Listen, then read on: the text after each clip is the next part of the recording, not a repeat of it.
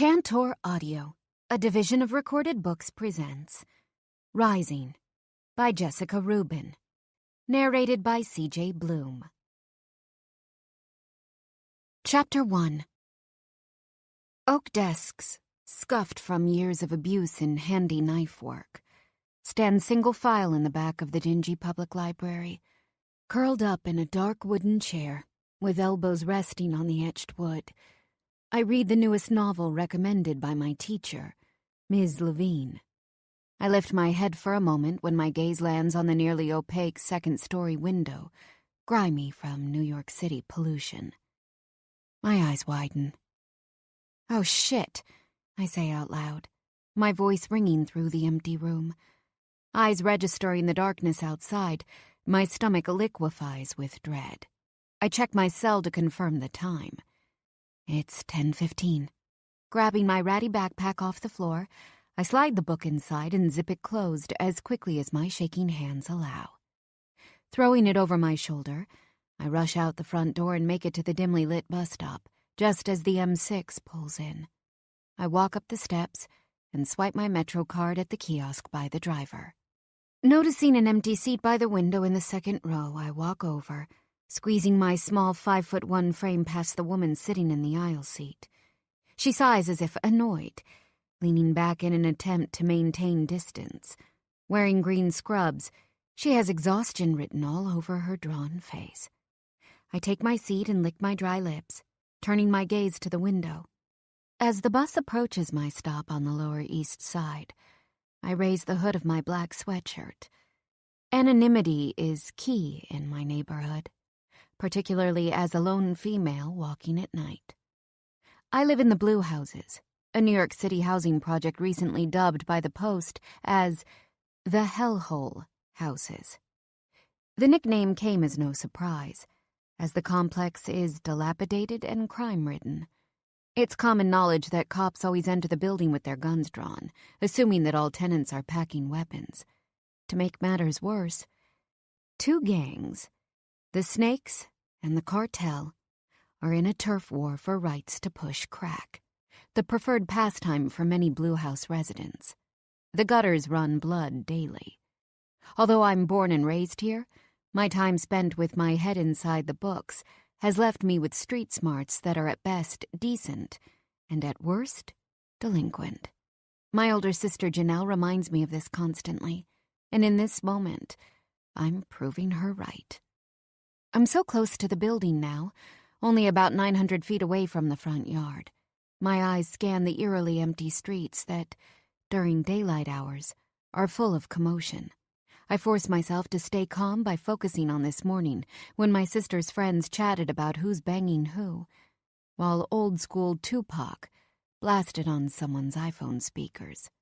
I pull the hoodie closer to my head as my mind revisits to the scene. Jem got pregnant. Oh, shit. No way. No fucking way. That poor mama of hers. I heard that Mark is gonna kick Sean's ass. He owes him money, but who's gonna pay that debt? Everyone knows he spends all his money on his...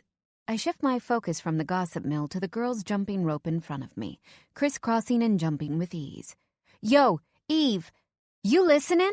I turn my head to Vanya, one perfectly plucked eyebrow raised in frustration. I plaster a smile on my face. Sorry, what? She rolls her dark brown eyes. Girl, you've got to get your head out of La La Land.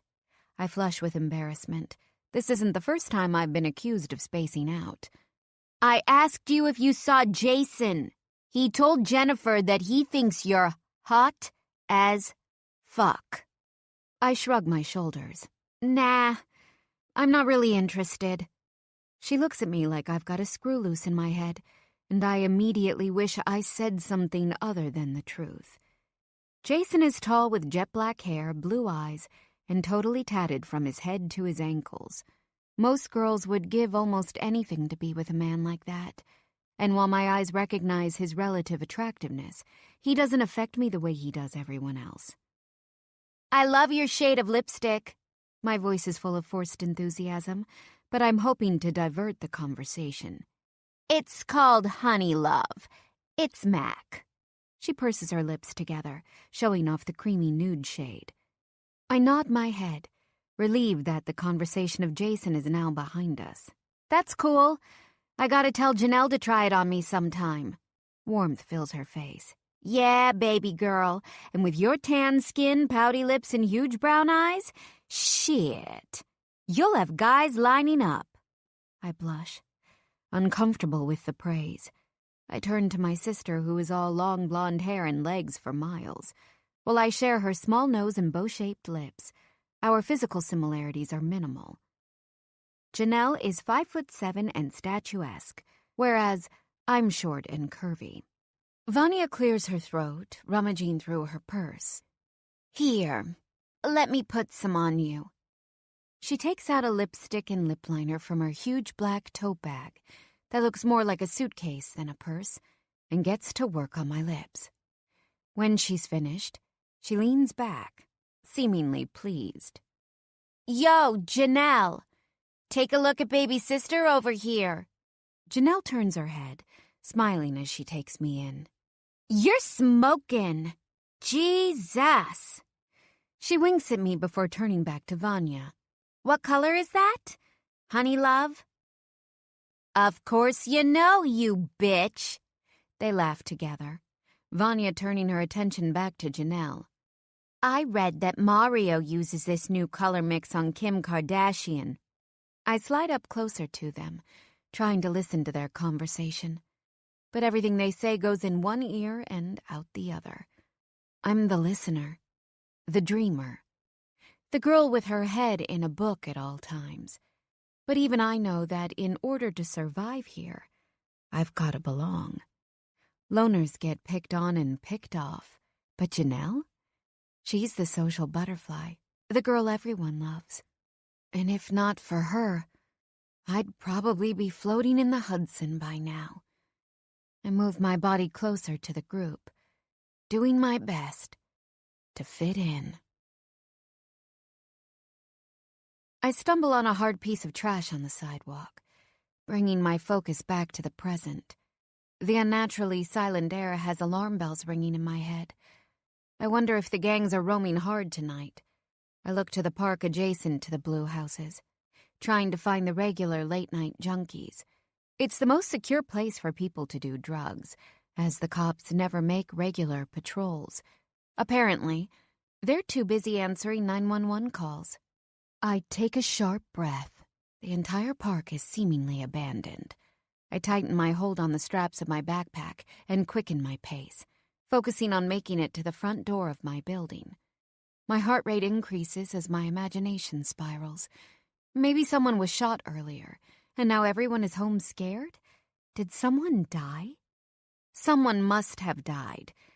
Is there blood on the sidewalk? There's blood, I know it. Fear takes hold, choking me.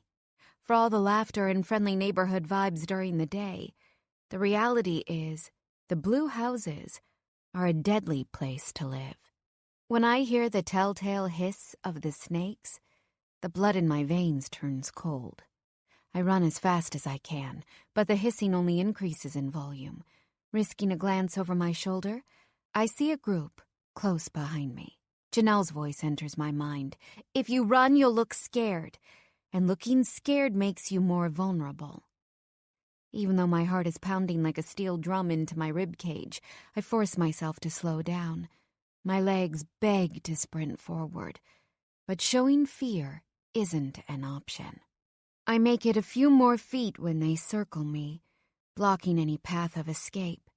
My mouth opens, poised to scream, but my throat locks shut. It's so dark, but the shadows of the street lamps bring their red and black colors into focus. My body quakes from my fingertips down into my toes. Dropping my head, I stare at the ground as the lieutenant of the snakes moves in front of me, focusing on his black steel-toe boots. A cold sweat breaks out on my forehead. It's Carlos. As a kid, he used to torture and kill mice in the stairwell and leave them as threats for people by their front doors. He's been in and out of prison more times than I can count.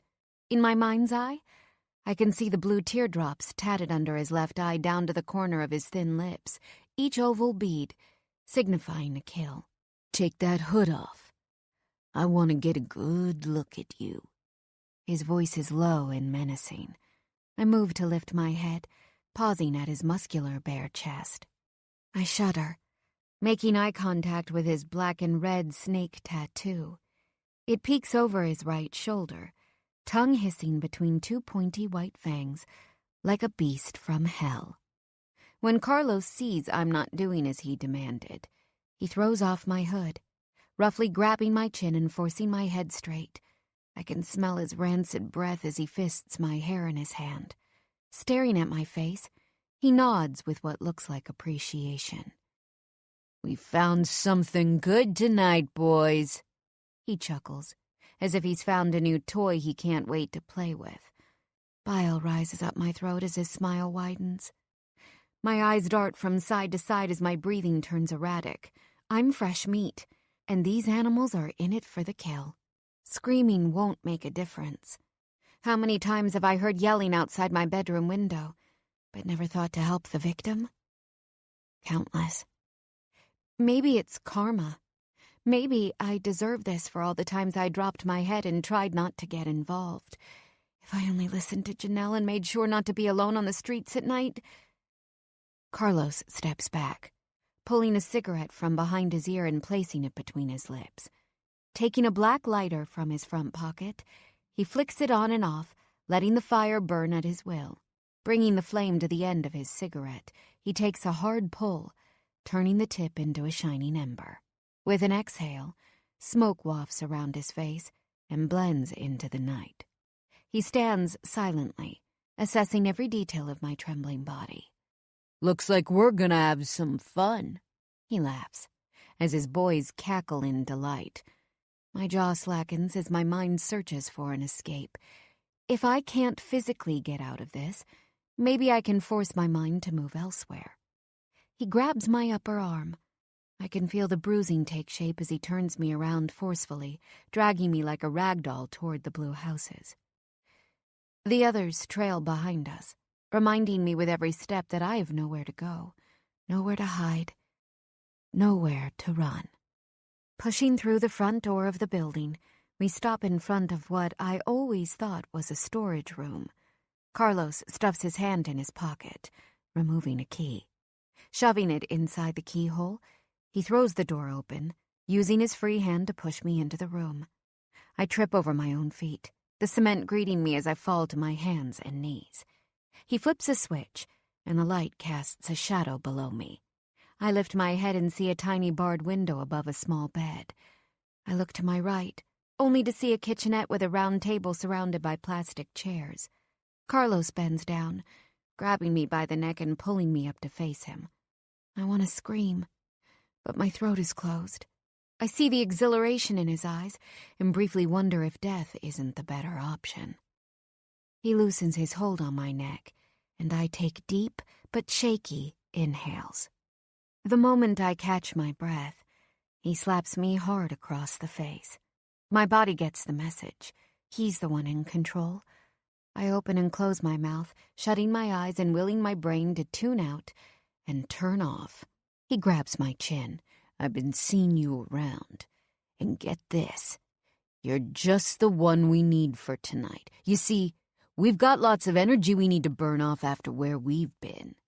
He licks his lips and I can see the dull yellow of his teeth. I know you like to hide in those baggy clothes with those books in your hands, but I think it's about time you show us what you've got going on underneath all that shit. He laughs, pulling out a fresh cigarette and lighting it up. Take your clothes off for us, and do it nice and slow. I think we're all in the mood for a little live show tonight. A chair is pulled out and I lift my head to the sound. I make eye contact with one of the guys, and his head snaps back in recognition. Oh shit, Carlos. That's Janelle's little sister. It's Jason. His hair is styled in an undercut, buzzed on the sides and long on top. I'm shaking so badly it takes me a second to realize he's staring right at me, waiting for a reply. Yeah, I stammer. I'm Janelle's sister.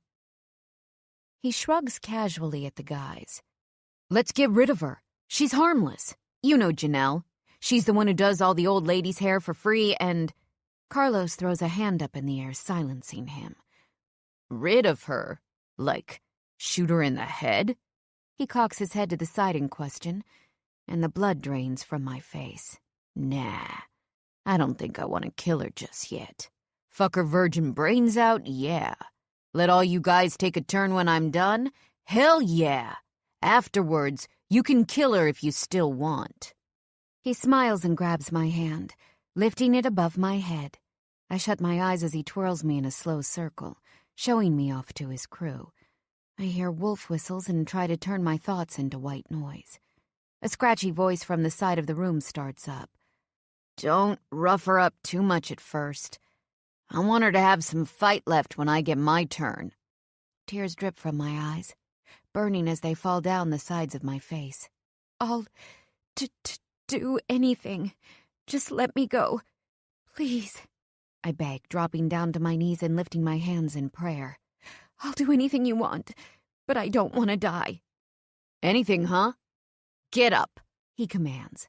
I stand on wobbly feet as Carlos grins maliciously. Ah, you take directions. That's good.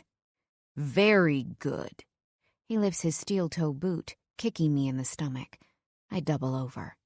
Carlos bends low, grabbing my hair to lift my head and bringing his lips to my ear. His voice, a dark growl. Let me give you a piece of advice. Shut the fuck up and take what we're all about to give you. You may even enjoy it after the first few times.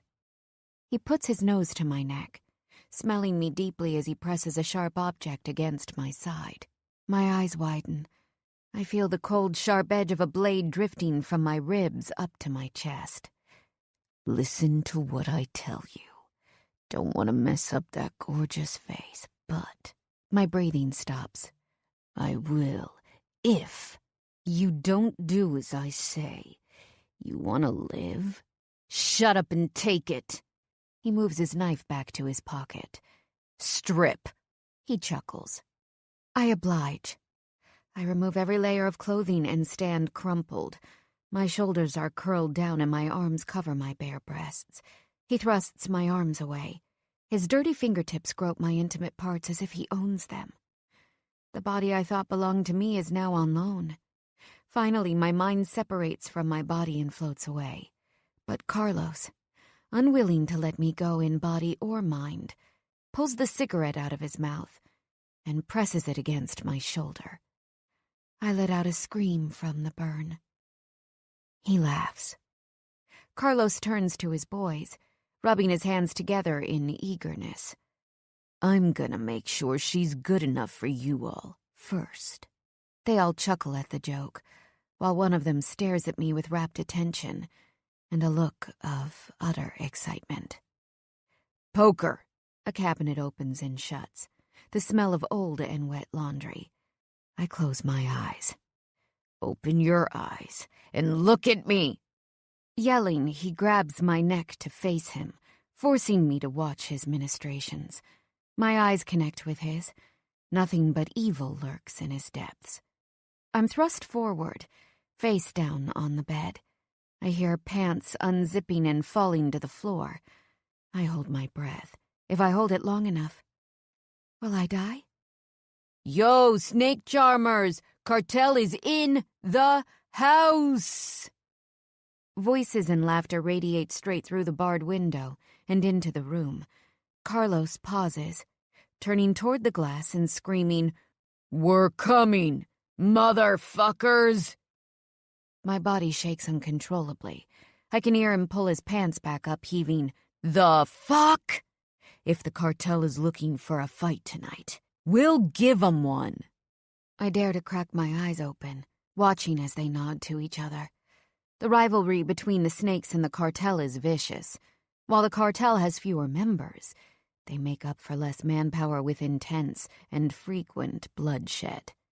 I'm in a state of shock, watching them pull weapons from their pants.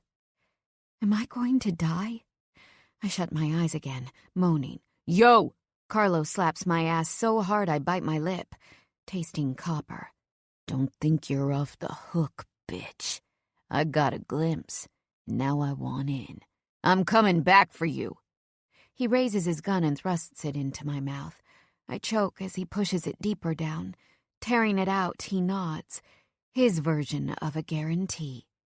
Seconds later, I feel warm hands on my naked back.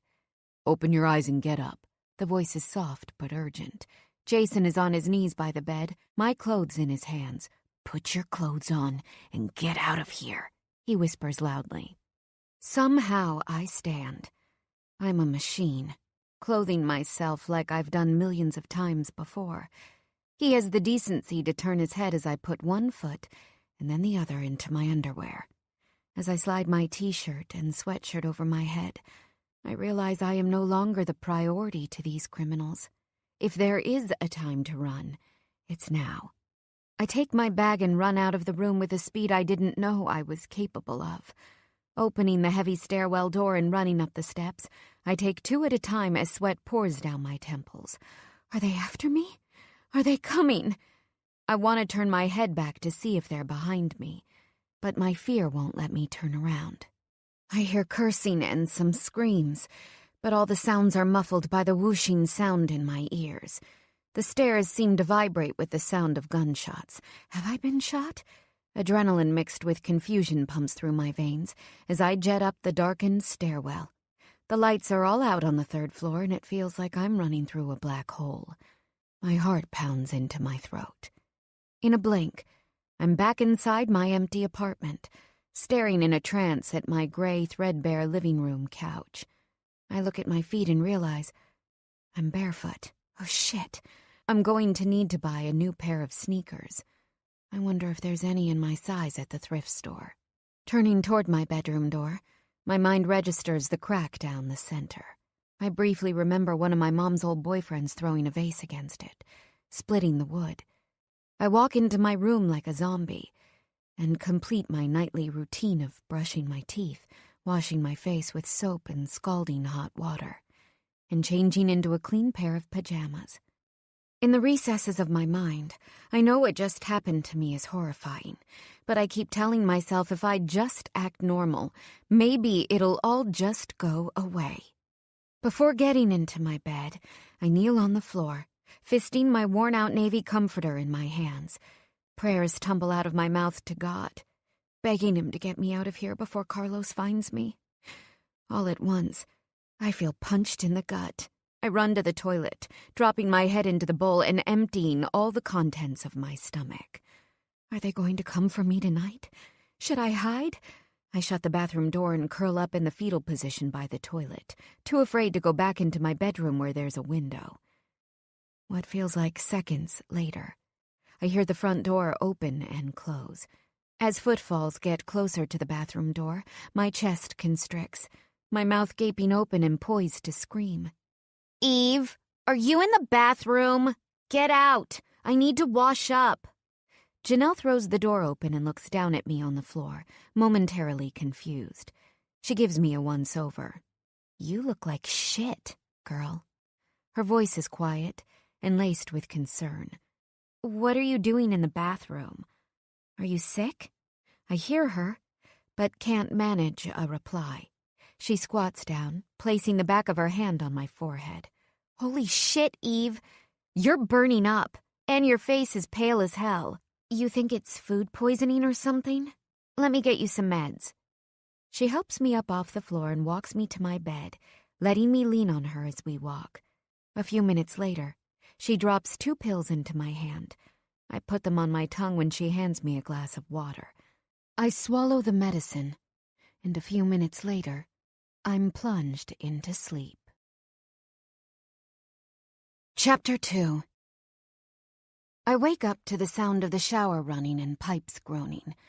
I shut my eyes again, savoring the few minutes of relative quiet before Janelle comes back into our room. When I hear the water turn off, dread pools in my stomach. I can barely get enough air into my lungs to complete a solid breath. Every part of me wants to pretend like last night didn't happen, but I need to tell her if I want to stay alive. Oblivious to my anxiety levels, she shuffles into the room and hops into my small single bed, a fluffy pink towel draped around her tall and thin frame. She presses a hand against my head, checking my temperature. "You're getting me soaked," I complain, my voice a morning rasp. "I'm glad you're up, and I guess your fever is gone. It must have been food poisoning, right?" She hops off the bed and opens our shared closet, pulling out a white tank top and skinny jeans, getting ready for work. She's a hairstylist at the salon at Bergdorf Goodman. It's a job any girl in her industry would kill for. Most of the salon's clients are celebrities or rich uptown girls with trust funds. They book months in advance for a cut or highlights, ranging upwards of $300. After sliding on her jeans and a lacy white bra, she looks down at her phone, smiling at whatever she's seen. Her face lights up. "Oh my God, Eve!" She turns to me with a smile and then brings her gaze back to the phone. "Guess who's coming into the salon today?" "Gwyneth!" She jumps up and down. "Louis just texted me." She looks down at herself, eyebrows low. "Shit! I need to change into something better than this." Reopening her closet, she rummages through clothes. "Janelle?" I start. She swivels her head, turning to me. "What is it?" she asks nonchalantly, pressing a navy blouse against her chest and staring at herself in our long mirror. "Something really bad happened. We need to talk." I drop my head nervously. When I look back up, I see anxiety clear in her eyes. Placing her phone beside her, she sits next to me. "What's going on?" I have to swallow a few times, but eventually find the strength to tell her about the snakes. She sits in silence until I'm completely done with every horrifying detail. It's agony to recount the story, but I need to tell her the truth. I need her help. "Oh, Eve." Her face crumbles and tears well in her eyes. She draws me into her chest as we both start to cry. "The snakes," she sobs. "Those guys are psychotic." I know I messed up big time, Janelle.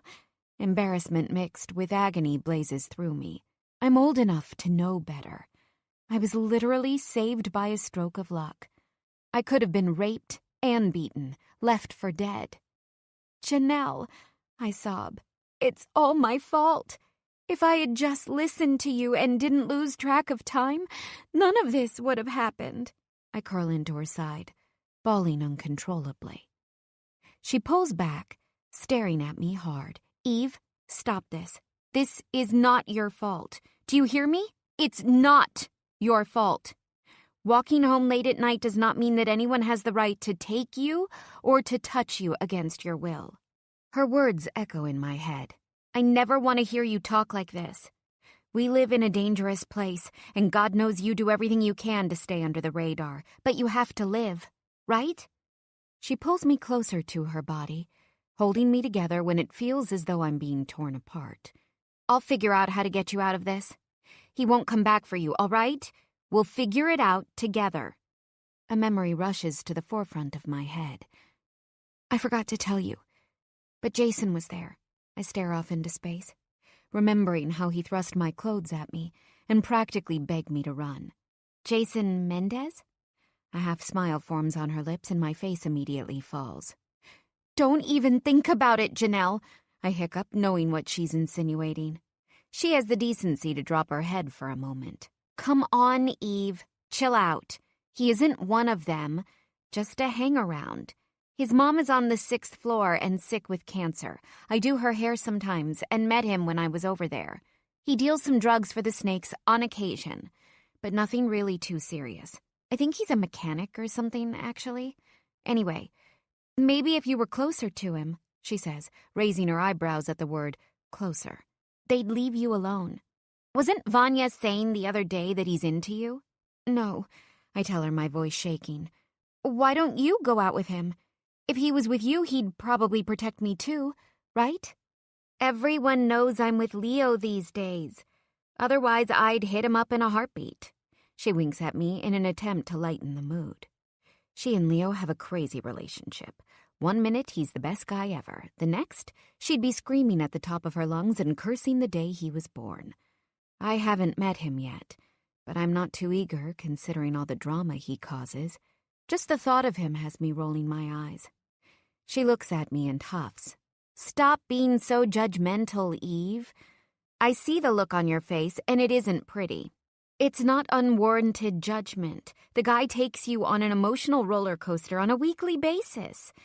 You deserve better than him. I get out of bed, agitated and feeling weirdly hollow.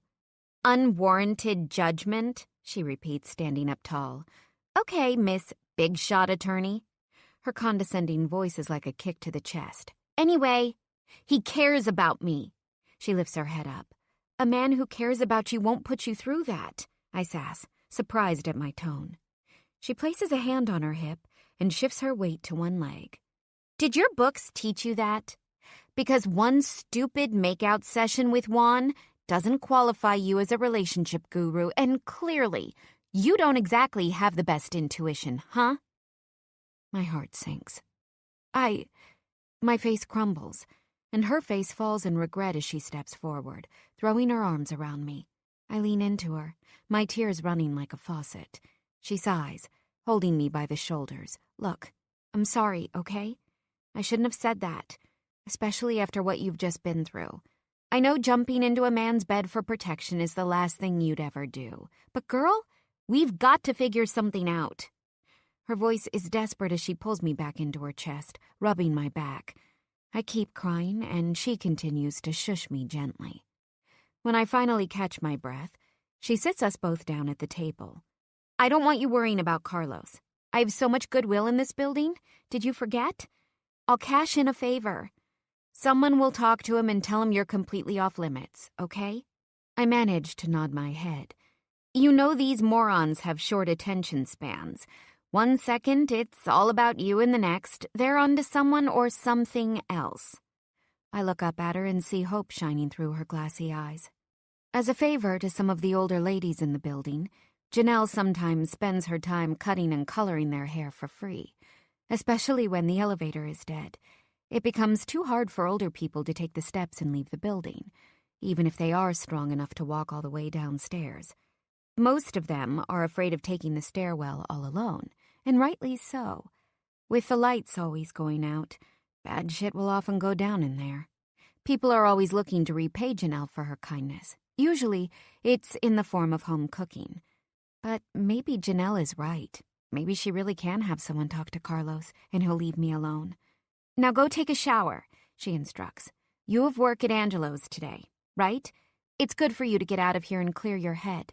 We'll take the subway uptown together, and you'll call me before you come home so I can meet you. Okay, I manage to stutter. She bites her lip, and I can tell there is more she wants to say. Don't get mad with what I'm about to tell you, because I know you won't like it. She lets out a loud exhale. I think you need to consider talking to Angelo about what happened. No, I reply vehemently. I'm not talking about this with him. If he got the Borignone family involved, I'd be bringing a shitstorm on myself. I angrily wipe the tears off my face with my fingers, feeling some scratches on my face. My stomach churns. Janelle clears her throat, snapping me back into the moment. Yeah, but what if my connections can't control Carlos? We've got to think of a backup plan. If I let the Borignones help me, I'll be indebted to them. I can't get involved. Once I start owing people, I may as well be dead. You know Antonio. No favor is free. She sighs. Okay. Let's see what I can do first. She hugs me again as I walk out of the room with my head down. Entering the bathroom, I tell myself Janelle will be able to fix this for me. My tears are now laced with relief because she's here and has my back. She'll talk to someone. She'll make sure the snakes don't bother me again. I'm not alone in this. I take my clothes off carefully, making sure not to look at myself in the mirror. Just the thought of being naked sickens me.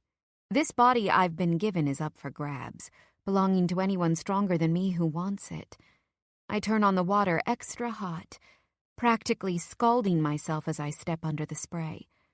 I want to clean Carlos's fingerprints from my body. I know when Janelle mentioned the Borignone family, She did it because they are probably the only ones who could actually kill Carlos and get away with it. The Borignones are the most notorious crime family on the East Coast. They do everything from trafficking illegal drugs and guns to owning half of New York City real estate and small businesses. From cleaners and pawn shops to strip clubs and gas stations, all under their control. They even own Angelo's Pawn, the shop I work at.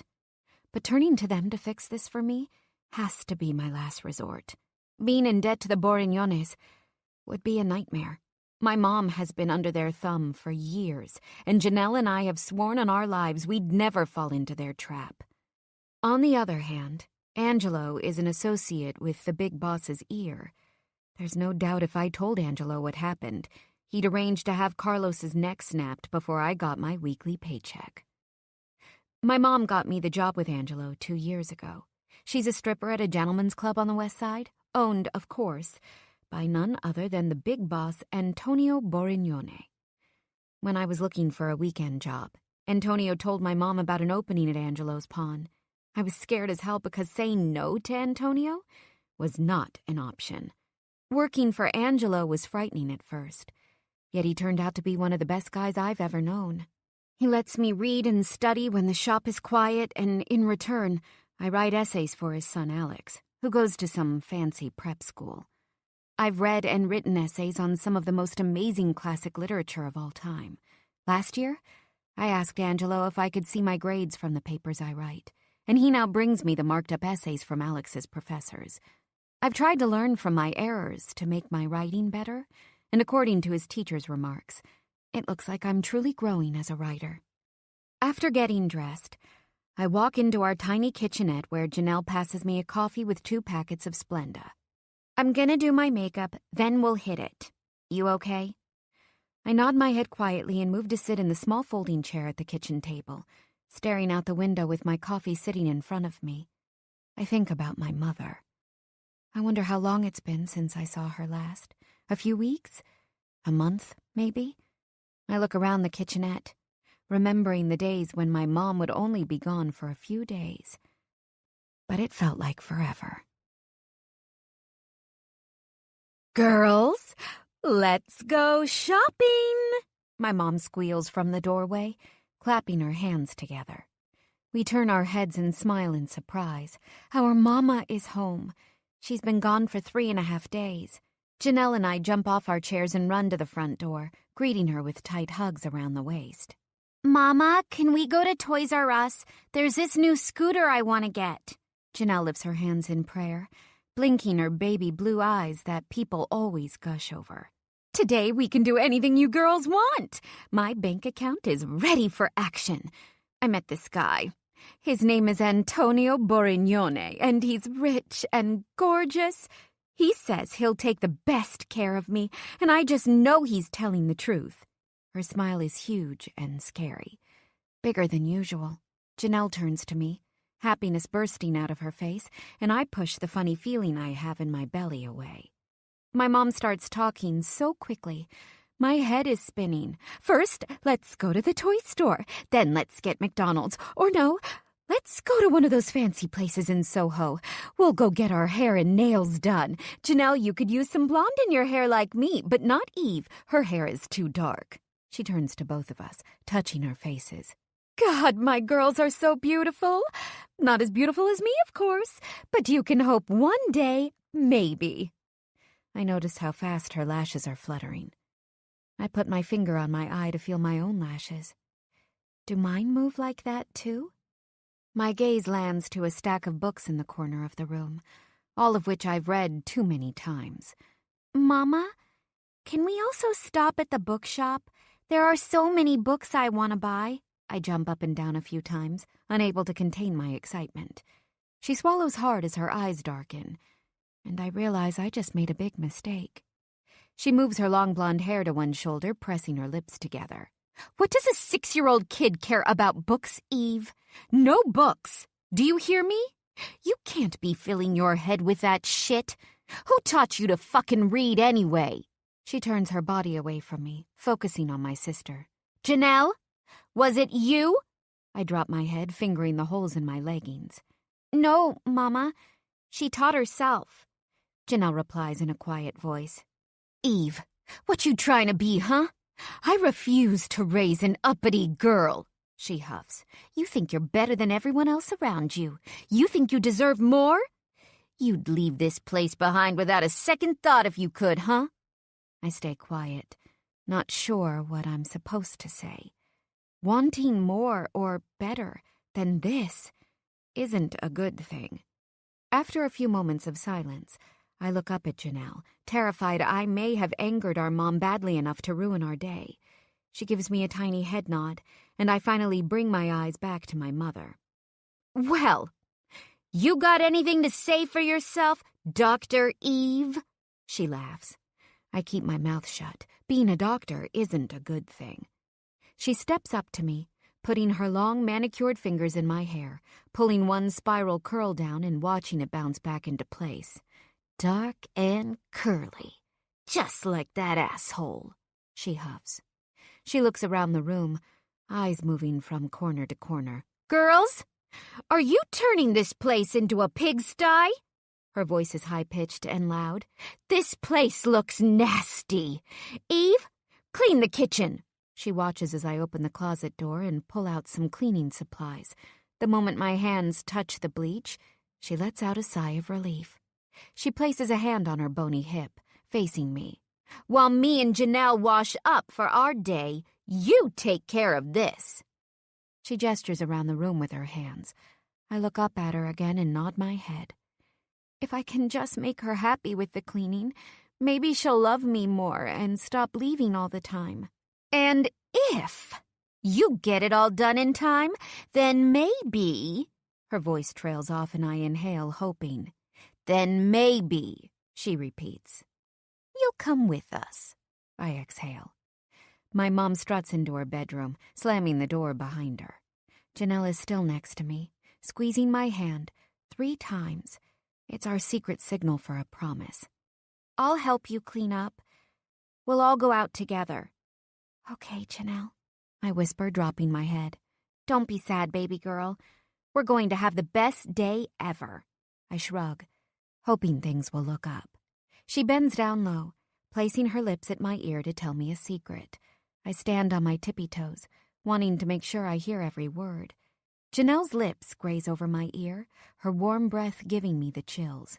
Don't tell Mom, but if you want, we can return some toys when she leaves and use the money for books. Really? I throw my hands over my mouth, trying not to laugh too loudly. You're right. This is going to be the best day ever. Shh. Let's just get this cleaning done before she comes out. Janelle picks up the folding chair from the kitchen table and places it in front of the sink so I can climb up to reach the faucet.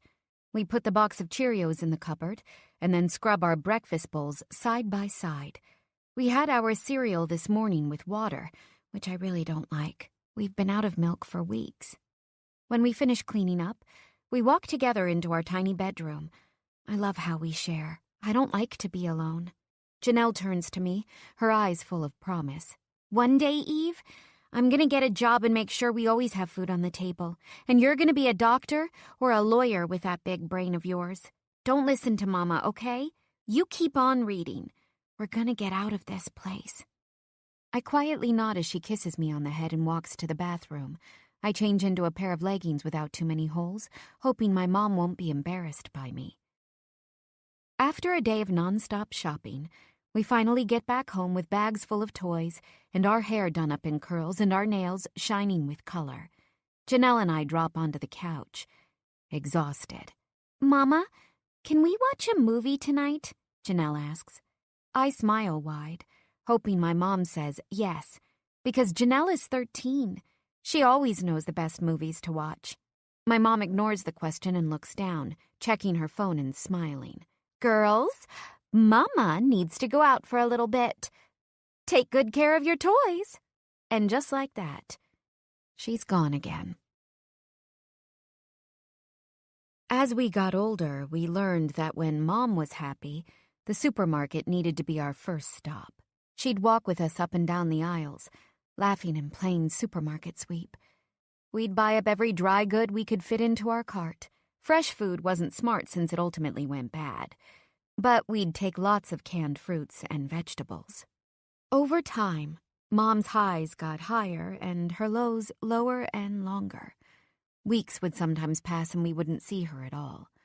Our food would run low. Janelle dropped out of school at 16 to get a job. She pays most of our rent now, too, and makes sure we have food at all times. Eggs and milk, pasta. I try to help out in the ways I can by cleaning and cooking meals, but Janelle refuses to let me leave school and get a full-time job, no matter what. I know she only stays in this shithole so I'm not alone. Janelle insists that she didn't need school to be a famous hairstylist, but I know how much she sacrificed for me. One day, I'm going to make sure I make enough money for the two of us to get out of here. I'm not letting anything or anyone stop me. I just have to survive long enough to make it out. Chapter 3. Janelle and I walk underground and get on the 6 train heading uptown, quickly finding 2 empty seats next to each other. We drop down before anyone else can grab them. Janelle lets out a loud breath as we cross our legs, sitting in silence. I'm relieved Janelle isn't trying to talk, because I don't think I have it in me to speak right now. Just as the subway pulls into 57th Street, she stands up, holding the railing above us with one hand and telling me in a whisper and watery eyes that everything will be okay. She gets off, and I pull my bag closer to my chest, continuing my commute uptown to work. I get to Angelo's pawn, pulling out my key to open the old gray door. I glance up for a moment, noticing one of the electric green lights on the signage is no longer on, turning the name of the shop into Angelo's Pan. As I push the door open, I make a mental note to remind Angelo to fix it. Getting inside, I immediately notice the frame of a man's silhouette behind the counter. My voice falls to my feet, my throat constricting. Carlos. He found me. Emptiness closes in with a threat of forcing me to pass out as my heart jumps from my chest. Angelo turns around, and my knees threaten to buckle with relief. Shock lines his face while I feel myself begin to hyperventilate. My eyes know the man behind the counter isn't Carlos, but my body hasn't gotten the message yet. I know this is my Angelo, but all my body can understand is that a man is in front of me. Come on, doll. Relax. Angelo puts his thick arm around me and I immediately flinch, drawing back to get away from his touch. Stepping back, he brings me a chair and gently pushes me down to sit, telling me to put my head between my legs. When I finally feel calmer, I look up at him. He's in a clean button-down shirt, and his dark hair is combed over to the side. Holy shit, sweetheart. You've got some explaining to do. I inhale again and smell his cologne. The smell is sharp, but it's comforting. It's Angelo. Yeah, I know, I shake my head, feeling the tremors move through my body. I want to speak, but my throat tightens. I try to hold back my tears, but they refuse to be kept at bay. Part of me wants to let him take care of this issue for me so I never have to think of it again, but life doesn't work that way. The minute he gets the Borignone family involved, I'll just be one more girl they have control over. I'd be trading in one psychopath for another. Eve. He gets up and brings me a small bottle of water from the mini-fridge behind the counter. Drink something and relax. As the water streams down my throat, I finally calm down. I'm with Angelo. I'm safe here. In this moment, no one can hurt me. Tell me what's wrong. No, I can't. Eve, I've known you long enough. I can't just sit here while you're like this. Tell me what's going on. I look around the shop. It's small with an old carpeted floor and a large glass counter on the right side. It's filled with diamond rings and watches. I even see a new drum set and guitar in the corner along with a violin. That stuff is new? I sniffle, pointing to the instruments. It wasn't here last week. Yeah, doll. Stop deflecting. Now, talk to me. If I tell you, you need to swear to Christ that you won't do anything about it other than hear me out. Ah, you're bringing Jesus into this? He raises his dark, bushy eyebrows. You know it, I reply with as much sass as I can muster. It must be some serious shit. I nod my head, tears dripping down my face. All right. He lifts one hand as if under oath. I swear. He nods solemnly. Now talk. I grip the bottom of the chair, feeling my knuckles burn as I open my mouth. I tell him about Carlos and the snakes. By the time I'm finished, he's seething with anger. I'm gonna take care of that fucker. He stands up, fury seeping through his pores. No, you can't. I don't want the mob after him. I can't get involved in that shit. And I can't owe anyone any favors. I can't do that. Eve, that motherfucker is going to come back for you. He points to me. I've heard of Carlos. He's certifiable. No, I tell him forcefully. Janelle has friends. She's going to ask someone to talk to Carlos. Christ, Eve, are you kidding me? The snakes are trying to gain power on the streets.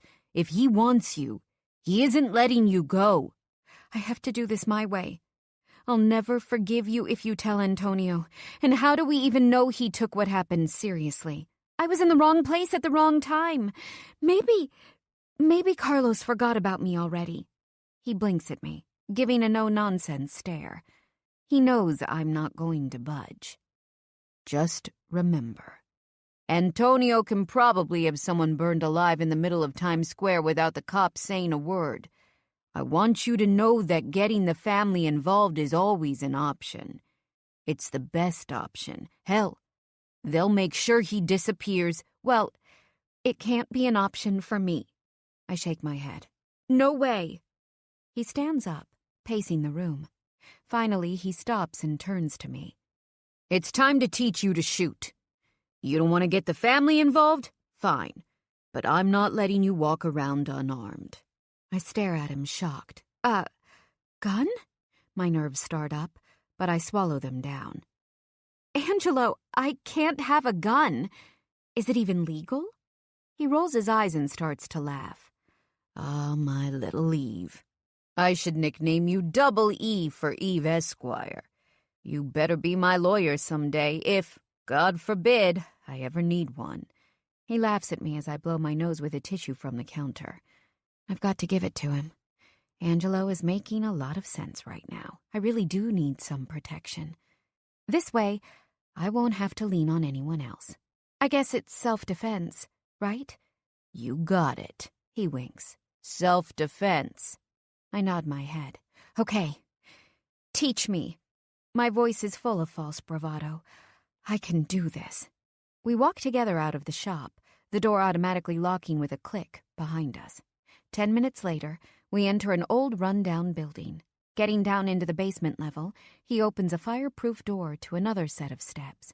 Angelo flicks on the lights, and my eyes widen in surprise. It's a completely new and modern space, totally at odds with the rest of the building.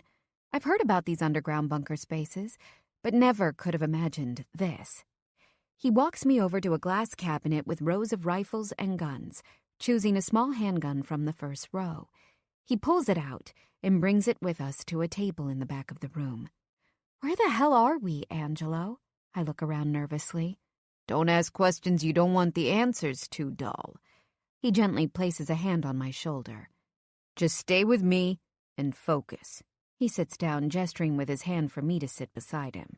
Now, Eve, this is a 9mm pistol. He lifts up the gun. Some people call it a Glock. I suck in a sharp inhale of air, scared. Don't be afraid. He puts the gun down and touches my hand.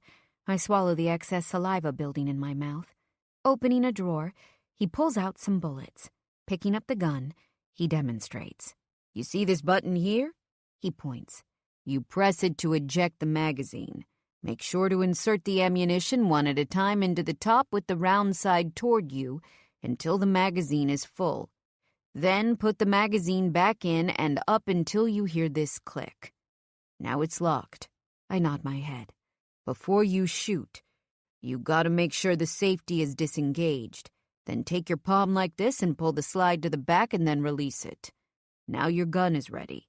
I watch him carefully, trying to memorize the steps.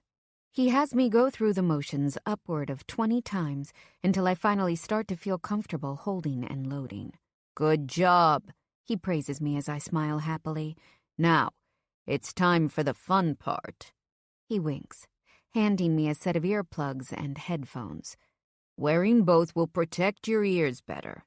He walks me to the other end of the shop, where I see a target made of paper. It's a black circle on a white background. I put in the earplugs and slide on my headphones, pulling my hair back into a tight ponytail. The rest of my afternoon is spent learning how to shoot the gun. Once I get the hang of it, I don't want to stop. "Can we come back?" I scream, forgetting my ears are totally plugged up. I see but can't hear him laughing. Finally, I pull everything out of my ears and repeat myself, in a normal voice. He responds with more laughter, shaking his head. "Yeah, we can, sweetheart. Anytime." He winks and throws a large arm around my shoulders. My heart fills. We walk back upstairs and finally leave the building. "It's always the little ones like you who manage to be the best shots." His grin has pride written all over it. We walk back into the pawn shop together, my purse much heavier. I must admit, I feel a hell of a lot safer now, stronger even. My life is my own to protect. If any of those thugs try to get me— "Eve," Angelo says, shaking me out of my thoughts. "Yeah?"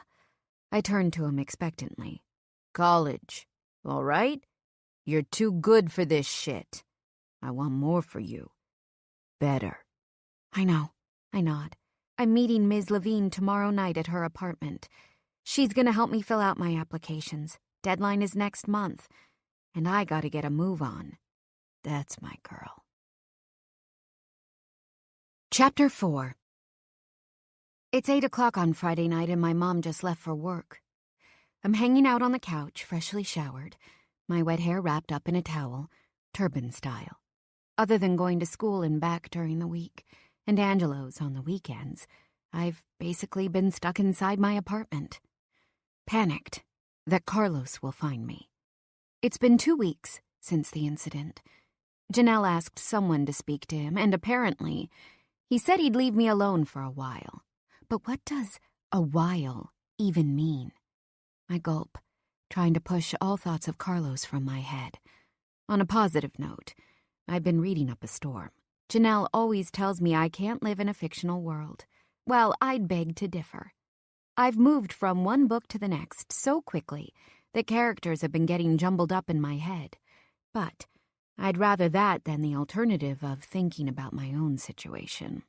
"Should we order Domino's? They've got some kick-ass coupons going on right now," Janelle shouts from the kitchen. I look over to see her head stuck inside the refrigerator, probably pushing leftovers around. I've been cooking us food all week, and I know we have some good things in there. But a hot slice of pizza sounds amazing right now. "Yeah, let's do it. Can you make sure to get one of those ranch dipping cups on the side with the cheesy bread?"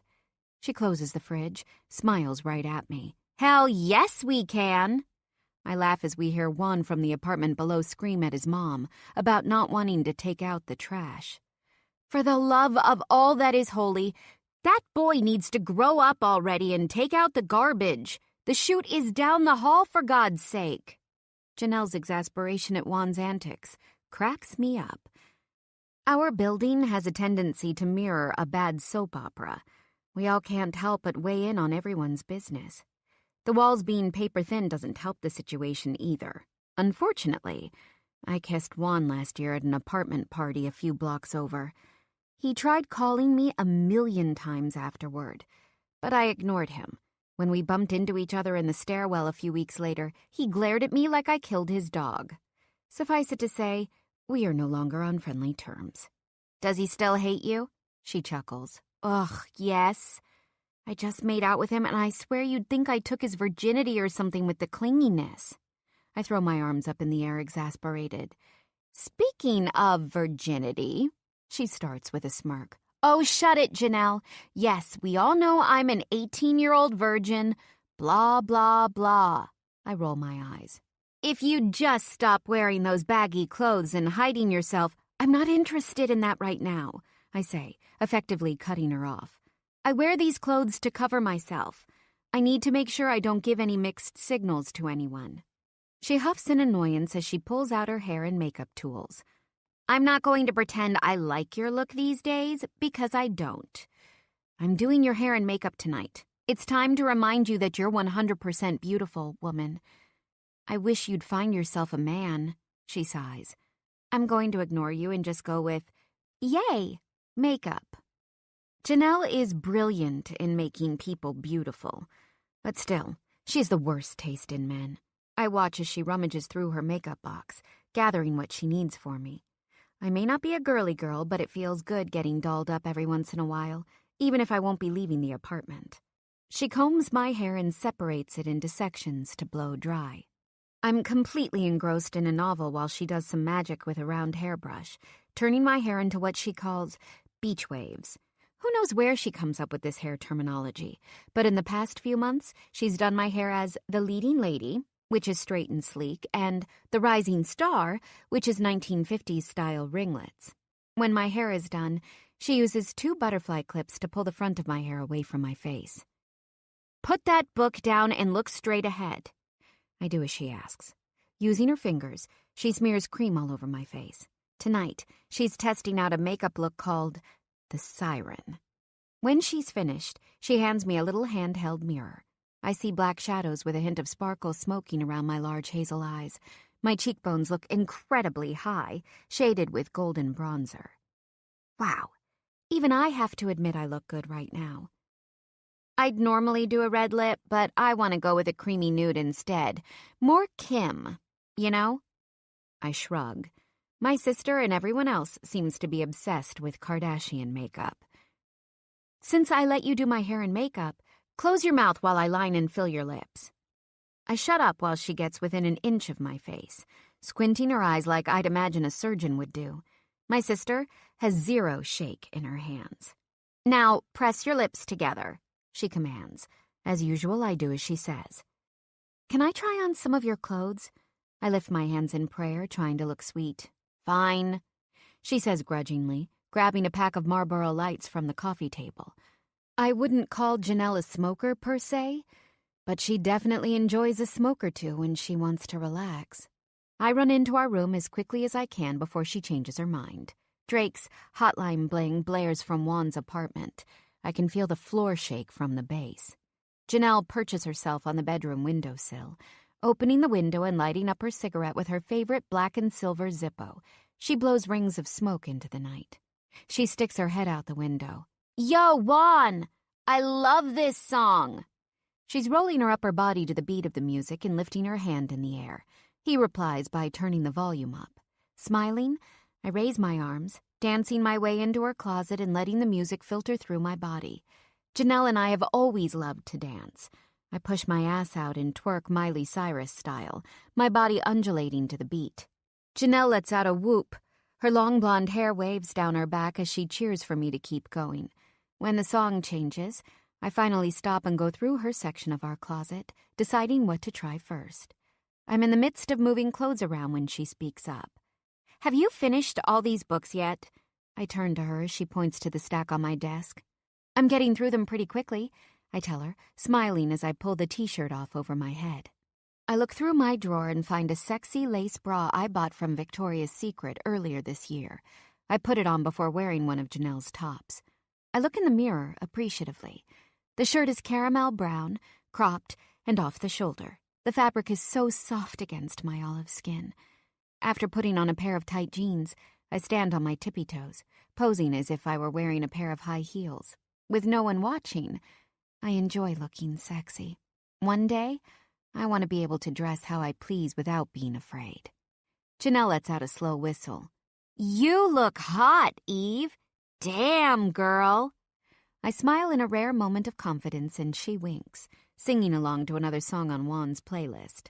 God, I can't imagine what it'll be like for you one day in college. Do you think it'll be like Gossip Girl?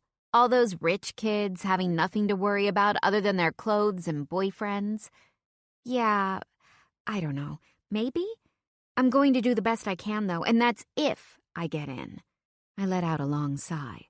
There's no sense in getting crazy about colleges when I may not even get accepted or get enough money in scholarships and grants to be able to go. She crosses her heavy black boots in front of her, a stark contrast to the flowery mini dress she's wearing. Her phone rings, and she answers it. Yo, wait, what? No shit. Look, I gotta go. Hanging up the phone, a smile rushes across her face. Hey, little sister. Guess what? She says in a sing-song voice. I turn my head to her, raising my eyebrows in question. Carlos is in jail right now. She is ecstatic. What? I exclaim, my heart skipping a beat. You heard me? That was Vanya calling. She heard from Joaquin that Carlos went to jail after a drug deal gone wrong. Some undercover cop bought from him yesterday in the park. She leans her head out the window, screaming, Louder, Juan! She laughs out loud. I feel my eyes widen as the music turns up. Maybe that means they'll lay low for a while, right? How long will he be gone for? With a voice full of hope, I watch as Janelle fist pumps into the air. Who knows? All I care about is the fact that tonight, he's fucking gone. Wait, we have to celebrate. All at once, her face changes to mischief. You know what, Eve? It would be a waste for no one to see you looking this incredible. I know exactly where we're going. Her smile is contagious. She throws her lit cigarette out the window, and probably onto some unsuspecting pedestrian, and hops off the sill. Why can't you just put your cigarette in the ashtray? One of these days, you're going to burn someone. I like to live dangerously. What can I say? I roll my eyes at her, but we immediately start to laugh. I want to tell her I'm still afraid to leave. What if one of Carlos's friends is out? Look, Janelle, you can't let that experience run your life, Eve. I don't want your fear to rob you of your life. Carlos is off the street for now. We're going out tonight. You, me, out. She punctuates her words, making sure I understand we're leaving. I'm not taking no for an answer. We may have to live in the blue houses, but we have to make it work. You're 18 years old, for God's sake. You gotta try to act normal. I shake out my shoulders. I need to do this. Janelle is right. How long do I intend to never leave home at night? She's with me and has my back. It's not as if I'll be alone. I can do this. No, I need to do this. Carlos is gone. I can bring my gun. I'll be just fine. The doorbell rings and she claps her hands. Perfect timing. First, pizza. Then, we're outta here. She pays the delivery guy in cash while I fill our glasses with water from the sink. Sitting down at our kitchen table, we open up the box with the steaming pie and smile at each other. When we're done, Janelle jumps up and heads into our bedroom. I can imagine her rummaging through our small coat rack in the corner of the room for her bag. She walks out with our purses in hand and a pair of high-heeled pumps for me. Girl, why is your bag so damn heavy? She hands me mine and I dart my eyes to the side. I haven't told her yet about my gun. I know I should, but I'm not sure what her reaction will be. And right now, I just want to enjoy the night. Where are we going? I ask, hoping my subject change will work. You'll see, she tells me, eyes twinkling. Pulling out a tube of lip gloss from her bag, she applies hers, adding a second coat to mine. She leads me out of our tiny apartment, practically pushing me through the door. I'm wearing her clothes, face full of makeup, dark hair in long waves down my back. Her hand holds mine and she squeezes it 3 times. I'm afraid, but I know I can always trust her promises. With Janelle by my side, I'm safe. Once we walk over the threshold of our apartment, I can't wipe the smile off my face. The combination of surprise and excitement to be out with Janelle is dizzying. I follow her down the concrete steps. We're both so sublimely happy about Carlos being behind bars, we're practically floating down the stairwell. Hi, George, we say, stepping over our drunken third-floor neighbor. His clothes are full of holes and his hair is matted on his head. Even though he's sprawled on the bottom of the steps, he's still gripping his beer bottle like his life depends on it. Janelle and I know him, though, and he's harmless. Looking good, girls, he slurs, a sloppy smile on his face. Janelle continues to walk, but I pause to open my wallet and hand him some loose change. God bless you, Eve. Take care of yourself, my sweet girl.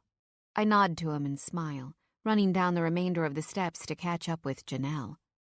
We get on the crosstown bus just as it pulls into the front of our building, taking a window seat in the back. Within 20 minutes, we're in the trendy meatpacking district on West 14th Street. While it used to be full of slaughterhouses and packing plants, it's now one of the swankiest areas of the city. Your eyes look amazing, Janelle tells me, angling her body toward mine. Yeah, it's cool. At this rate, I'll be traveling with Beyoncé doing her hair on her next European tour. By the way, she definitely used a surrogate this time around and faked her pregnancy. Totally, I exclaim. We laugh as she does a little shimmy in her seat. Smiling confidently, she brings her hands to my hairline. Taking the small clips out from the front of my hair, she uses the tips of her fingers to separate my dark waves, twirling them into an organized chaos. She flips her long blonde waves behind her. You're growing up, angel baby, she says, using a nickname she gave me when we were kids. You gonna try to catch yourself some rich guy in college? Seriously, you're looking stunning tonight. My baby sister is a goddess. I drop my head for a second, embarrassed by her compliment. Don't be crazy, Janelle. If I go there, it will be for one thing: grades. I turn my head back toward the window, ending the conversation before it can begin. I have a single-track mind right now, and I won't allow a guy to derail my plans. It's not as if any guy has ever excited me anyway. I look down at my tight jeans and cropped shirt. I know I don't look overly sexual, but I'm not used to looking like this out in public. Still, I don't want to let Janelle down. She put herself out to make me look good, and I want to show her that I'm not scared. I take a deep breath, letting the evening's excitement beat through my legs as I try to push all thoughts about my body and state of dress out of my mind. So, what are we doing anyway? I finally ask. Are you sure you don't want to be surprised? She asks me with a roguish grin. I mean, okay.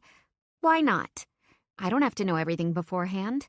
I let out a shaky smile and force a happy face, and Janelle laughs at me. We both know that I like preparing for everything. Surprises don't really go with my personality. Her gaze travels down to my chest, and her smile turns to full-blown. Janelle shakes her head at me. Oh, come on, Eve. Don't be afraid of having huge knockers. I can't wait to buy a pair that look like yours one day. My face turns crimson, but it only makes her laugh harder. Oh, this is our stop. Janelle jumps out of the seat and grabs her bag as she walks to the front of the bus. I follow her out. As I take a few steps, I notice my top riding up, showing a sliver of stomach. I pull it down only to realize I'm revealing more of my cleavage. I decide I'd rather show a little tummy than have my boobs pop out. I pull my blouse back up, again. Shit. Stop fussing with your top. Jesus, she says in her exaggerated way as she starts down the sidewalk. Walking on the cobblestone isn't easy in these shoes, but I do my best not to faceplant. I want to slow down so I can people watch, but there is no stopping Janelle. She's on a mission to get wherever we're going, incessantly checking her phone. We continue to speed walk a few blocks, finally stopping in front of a large abandoned warehouse. A huge man with a military buzz cut, looking angry as hell, stands guard at the front door. There are a few people hanging around, casually smoking and checking us out. Janelle ignores them, walking straight to the big guy. Hey, Lenny, my sister says flirtatiously. He looks us both up and down and opens the door with a grunt, letting us inside without a word. Chapter 5. We walk down a set of narrow steps to a basement. I'd be scared if it weren't for all the loud hardcore hip-hop I hear below me. I pause when the room comes into view. The place is teeming with people. A large lucite bar circles the room's perimeter, and lounge furniture is arranged in clusters close to the bar area. But in the center of the room, what looks like over 100 people are standing together. I furrow my eyebrows, confused. What are they doing there? Yo, Eve! Hurry! My sister waves to me from the bottom of the steps, and I run down to reach her. When I'm safely by her side, she grabs my hand and squeezes. Janelle's got me. We move forward into the pack, inserting ourselves into the crowd. She pushes bodies aside with her shoulder while I squeeze through behind her, sliding myself into the space she clears. It's humid, and everyone seems to be glistening with sweat. Most of the girls we pass are wearing what I'd guess is typical club attire, slutty, sexy, and easily removable. We pass by a huge guy who is standing up on a chair. He's yelling out sums to someone below while taking fistfuls of cash from people. The excitement is tangible. I hold Janelle's hand tightly, not knowing what the hell is going on, but eager to find out. "That's Leo, in the white polo shirt," Janelle yells, turning her face to mine. "Don't let go of me, okay?" She winks and turns forward again, moving more aggressively through the throngs. I duck my head, trying to avoid getting elbowed in the face. The rap music gets louder as we cut deeper into the crowd. It's the Rough Riders anthem. Stop, drop, shut 'em down, open up shop. I can finally spot the white polo, but Leo's facing away from us. He looks as if he's talking with a group of friends, his arm around a girl. He seems really clean-cut from behind, and I'm wondering how my sister is with a guy who looks so preppy. After everything I've heard about him, this isn't what I was expecting at all. But when he turns around to us, I see the black gauges in both his ears and a silver barbell through his lower lip. Tattoos in an array of colors peek out from under his sleeves. Ah, now that's more Janelle's style. I internally roll my eyes at the asshole who treats my sister like shit. "What the fuck, Leo?" Janelle screams, her arms shooting out in front of her as she tries to take a swing at the girl. A cheaper-looking version of Janelle, if I'm being honest. He quickly removes his arm and brings it around Janelle's shoulders, stopping her from doing any damage. Leaning down and smelling the top of her hair, he ignores her outburst like it's the most normal thing in the world. I watch as he winks at one of his friends as if he's got everything under control. He turns to Janelle. "Just stay by me. Things are going to get a lot crazier once it starts." Janelle stares the other girl down, and she quickly scurries away. I stare at Leo, acne scars marring his cheekbones. He isn't conventionally good-looking, but his confidence makes him attractive. I inhale sharply, noticing his eyes are full of anticipation and tinged with frenzy. Unfortunately, I know that look all too well. He's obviously on something, and I silently curse Janelle. I've said it 1,000,000 times already, but she can do so much better. Moving my gaze away from them, I realize we're standing in a circle and the center is empty. Before I can ask Janelle what's happening, she grabs Leo around the waist and tilts her head up to kiss him. I watch as her tongue enters his mouth. She moans when he grips her scalp, bringing their bodies together, trying to ignore the sinking feeling that I'll end up as a third wheel tonight. I busy myself by fussing with my hair and checking my phone. I'm used to being Janelle's silent shadow in public, but tonight, I was hoping for more. It's so hot in here that my hair is already starting to frizz from the humidity. I rummage through my bag for a clip. Finding one, I twist my hair up off my neck. Leo finally pulls back from Janelle, and I turn to him just as he takes a pill out of his pocket. "Here you go," he smiles. She seductively opens her mouth as he drops the pill onto her tongue. She shuts her mouth, swallowing it with no water.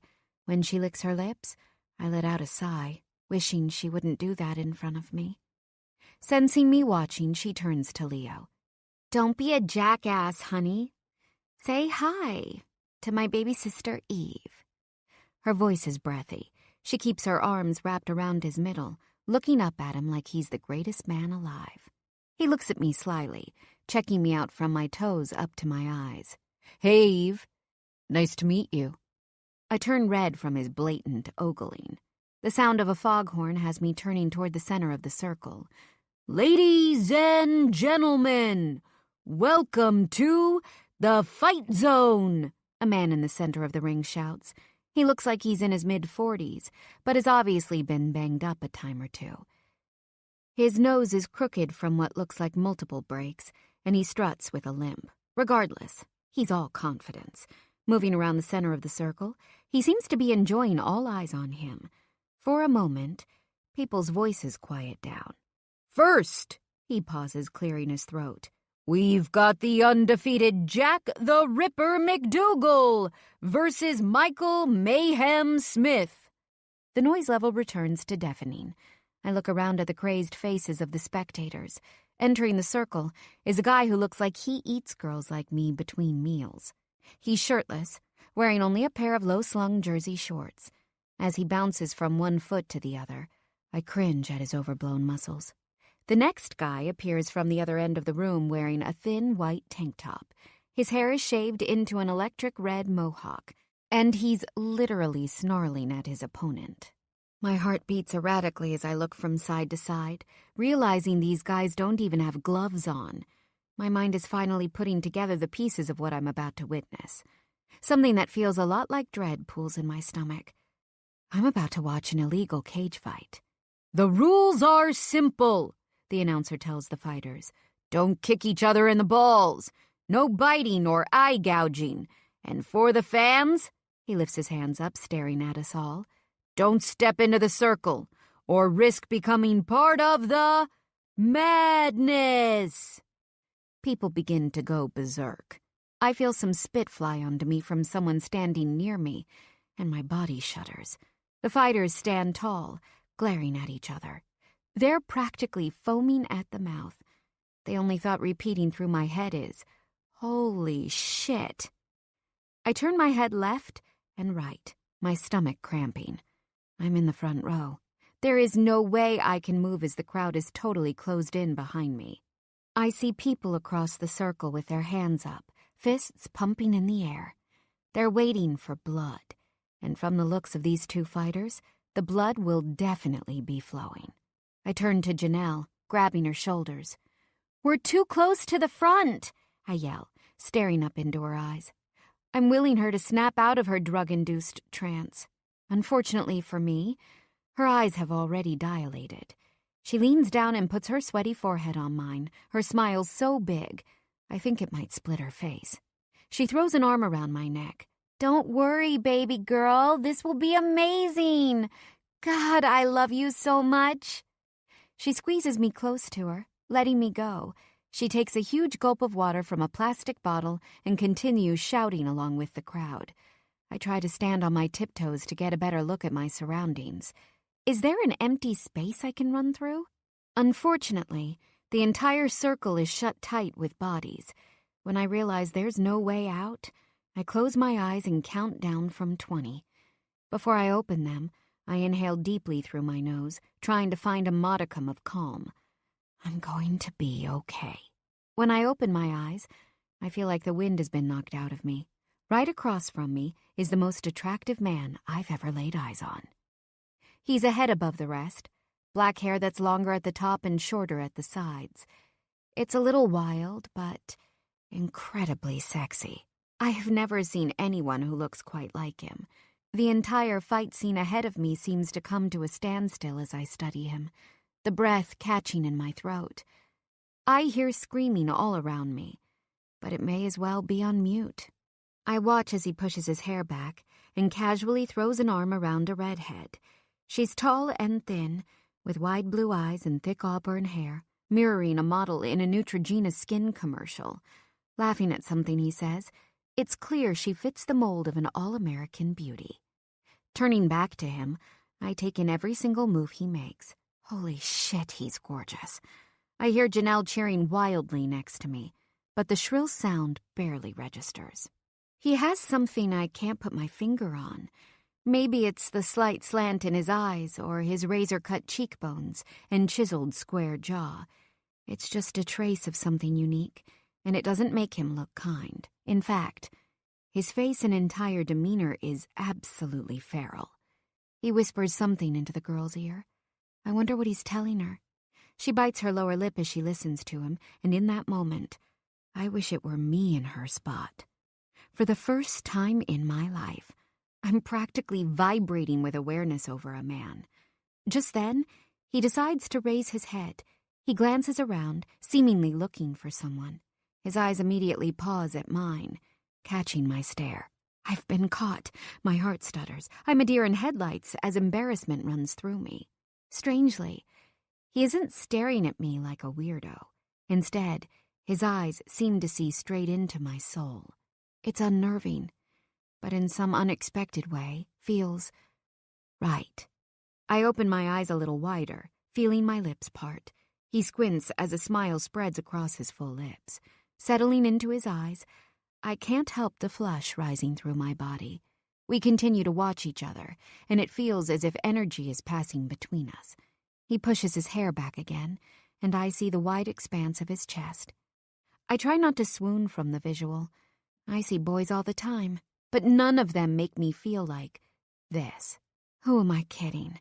None of them are as hot as this man in front of me. I see him chuckle as he notices my eyes widening. Is he laughing at me? Of course he is. He knows how good-looking he is and what he's doing. Then, I do what any girl would do in my situation. I turn behind me to make sure that he isn't actually having a conversation with someone else. But when I turn back to him, I see his head is thrown backward as if he's laughing out loud. I feel like an utter dork when he waves back at me and mouths the word, hello. Just watching his lips move is enough to make my pulse erratic. I'm embarrassed, but burning up from our wordless banter. Surprising myself, I give him the finger with a smile because, well, the asshole is laughing at me. The physical distance between us, combined with the fact that he is a stranger, makes me brave. I mean, he doesn't know me from a hole in the wall. Chances are, after this weird little flirting thing we've got going on, I won't be seeing him again. I may as well enjoy this moment. He raises his eyebrows as if me giving him the finger is cute. I watch as his eyes squint and lips turn up, transforming his face into something breathtaking. I take my hair out of the clip and shake it loose with my fingertips, giving myself a break from our eye contact while attempting to channel sexy. When I glance back up at him, his eyes widen. Now it's my turn to smile. He likes what he sees, and it both scares and thrills me. Another blast of the foghorn, signaling the end of the fight. I flinch from the sound, immediately brought back into the center of the ring. "The Ripper wins with 130 strikes!" the announcer yells into the crowd, while some people cheer and others boo. The announcer continues, his loud voice ratcheting up even higher. "I think it's time to bring out our main attraction here tonight. This guy coming is one crazy motherfucker. I'm beginning to ask myself if there is anyone out there who can beat him. There's some talk that the UFC has been asking the same thing, but who knows? Maybe the Ripper will finally take him down. What do you all think?" His face flashes crimson from the exertion of his yelling. "Are you ready for the Bull?" He's chuckling like a devil, and the crowd is eating it up. People jump up and down.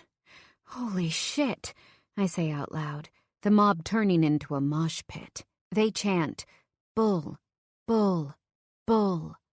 I turn to my sister in confusion as the music changes from gangster rap to heavy metal.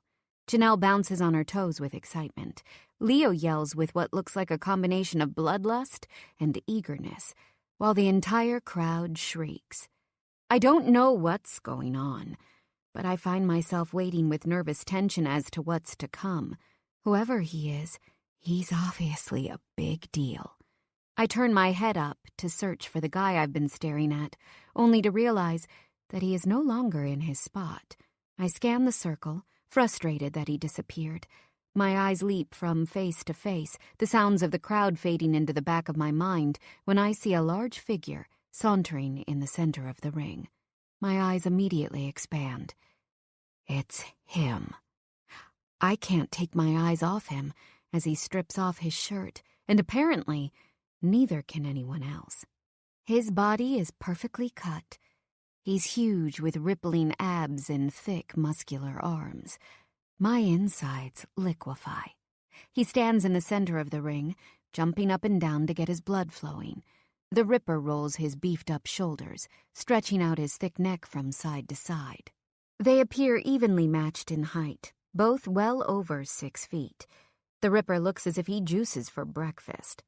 All of the signs of steroid use are obvious. His traps are gigantic and covered with severe acne. Meanwhile, the bull smirks with confidence, shuffling his feet. I let myself ogle his physique. A perfectly cut V of muscles leads down into his shorts. My mouth runs dry, imagining what must be below. I flush as dirty thoughts of him race through my head. People continue to yell as the fight begins, but my eyes are glued to the bull in the center of the ring. The Ripper lifts his leg in the air for a kick, but the bull steps back easily, dodging any connection and getting the crowd crazed. He's barely breaking a sweat, while the Ripper pants. The bull is playing a game for the crowd, dancing around the circle with a cocky smile, while the Ripper tries over and over again to make contact. The bull's movements are so agile, almost logic-defying for a man so huge.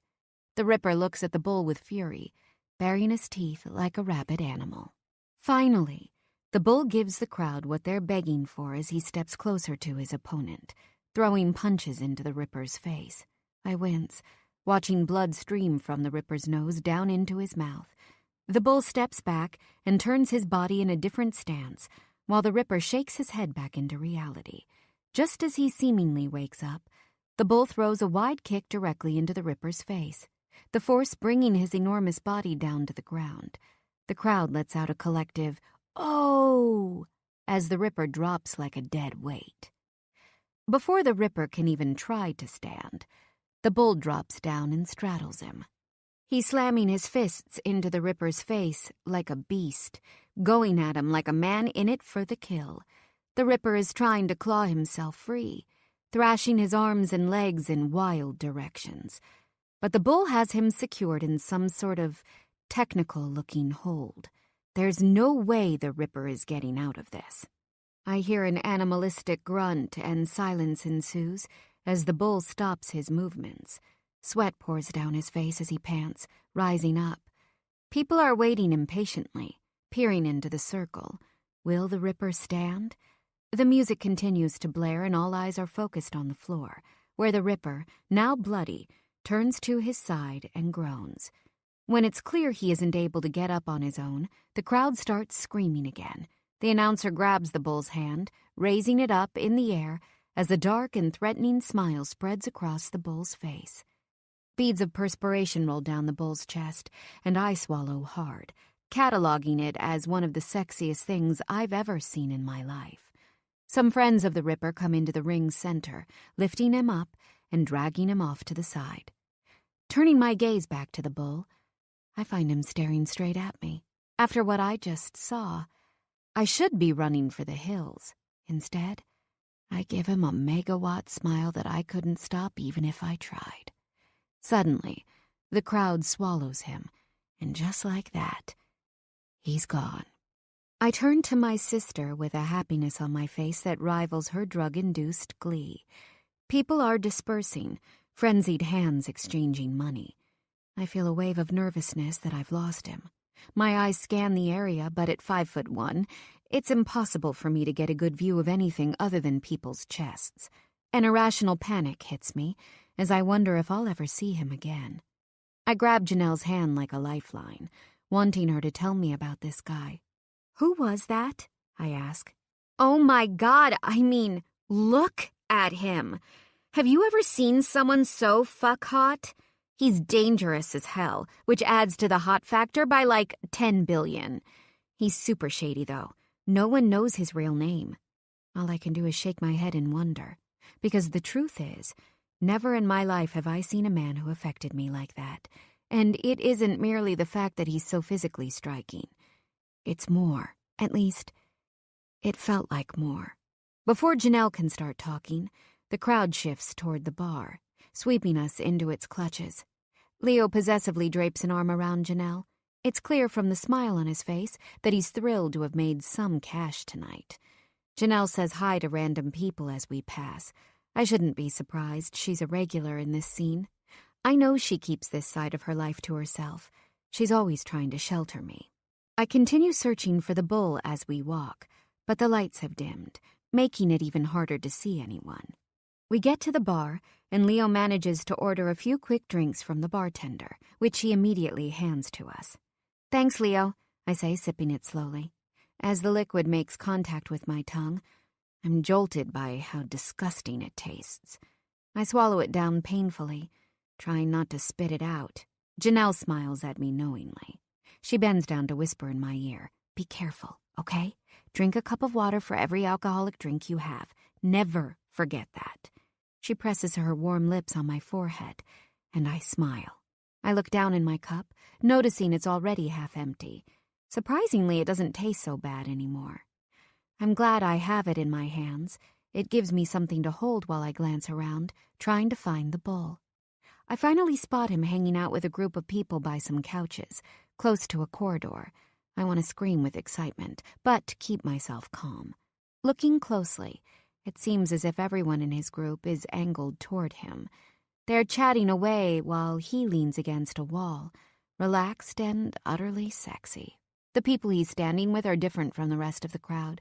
They give off an air of money and entitlement, unlike everyone I know who lives life trying to prove their worth with attitude and bravado. This group just has an innate confidence. They stand straight, like they have a right to be here, owning their lives and their bodies without any fear. Is it just a matter of them having money? Or maybe their schooling? Or maybe it's as simple as the way they were raised, taught to believe that they're valuable. I don't want my poor life. I want more. I want that. I bow my head and close my eyes for a moment, swearing to myself if I can get into college, I'm going to focus. I don't want to mess it up. God, please don't let me mess it up. I don't want to live this life anymore. I want to succeed. I take another sip of my drink, my vision refocusing on the bull. The girls around him wear stiletto heels with beautiful red soles peeking out from the arches. That redhead he had his arm around before is still next to him, model perfect in a simple dark shirt and low-rise jeans. She's wearing a leather jacket with silver studs along the collar that, from the looks of it, probably costs more than I'll make for an entire summer at the pawn shop. Rubbing his arm while he's staring out into the room, he turns as people come to chat him up. Unlike the others who are dressed expensively, he is super casual in black sweatpants and a black t-shirt. The muscle definition in his chest and arms can be seen from where I'm standing, and it has me breathing heavy. My whole life, I've never asked for anything. Nothing has truly ever belonged to me. But for the first time, I see something I want. My instinct is to feel unworthy. Why should I need or want someone like him? I'm not fancy or rich. I don't even have any control over my life or, as Carlos showed me, my body. The reality is that I could be heading home tonight and get shot for being in the wrong place at the wrong time. Hell, Carlos could get out of jail, find me again, and decide he's going to do whatever he pleases with me. Maybe what I need to take from all of this is that I've only got one life to live. I need to try to enjoy it. People step in front of him, blocking my view again. I want to scream at them to move. I may never be able to have him, but I want to at least look and dream. The way he stared at me earlier made me feel alive and beautiful, and right now, I'd do almost anything to be seen that way again. He steps away from the wall and begins walking away from his group, toward the bar. The bar. I'm near the bar. My heart thumps wildly in my chest, and I'm not sure what I'm supposed to do. Run? Stay still? Turn away? As he walks forward, people jump in front of him, wanting to shake his hand or say hello. He's cordial, making small talk with a few guys, but not stopping for more than a moment or two. I can't take my eyes off him, but I'm also terrified of him seeing me. When I know he's getting close, my body makes the choice for me. I do an about-face, turning away. I simply can't let him see me. I realize how absurd this is, and childish, for that matter, but I just can't. I turn myself toward the bar so I can at least watch him from my side eye. Janelle stops him, trying to get his attention. I tune into her voice and freeze. "Hey, Bull. Great fight tonight." Her voice is higher pitched than usual. I can only imagine what he must be thinking. My throat burns as I anticipate him wanting her. She's so beautiful and experienced, and knows men in a way that I never have. My chest hurts with the realization that a man like him would always rather be with a woman like her. I slowly turn my head, trying to see if anything is happening between them. They're chatting, and her body language is spelling out her attraction. I see her giggle and place a hand on his chest. I can't see whether or not he's enjoying the attention. I want to turn around and yell, "No, I want that one. Let me have just that one. And you can take anyone else in this entire place." My mind finally shuts up as I watch him remove her fingers from his body. I'd be lying if I said I didn't feel relief at his dismissal of her. At the bar, he raises an arm to get the bartender's attention. I'm sweating with nerves. There are only a few people between him and me. Am I going to just let this go?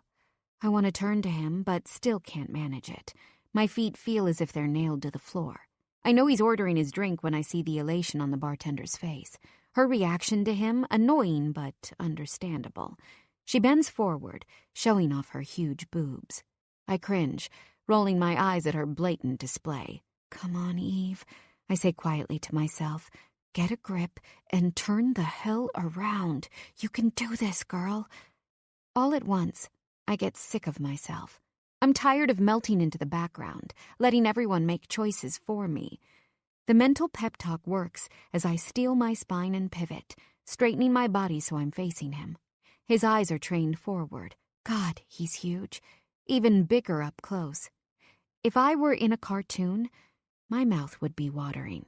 Glancing around the room while he waits for his drink, our eyes connect. Recognition passes through his features as I stare, trying not to seem too eager. He smiles as if we've known each other for ages, lifting his hand to me. After taking his drink from the bartender, he drops some cash down and moves over to where I'm standing. I move to take a huge gulp of my drink, willing it to give my mouth words. He leans in toward me as I press my lips to the rim. "Having fun?" His voice is penetrating, and my knees weaken from the deep sound. I force my head to look up at him as I try to revive my brain.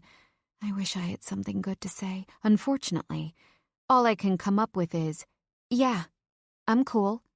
I nod my head and bring my drink back to my lips, taking another deep swallow. Now that I'm faced with him, all the flirtation I managed while he was physically far from me has turned to dust. He moves closer, and I'm immediately assaulted by how good he smells. It's fresh laundry, mint, sweat, and something else I can't put my finger on. Holy shit. But if I could bottle his scent, I'd be a millionaire right now. He lifts his muscular arm, taking a deep pull from his beer. I'm having a visceral reaction to him, and there is no stopping it. "I'm Vincent," he says, giving me his huge hand. I stare up at him through my long lashes, placing my hand in his. I barely reach the center of his torso. "I'm Eve." I stare up, trying to sound self-assured. His hand still surrounds mine.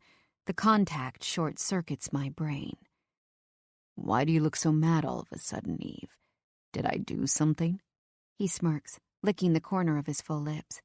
I get the feeling he's toying with me. He must know that I'm way out of my depth, under the ocean and drowning in heat. I answer him, hoping to salvage the conversation without acting like a complete moron. "No, of course not. I guess I'm just a little tipsy?" I let out a little laugh and shrug, willing my voice not to squeak. He threads his fingers through mine intimately, and for whatever reason, I feel secure. "Nah, you look good to me." He smiles. "Can I get you another drink? Yours is about done." He glances down into my cup, raising his eyebrows as if to say, "See, it's empty." "Oh, I should probably just have water now," I reply shyly, remembering Janelle's tip about drinking water. He looks at me with furrowed brows, and I immediately wonder if I said the wrong thing. Should I have said yes? Shit. He nods his head, understanding that I'm not trying to get drunk. Little does he know that this small drink went straight into my virgin bloodstream faster than one of his punches to the Ripper's face. We meander back to the bar, my hand still entwined with his. "Do you come to these fights often?" He puts his drink down at the bar, using his free hand to wave the bartender back again. Before I can answer him, she's back in front of us, ignoring the other people who have been waiting. "Hello again, handsome. Ready for another?" She tilts her head to the side flirtatiously, clearly attention-seeking. "Thanks." His voice is disinterested. She purses her lips seductively, not willing to give up too quickly. "You gonna give me your real name one of these nights, Bull?" He chuckles. "Just 2 cups of water, please." He gives her a panty-dropping grin that has her squirming. She moves to get the waters when I realize that I actually know his name. Vincent. My heart flutters that he's given something to me that he hasn't given to the sexy bartender. After bringing the water, Vincent hands one to me first and picks up the second for himself. I watch his Adam's apple bob as he swallows his entire glass without a breath. I try to drink mine the same way, but end up choking. He starts to laugh at me, and I roll my eyes. "I'm trying here," I tell him, embarrassed. "Damn, you're sweet." His eyes sparkle and my heart thumps. Picking up his beer from the bar, he leads me over to where his friends are standing. The music blares as throngs of people walk down the steps. The place is packed. I feel my anxiety rise as strangers move against me. My heart pounds. I still can't handle being touched. Immediately noticing my discomfort, he backs us toward a wall and stands in front of me, not letting anyone other than him get in my space. I should be scared, but for whatever reason, his presence makes me feel secure. "Yeah, it's definitely full tonight." He turns his head, looking around the room. "The DJ is a friend of mine and he's pretty good. Brings in a decent crowd." He takes another swallow of his beer as I nod my head, trying to act cool. Meanwhile, I'm anything but. "So, you like what you saw tonight?" His voice is inquisitive as he licks the corner of his lips again. I'm trying not to stare at his mouth, but I can't help myself. When I glance back into his eyes, he smiles at me knowingly. I flush, self-conscious that he keeps catching me. Unsure what he wants to hear, I go with honesty. "No, underground fights aren't really my thing." I shift my weight from one foot to the other. I finally have the strength to look straight into his eyes, and when I do, another connection passes between us like a zing. "You aren't a regular." All I can do is nod my head at his statement. He looks around the room and takes my hand again, walking us to a lounge area that's roped off. The bouncer greets Vincent with a fist bump and lets us inside. "Sit. It'll be more comfortable for you here." I gingerly move to the edge of the couch, waiting for him to come next to me. He sits, spreading his knees and leaning back against the cushions. "You know, these fights have picked up a lot of steam in the city." He casually drapes an arm around the back of the couch. "When I first started fighting at places like these, it was a small crowd and just for fun. But it's really turned into something." I watch as his eyes move from my eyes to my lips, then back up again. "Well, aside from the obvious injury or death, the whole thing seems horribly stupid. What if one of these fighters has AIDS? I doubt anyone is getting tested, and meanwhile blood is flying all over the place." Clearly the alcohol has removed the filter from my brain and loosened my tongue. Holy shit. The look on his face is one of utter shock. "Not that I'm saying you have AIDS," I stutter, trying to backtrack. His eyes open wider and he starts laughing, clapping his hands a few times as if I said the funniest thing he's ever heard. "Well, you have a point. But all fighters know what we're getting into when we sign up."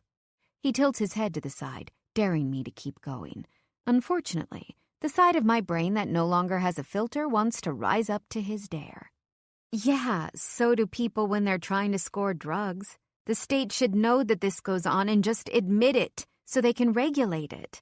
By turning a blind eye, they're letting people put their lives in danger." Apparently my voice has been found because I can't seem to shut the hell up. He keeps chuckling. "And you think it's the job of New York to make sure I don't put my life in danger?"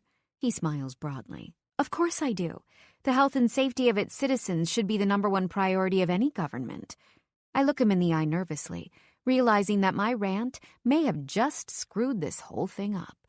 Turns out my brainiac alter ego is on full display tonight.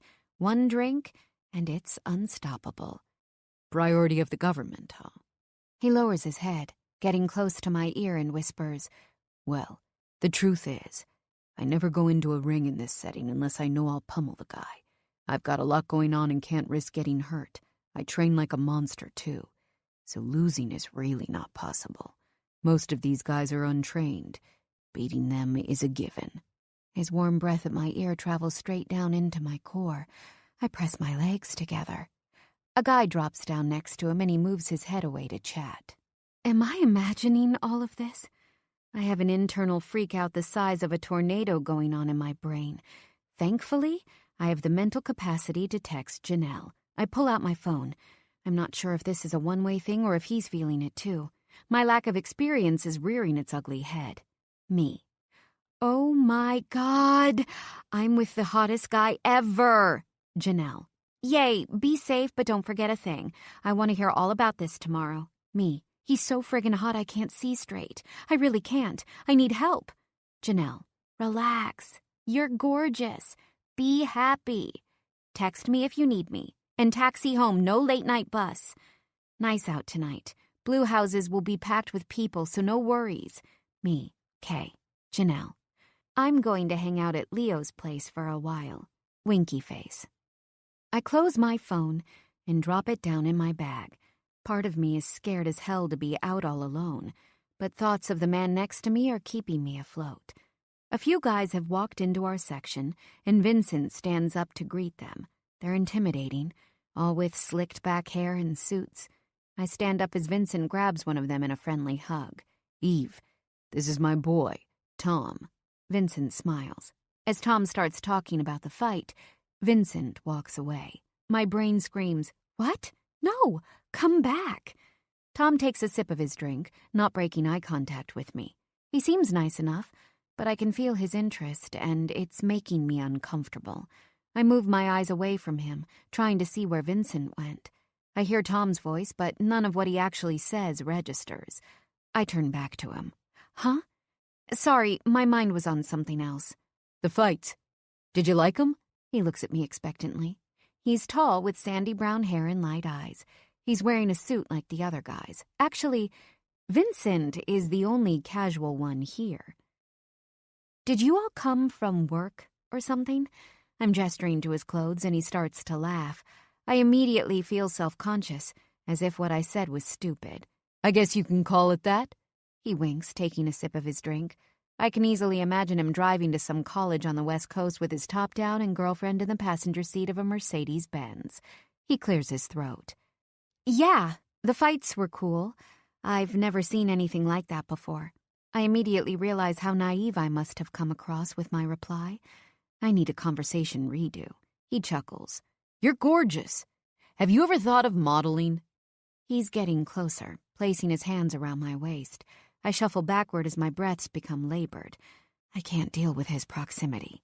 He squints at me, seeing my unease and immediately letting go of me. Before things can get weirder, my brain pushes into gear. Modeling? I awkwardly laugh. I think being 5'1" is probably a barrier to entry, no? I'm trying to pretend that I didn't just freak out from his touch, and luckily, he goes along with it. Touché, he snickers, dropping my mini freak-out without worry. I turn to find Vincent again. Ah, I see. His voice is knowing. The bull, huh? He raises his eyebrows at me in question, and I shrug my shoulders. Do you also fight? Nah.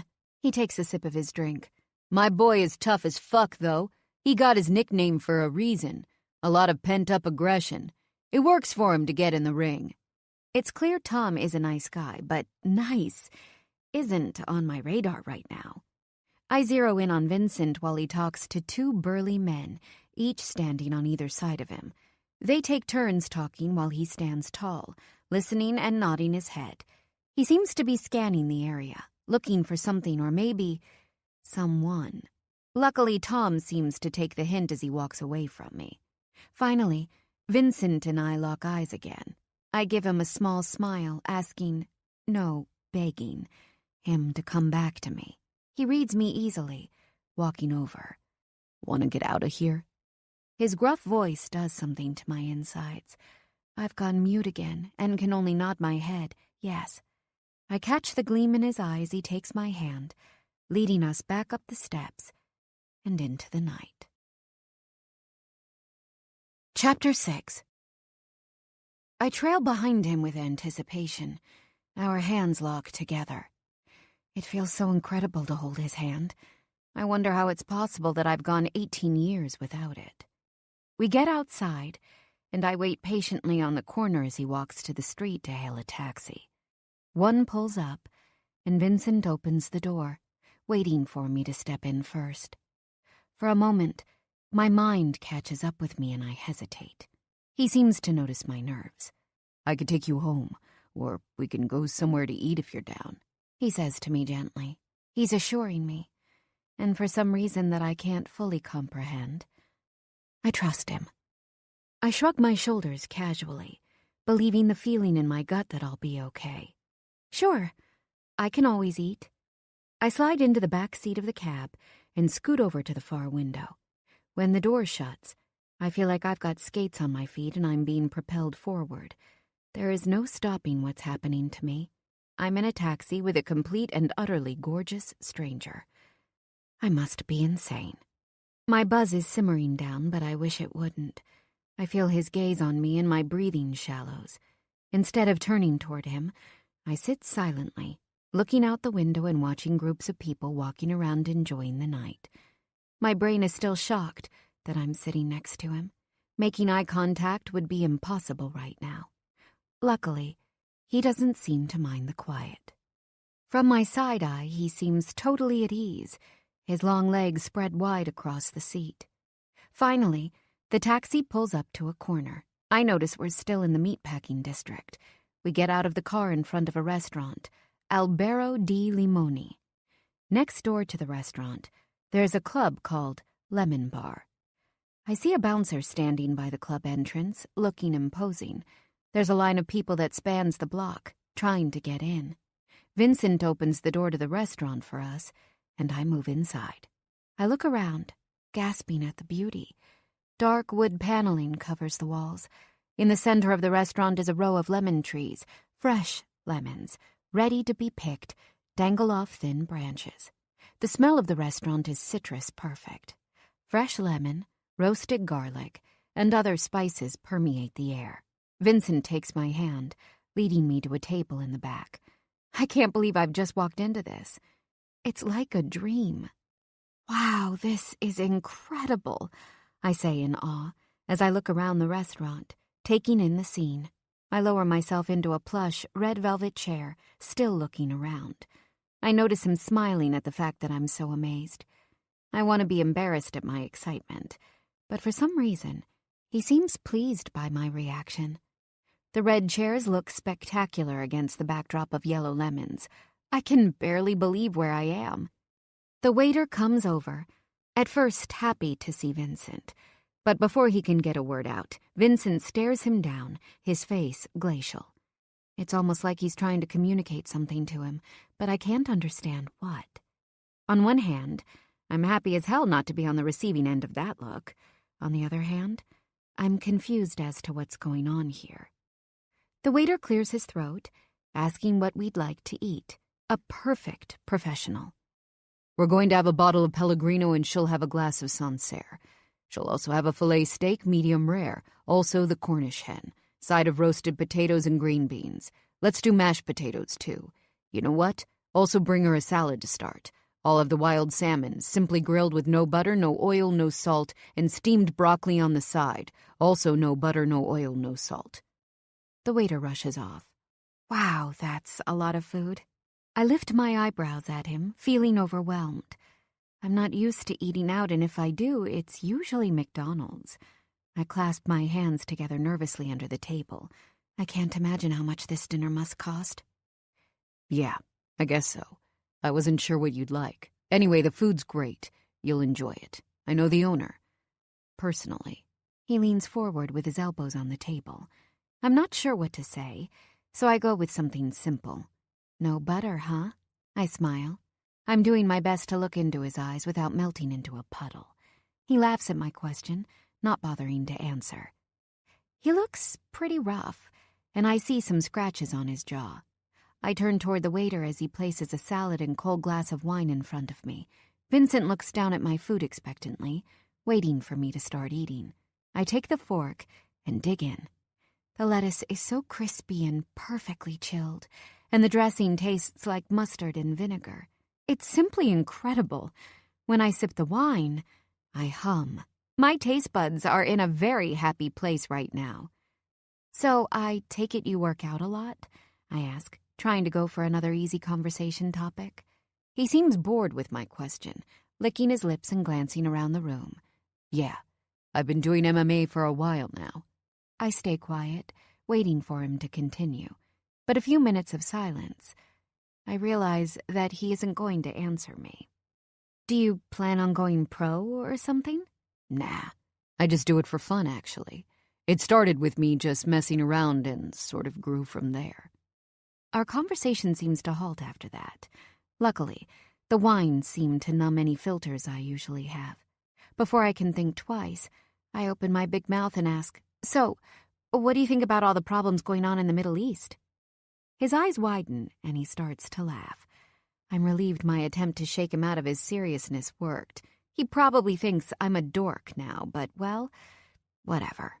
Without hesitating, he leans closer to me. I gotta say that Netanyahu doesn't mess around. He's all about keeping Israel safe, and I gotta respect that. Yeah, he pushes boundaries, and the UN hates Israel's guts, that's for sure. He trails off, but my heart starts to pound. I lean forward, putting my elbows on the table. Have you read his autobiography? Netanyahu's, I mean. I went through a phase where I was trying to understand the Middle Eastern conflict better. It was actually really good.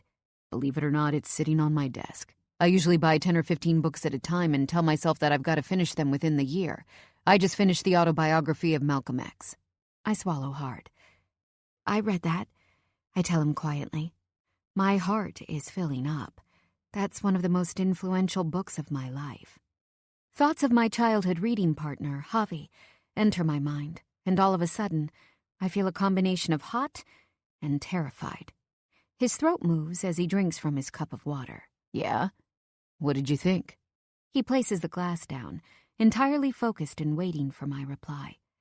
I'm not used to this type of conversation, and it's both nerve-wracking and exciting. He's looking at me as if he's actually interested to hear what I have to say. Even though I'm scared to sound stupid, a large part of me yearns to rise up. I push away any anxiety and reply. Most people stick to what they know because they don't know that any better option exists.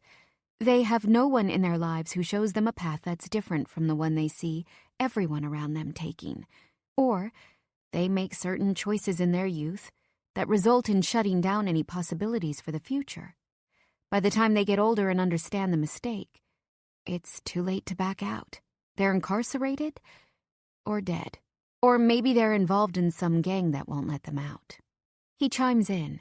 But sometimes things happen to us that propel us toward a different destiny. And I think that when Malcolm X goes to jail and makes a conscious choice to refrain from eating pork, that one small act was the catalyst in changing the entire course of his life. So change is possible, right? If, of course, you can survive long enough to get to that point. He's staring at me seriously, and this time the feeling goes way beyond the physical. I'm gazing into his dark eyes, and somehow, his presence makes me want to rise up in all senses of the word. I swallow again. His expression turns thoughtful, as if he's really waiting to hear my reply. I want to show him what I think. I feel as if I don't have to hide with this man.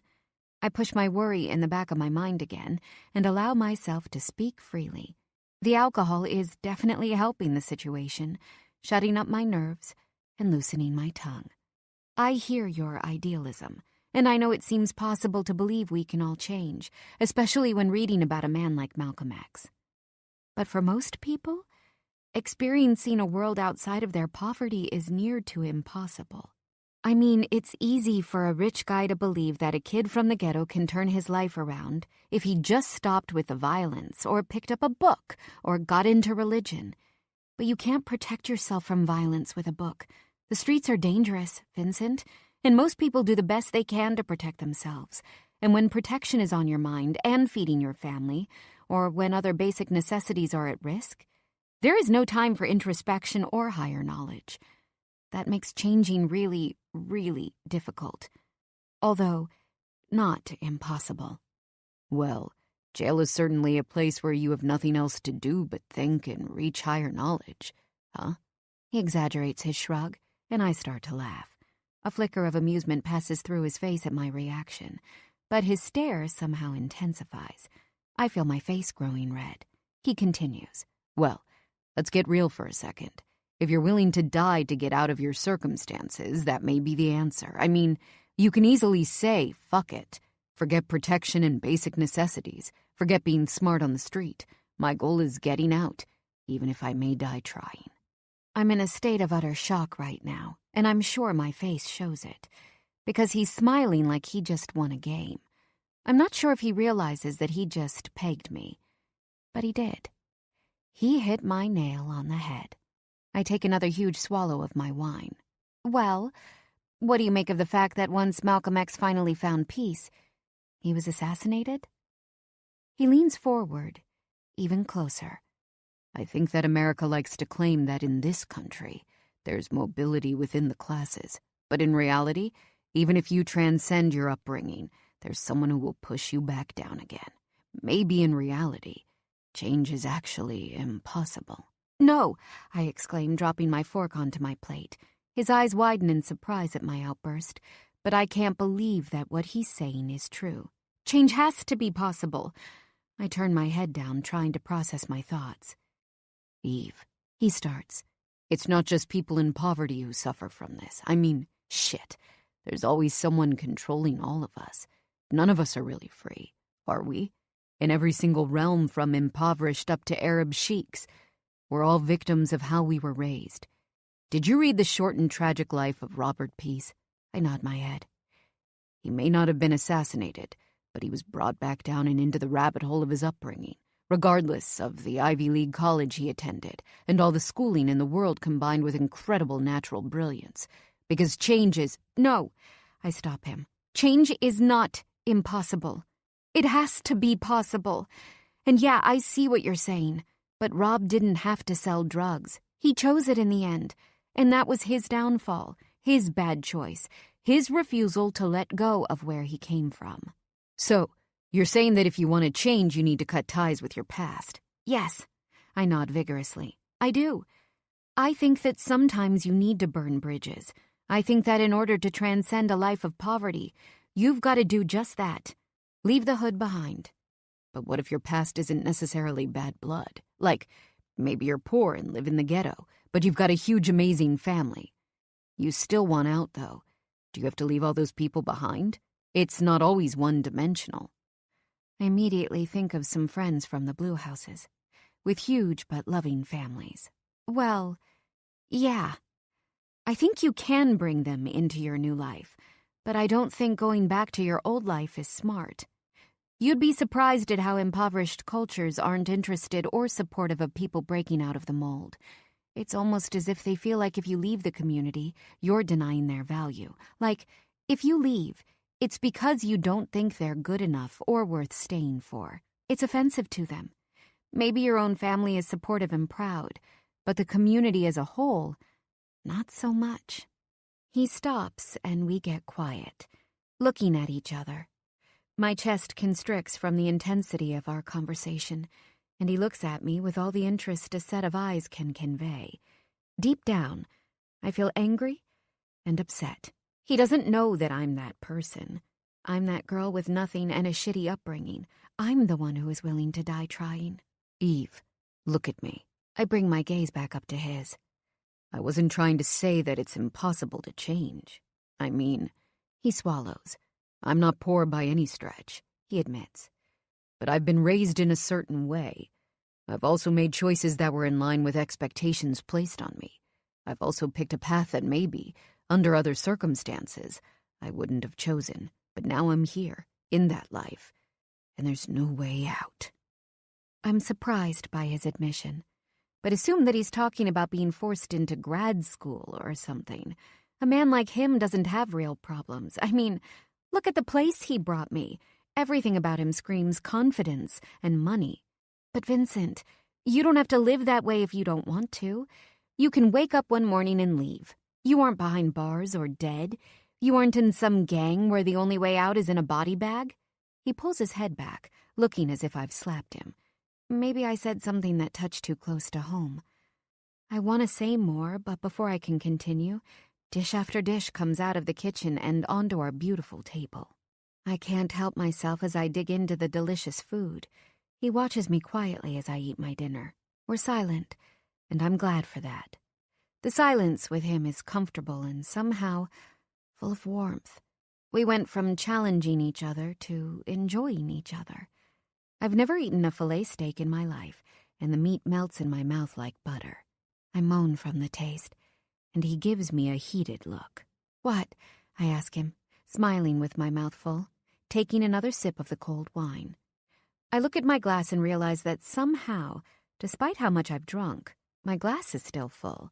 He leans closer to me. "Watching you eat is.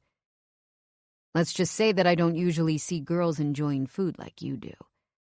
I like it." His voice is a whisper, and I feel it straight down into my core.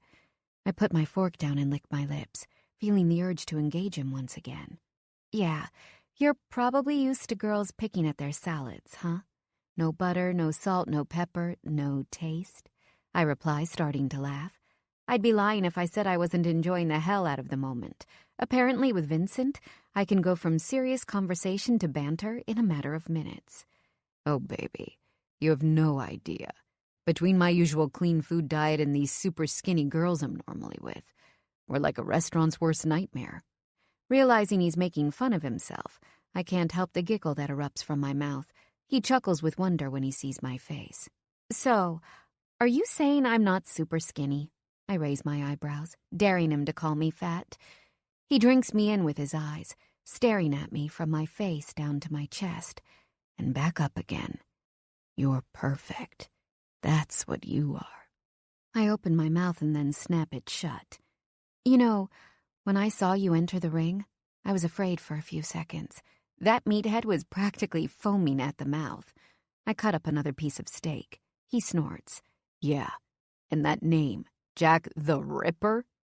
Putting his fork into his food, he takes another large bite. "Yeah," I nod enthusiastically. "That name is too ridiculous to take seriously." I roll my eyes, putting the meat in my mouth and moaning again. He looks at me incredulously as if I'm groaning for his sake. I ignore him and keep eating. Nothing is going to stop me from enjoying this incredible meal. Just a few hours ago, I was sitting in my shitty apartment eating Dominoes with my sister, and now here I am, eating a however many course meal with the most gorgeous and intelligent man I've ever laid eyes on. My mouth is full, but I continue. I mean, I can think of 100 better names than that stupid one. I swallow, clearing my throat. If I were a fighter, I'd call myself the Raven. I can't help the smile that forms on my face. He chuckles. "Is that your alter ego?" He's joking around with me and I freaking love it. "Oh yeah, that's me. Poverty-stricken book nerd by day, pecking on people's windows by night and scaring the crap out of them." I deadpan. He laughs out loud and the sound fills up a spot inside my chest. The table next to us turns around, but I barely register them. All I can see is the man sitting in front of me. "Or you can go really wild and call yourself Pose Raven." He's waiting for me to catch his drift, and I'm squealing for joy inside. I want to scream, "I'm nerdy too. I know the poem." I can't help myself but recite it. I'm just really dorky like that, and apparently drunk enough to show it. "Once upon a midnight dreary, while I pondered, weak and weary." He stops me, a look of shock passing over his chiseled features. "Over many a quaint and curious volume of forgotten lore." My eyes widen and he guffaws. We're quoting poetry right now, and my heart is so full, I want to jump up and down and scream, "Who the hell is this man?" No, really, who? An MMA fighter from an underground fighting ring? A poet? A few seconds pass, or maybe it's minutes, but we're quiet, staring into each other's eyes. We're not even waiting for someone to talk. We're just staring, glowing. Something is passing between us that I can't rationally explain. Before I can stop myself, my subconscious blurts out, "Do you see me?" I immediately drop my head, shocked I just said that out loud. I'm not even sure what I meant. I turn red again, embarrassment blazing. I risk a glance at Vincent only to see him grinning, apparently pleased by my word vomit. He moves forward in his chair, leaning closer to me. Yes, Eve, I see you. And for the record, I like what I see. A lot. His eyes actually twinkle with his words. It dawns on me that this may be the first time I've ever been truly looked at. I never knew how much I ached for this feeling until now. How did you get the name The Bull, anyway? I'm smiling so wide that my cheeks are starting to ache. Well, you want the true story or the story I tell people? I press my lips together and stare at the ceiling, as if deep in thought. Give me the truth. I stare into his eyes. Always the truth. I drop my elbows on the table, not wanting to miss a word. How about I tell you both, and you tell me which one is real and which is the lie? I nod my head, excited to play along. All right. He clears his throat. Once upon a time, Zeus sees Europa. The second his eyes are on her, he knows he wants her. But he also knows she would never come to him out of her own free will. So, one day he disguises himself as a beautiful white bull. After a few minutes of petting the bull, she decides to sit on him, expecting him to be as gentle as he is beautiful. But as she sits on the bull's back, he runs away, stealing her and bringing her to Crete. He takes another bite of his food. So basically, Zeus saw what he wanted, and he found a way to take her. After swallowing, he lifts a glass of water to his lips. Doesn't the story go that he steals and rapes her? I ask, my eyebrows furrowing together. He's silent until bursting into laughter, clapping his hands like my response was the funniest thing he's ever heard. You little genius, huh? When can I watch you on Jeopardy? His smile is blinding me. He's playing with me, but he isn't being condescending. I've never had more fun in my entire life. I roll my eyes. I do know a ton of useless shit. I gotta call them and get on that show. He's shaking his head incredulously, and I can't stop myself from smiling. Gah! Well, he clears his throat. Some people say it ended in a rape, but I don't believe that. He just took what he wanted and didn't let anyone stop him. I smirk. All right. So you're the bull who looks all perfect, but really, you're a selfish god? Totally possible for you to believe that about yourself. Cocky bastard, you obviously are. And what's the second story? He's staring at me as if I'm something special. My heart warms. No, it's not warming. It's actually on fire right now. I feel like a side of myself which I've never dared to show has been brought out of me. I wish it would never end. Well, believe it or not, I wasn't always this big. I make a face, ready to call bullshit. I can't even imagine him ever being small. Just listen. I was in second grade and I was getting picked on at recess. This kid, Jack Ford, kept pushing me around with some of his friends. At first I tried to ignore them, but somehow a shadow came over me and I went berserk. I fought the kids and took them all down, breaking one of their noses in the process. Not that I knew any fighting skills, but I was an angry little shit. Apparently, everyone who watched me said I looked like an angry bull. The name stuck. I sit back in my chair, looking at him intently. I don't know which story is real. Both seem kind of plausible. I'm about to take another bite of the steak, but stop before it reaches my lips. Stop staring at me, Vincent. I'm sorry for the moaning and groaning, but it's just too good. You have to try some. I hand him my fork. He takes it from my hand, placing the meat in his mouth. He lets out a grumble as he chews, the sound coming from deep in his throat. All kinds of signals are sent straight from my ears down through my body. His eyes move above my head and he squints, looking surprised at whatever he sees.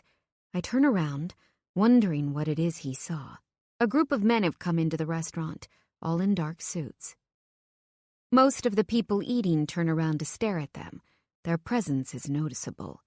We should go, he tells me abruptly, standing and waiting for me to grab my purse off the back of my chair.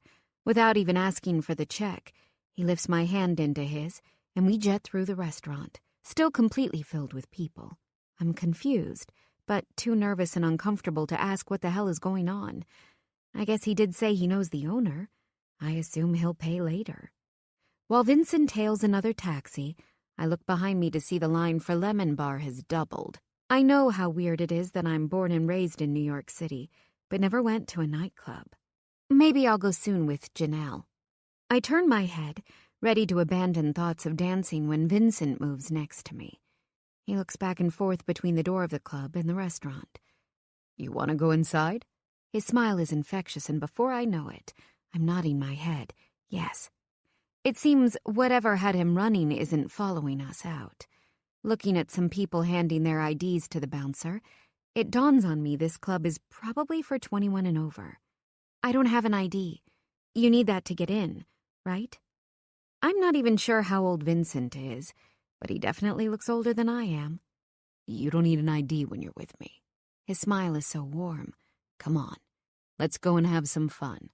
Before we move, I ask, "How old are you, Vincent?" He grins as if my question amuses him. I'm a junior in college. My heart skips at the word college. The bouncer notices Vincent and immediately stops, opening up the velvet rope for us to pass through. I hear some people grumble with annoyance, but Vincent struts forward like he owns the place. We get inside the club and walk straight to the bar. The room is completely packed, but he easily slides himself between two people to get a spot. He turns to me. You want water or another drink? I'm already feeling more than buzzed from the wine at dinner. Just water, please. He nods his head, seemingly happy at my response. The bartender trips over herself to get to Vincent, and I grimace. After I take a few sips, he drops my glass on the bar and takes my hand, bringing me to the center of the dance floor. I start to move, but I'm relieved to see that he's kept a slight distance. The music is amazing, and I can feel the bass in the center of my chest. Throngs of people surround us, and it's easy to just get lost in the mix. Before I know it, I'm completely letting go and dancing with my whole body. His hands move around my waist, but he still isn't bringing me flush against his chest like I wish he would. A few times I try to move closer to him, but he's in total control. I want to be upset that he doesn't want to feel me against him, but I'm too happy to let myself pout. I touch my shoulder, feeling the dampness on my skin. Looking up into his face, I notice he's hot as well. I've never had fun like this in my life. He puts his hand in his back pocket, pulling out his phone and looking at it closely. I've got to make a quick call. Wait for me, okay? He's yelling over the music, and I hear him clearly. He leads me back to the center of the bar. Don't move. He winks, giving my hand a squeeze before walking off. At first, I see his dark head over everyone else, but then he's gone. I'm standing and minding my own business when a man I don't know slides up next to me. Hey, sweetheart, can I buy you a drink? I barely notice anything other than he's tall with blonde hair when I reply, "No, thank you." I keep my back straight and turn my head away from him, not wanting to give him any ideas. Come on, baby. Let me buy you something. He tries to get closer, and I immediately feel my body tighten with anxiety. I want to move backward, but the bar is so full of people, the only way I can escape him is to leave the bar entirely. And if I exit this area, what if I don't find Vincent again? It occurs to me Vincent may have left me here. What if his plan was to ditch me, and he doesn't come back at all? I mean, sure, we've been having a great time, but he doesn't owe me anything. Janelle has told me about countless guys who she thought were crazy about her, but ultimately left her high and dry. I'm sweating again, except this time, it isn't from chemistry or the heat of the room. I check my watch, realizing it's getting close to 2, and I'm all alone. I didn't even consider how I'm going to get back into my apartment. I need to call Janelle, but my hands are shaking too badly. After taking a good look at me, the man's flirtation turns into concern. Hey, sweetie, are you all right? I wasn't trying to upset you. Look, let me get you some water. Calm down, okay? I had a girlfriend once who had bad anxiety. He turns to flag down the bartender. He orders me a cup of tap, and I swallow it down. Feeling better? I blink a few times, wanting to reply. I'm afraid if I open my mouth, I'll burst into tears. I never should have come here with a complete stranger. I never should have drunk any alcohol. I'm clearly inept at judging situations. I'm obviously incompetent, just like my mom always says. Take a few deep breaths, he instructs calmly. I'm holding onto the edge of the bar, my knuckles turning white. Do you have a friend here? Maybe we should get some fresh air. I nod, but still can't manage speech. I turn around to leave when Vincent steps in front of me. I must look like I'm having some sort of panic attack, because his wide smile turns down the second he sees the state I'm in. You okay, baby? What the fuck happened here? My bar neighbor turns to him to say something, but freezes when he sees the look on Vincent's face. Did this guy mess with you? Vincent's aggression should be making everything worse. Instead, I feel the anxiety drain from the soles of my feet. I grab his shirt, turning him toward me before he gets in this guy's face. No, Vincent, My body trembles as relief courses through me. Vincent is back. Half of me wants to jump into his arms and thank him for not disappearing, but the other half wants to smack him across the face for walking away in the first place. He leans into me, putting a hand on my arm to calm me down. Let me take you home, okay? I shouldn't have left you alone. I'm not a regular in places like these. I'm moving my head from side to side, trying not to sound desperate. But the truth is, I'm scared as hell. This is too much too soon. He nods his head and grips my hand tightly, letting me know without words that it's okay. We walk out of the club together and back onto the street corner. Even though it's late, the block is full of people. He continues to hold my hand as he lifts his free arm to hail a taxi. One immediately pulls up to the corner. Vincent opens the door for me, and I climb inside first, moving to the far window. He follows me into the back seat, sitting flush against me. I feel his thigh pressing against mine. I'm not sure what I should do. Should I move my leg? Stay where I am? Does he notice what he's doing, or am I just overthinking it? Maybe this is how he normally sits, with his huge muscular thigh touching the person next to him? I look up at him and he turns his face to mine. It dawns on me, this man is used to getting everything he wants, whenever he wants it. I'm nervous. But holy shit, do I want to please him? The realization is instantly sobering. I can't look away from his dark, gorgeous eyes. The driver bangs his steering wheel, his voice instantly breaking our moment. Where you headed? He asks, in a heavy Middle Eastern accent. We both turn toward him. I'm on Avenue D and 5th, I reply. My voice doesn't falter, but I'm nervous, hoping Vincent doesn't recognize the address. Sure enough, though, his eyes widen in disbelief. You're in the blue houses? The tone of his voice is unmistakable. He's surprised and seems to pity me. Yeah. I look back at him, shrugging my shoulders. I want to tell him, sure, it's a pretty horrible place to live, but it's home for now. As I turn away from him to stare out the window, he takes my hand and gently rubs his calloused thumb back and forth over my knuckles. It's both soothing and arousing at once. I swallow hard, trying to steady my heart rate. I cross my legs and let out a sigh, keeping my eyes focused on the city streets. A few minutes later, the cab stops short in front of my building. I let myself out of the back seat and look up, wondering what it looks like to an outsider. 3 tall gray buildings are clustered together, and fenced-in balconies frame the facade. The result is a prison-like structure. Pockets of people stand around smoking. On a night like this one, with clear skies, people don't like to sit in their small apartments. I see a couple of guys on the stoop, observing everyone coming and going from the entrance. Luckily, they aren't wearing any colors. I know they may be thugs, but they aren't gang-affiliated. Vincent swipes his credit card to pay the taxi driver and steps out, insisting on walking me to the building's front door. I want to protest to prove that I'm independent, but my innate sense of self-preservation tells me not to let him go. Even though there are people around, it's late and dark, and being alone, even if I'm armed, isn't the brightest idea. He slightly raises his chin, looking straight up lethal. The intelligent man from the restaurant is gone, and in his place is the bull from the ring. Taking my hand, Vincent walks us inside the building with purpose, as if he's the one who lives here. He makes it clear that he's taking me all the way up to my apartment's front door. He's a man on a mission, and I'm not planning on stopping him. He opens the door for me, and we walk into the dingy gray lobby. The elevator has a sign on the door that says, "Out of order." I shut my eyes, cursing my luck. Looks like we'll have to walk up the steps.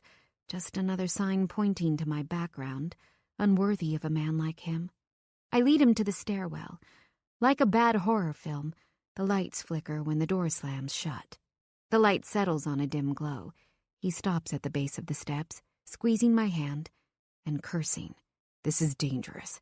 Tell me the lights normally work." Maybe I should tell you 2 stories. One real and one made up. You tell me which is which. I internally slap myself 5 for giving back what he gave me just a few hours earlier. He chuckles. Okay. We begin the trek up the steps. Luckily, he can't see my face right now, because my body short-circuits every time his chest or hand brushes my back. It feels like I'm being stalked up the stairs. He's just so close, but at the same time, not nearly close enough. I try to sound upbeat. "There's a fantastic super who fixes everything anytime tenants call. I'm sure all the bulbs will be replaced by morning." He lets out a non-committal grunt. Ready for the second story? Our pace seems to be slowing down as his hand lightly grazes my lower back. He continues to touch me, and I get the feeling it isn't by accident. Go on. His voice is rough, and I blink a few times to steady myself. I'm lucky the light is even flickering. Sometimes it gets so dark, I may as well be walking through a black tube. I stop when we get to the 4th floor, turning around at the top step to tell him this is it. Before I can continue our little game to ask him which story is the truth, he puts his hands on my waist, waiting for me to look up at him. I may be standing on a step above him, but he still towers over me. I watch as he licks his full lips, and my core begins to pulse from the visual. I'm not sure what the hell is happening to me, but my mind can't focus on anything other than Vincent.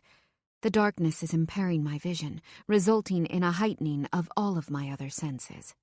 I put my hands around his neck and feel the warm, sinewy muscle under my fingers. With both his hands, he pushes my hair behind my ears and angles my head up to face him. He's asking me with his touch if I want this. I let out a loud sigh and lean toward him as every cell in my body screams, "Yes!" When he presses his lips to mine, I freeze, but he doesn't let it deter him. Instead, he continues kissing me with a surprising gentleness, moving his mouth against mine and finally sliding his tongue alongside the seam of my mouth, begging entrance. I open my mouth, letting him inside. His taste, combined with the softness of his tongue, has my legs weakening. He wraps a strong arm around my waist and holds me up, steadying me. Within seconds, his soft kisses become demanding. I'm trying to keep up with his pace, but it feels so good. All I can do is take it. He lifts me up, and I instinctually wrap my legs around his waist. As if I weigh nothing at all, he walks us up to the landing and pushes me against the concrete wall. My phone drops to the ground, but I barely hear it or notice. He starts to rub against me rhythmically, pressing his hardness against my jeans in slow and deep strokes. I let out a moan as he hits a spot that's starting an electrical current in my veins. Sweat beads on the back of my neck and between my breasts. My body is on overload, heat traveling from where he's pushing against me out into all of my limbs. I'm shaking as my hands clutch his strong shoulders. He moves his lips from my mouth to my neck, and I lean my head back against the wall, offering myself to him. God, it feels so good. Too good.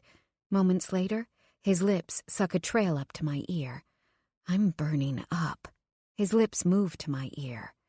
Fucking gorgeous, baby. Watching you dance, I had to talk myself down from taking you right there in the middle of the club.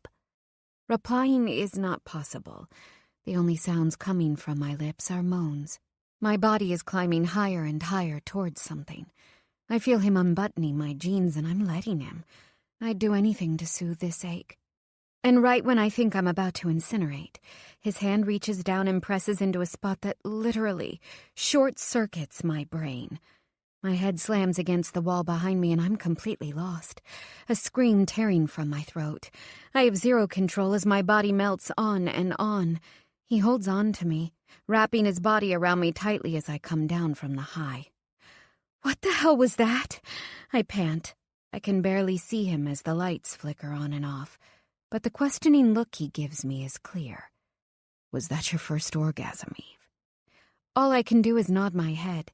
He sighs, dropping his head into the crook of my neck. God, baby, I can't lie to you. I like that. I like that a lot. You're so innocent and stunning. Fuck. My eyes close again when I feel his lips back on mine, his tongue slowly dragging in and out of my mouth. I let out a hum and give myself over to him. I'm so pliable right now. He could do anything he wanted and I would say, yes. When he pulls back, I open my eyes and touch my hands to my face, noticing how hot it is to the touch. He slowly lowers my feet to the ground, and all I want to do is beg him to keep me up here, close to his body. I button my jeans as he bends down, picking up my phone and handing it to me. We walk together to my apartment door. I turn toward him and look up into his intense eyes, wanting to thank him, but when I hear a couple fighting, I'm immediately brought back to my reality. I drop my head, irrationally wishing he either didn't hear or didn't notice. I'm 100% sure this isn't the type of place Vincent is used to. Noticing my discomfort, he slowly lifts my head back up. Hey, Eve, look at me. My eyes meet his again. Give me your phone, and let me give you my number. He waits patiently for me to pull out my phone. I reach into my purse and hand it to him, breathing deeply. All of a sudden, things have gotten quiet between us. He opens my contacts and types his information. I'm pressing my lips together, waiting for him to ask me for my number in return. But when he hands me back my phone, I can't manage any words. Leaning against the doorway, he looks down at me and pushes some errant hair out of my face. You're different from other girls I know. Licking his lips, he bends down, pressing a chaste kiss on my forehead. I'll see you around, okay? Promise you'll call me if you ever need anything. He turns around to leave, and I'm stuck speechless and quaking. I float into my apartment, my brain short-circuited and high, but sublimely happy. I go into the bathroom to wash up, wishing I could savor this feeling for eternity. Before removing my makeup, I look in the mirror, staring at myself. I try to see what he could possibly see in me. My eyes shine brown and my hair looks glossy and full. My lips are puffy and pink from all the kissing. I touch my lips and sigh. When I'm all clean, I get into bed, replaying my night over and over. If I sleep, will it all just disappear? I try to keep myself awake to prolong the feeling and the memories, but with enough time, my body gives in to exhaustion, and I fall asleep. Chapter 7. Saturday morning comes too quickly. By the time I wake up, Janelle has already left for work. I wash up as fast as I can, not wanting to be late for my meeting with Ms. Levine at her apartment. I take the 6 train uptown to 86th Street and walk out of the station, immediately coming face to face with Ms. Levine's tall glass building, a gorgeous brand-new condominium called the Lucinda. I have a definite bounce in my step today. I'm not sure I'll ever see Vincent again, but just the potential is enough to lift up my spirits. I can barely believe a man like him exists in this world. I also can't believe all of the incredible things he made me feel. He's here in this city, my heart whispers. Maybe my luck is finally changing? I feel the hope move around in my chest. I stop at the desk in Ms. Levine's fancy lobby, letting the concierge know who I'm here to see.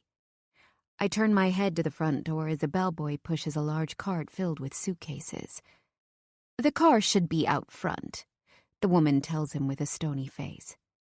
Ms. Levine used to make some serious bank as a high-powered attorney in the city, but left her white-glove life to help the city's neediest kids change their lives. Unfortunately for her, aid is almost impossible to give in a school system that's utterly broken, and with kids who refuse to change. But I guess there's me. And there's no denying the fact that she's changing the hell out of my life. I remember when she walked into my 9th grade English class, we all knew she was a brand new teacher, and most of the students were ready to give her their version of a warm welcome. She walked into the classroom in a designer-looking suit and high heels that screamed, "I'm ready to take on the world." Before she could put her briefcase on the chair by her desk, someone launched a calculator at her head. Laughter ensued, but it was just the beginning. By her 4th day, kids were throwing textbooks from the 5th-story classroom window. It's safe to say her idealism took a hit pretty early on in her teaching career. Even though the classroom drama persisted, she still assigned The Great Gatsby as the first required reading, followed by an essay on the book's portrayal of the upper versus lower classes of society. Because I happened to love that book and read it with my old friend Javi in 8th grade, I wrote the paper. I handed it to her quietly after class, writing, "Please don't tell anyone I wrote this," at the top. The last thing I needed was to draw negative attention to myself. Javi Dante was a friend of mine. He was smart. We'd pass books between ourselves, hiding the books as if we had cash inside our backpacks, reading for pleasure and for the possibility of a better life one day. Our hunger to get the hell out of the blue houses was insatiable. We would stick Post-its inside the pages of borrowed classics, scribbling notes to each other. We read everything we could get our hands on. Malcolm X, Paulo Coelho, Zora Neale Hurston. The morning of his death, I passed him The Invisible Man, a book that shook me to the core but was ultimately left undiscussed. The cops found the book in his bag, wondering who wrote on all the green Post-its. No one ever found out it was me. Janelle knew everything, though. She told me to shut up and stay low for a while. People can smell the stench of potential, and somehow it never ended well for most of them. The community went crazy for a few weeks, wondering who killed this innocent boy. Another youth wasted. He had the highest grades for math. He could have been a doctor. His mom applied him to one of the best prep schools in the country. They already accepted him for high school. He could have been something, done something for this community. We need better schools. Someone tell the mayor. It all fell on deaf ears. Debts are owed, and sometimes lives are used as payment. Here, our bodies are nothing but currency. I later found out his brother cheated the snakes out of some drug money. To show their power, his brother had to pay him blood. Javi was the blood. A few days after I handed in the paper, Ms. Levine pulled me aside and insisted my intelligence was being neglected. She wasn't going to stand for it any longer. According to her, I was never able to translate my intellect into academic potential. She intended on being the one to change that. Since then, Ms. Levine has been on a mission to get me out of the ghetto and into an Ivy League college, insisting, with her help, I could change the path of my life. In the past 3 years, our relationship has grown from teacher and student to mentor and mentee. She's had my sister Janelle and me over to her beautiful apartment for countless dinners and gives us all sorts of advice, which goes way beyond the academic.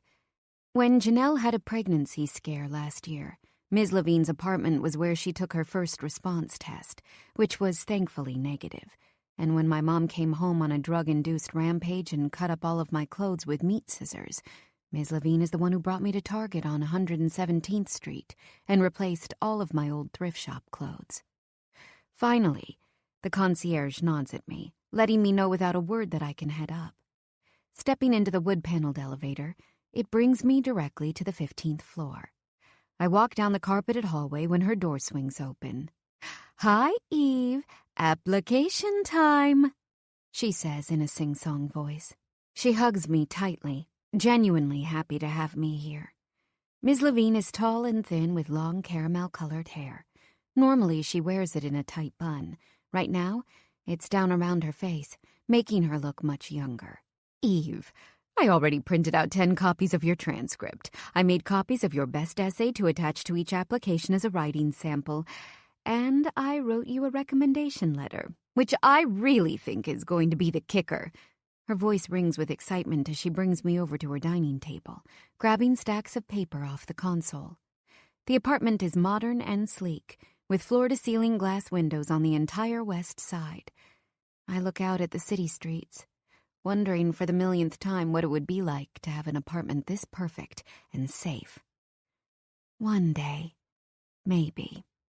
I turn around, walking toward the wall where a large rectangular Peter Lick photograph hangs.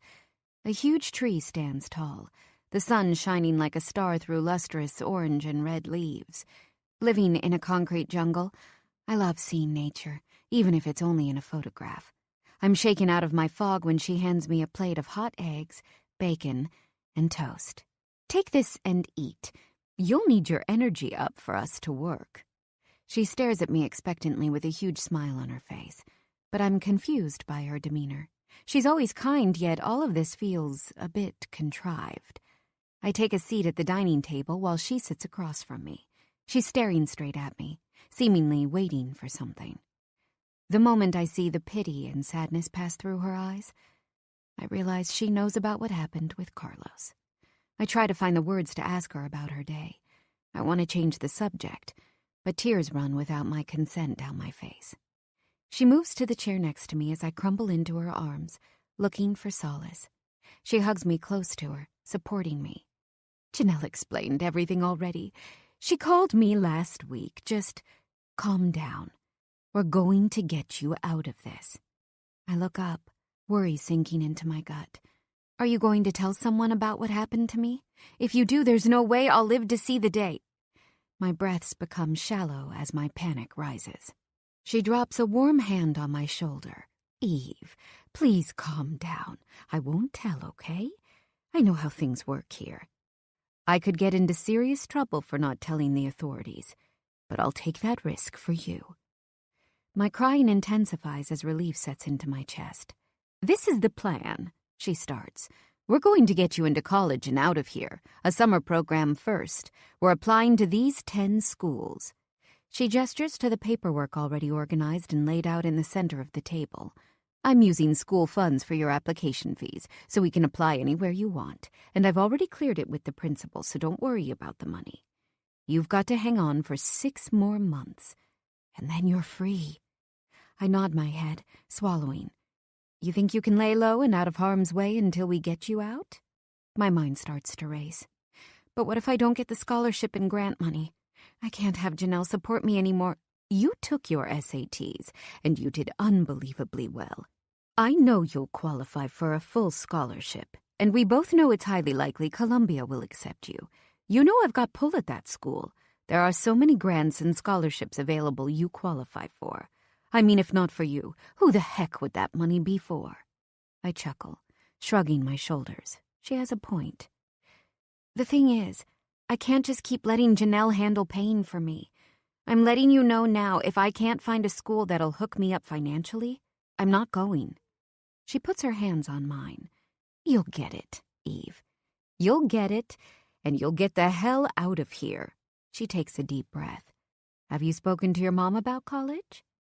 I raise my eyebrows at her in surprise and annoyance. Okay. She lifts her hand up as if to say she won't harp on the subject. Let's just forget your mom for now. You know what? Forget everything. Let's just start by applying.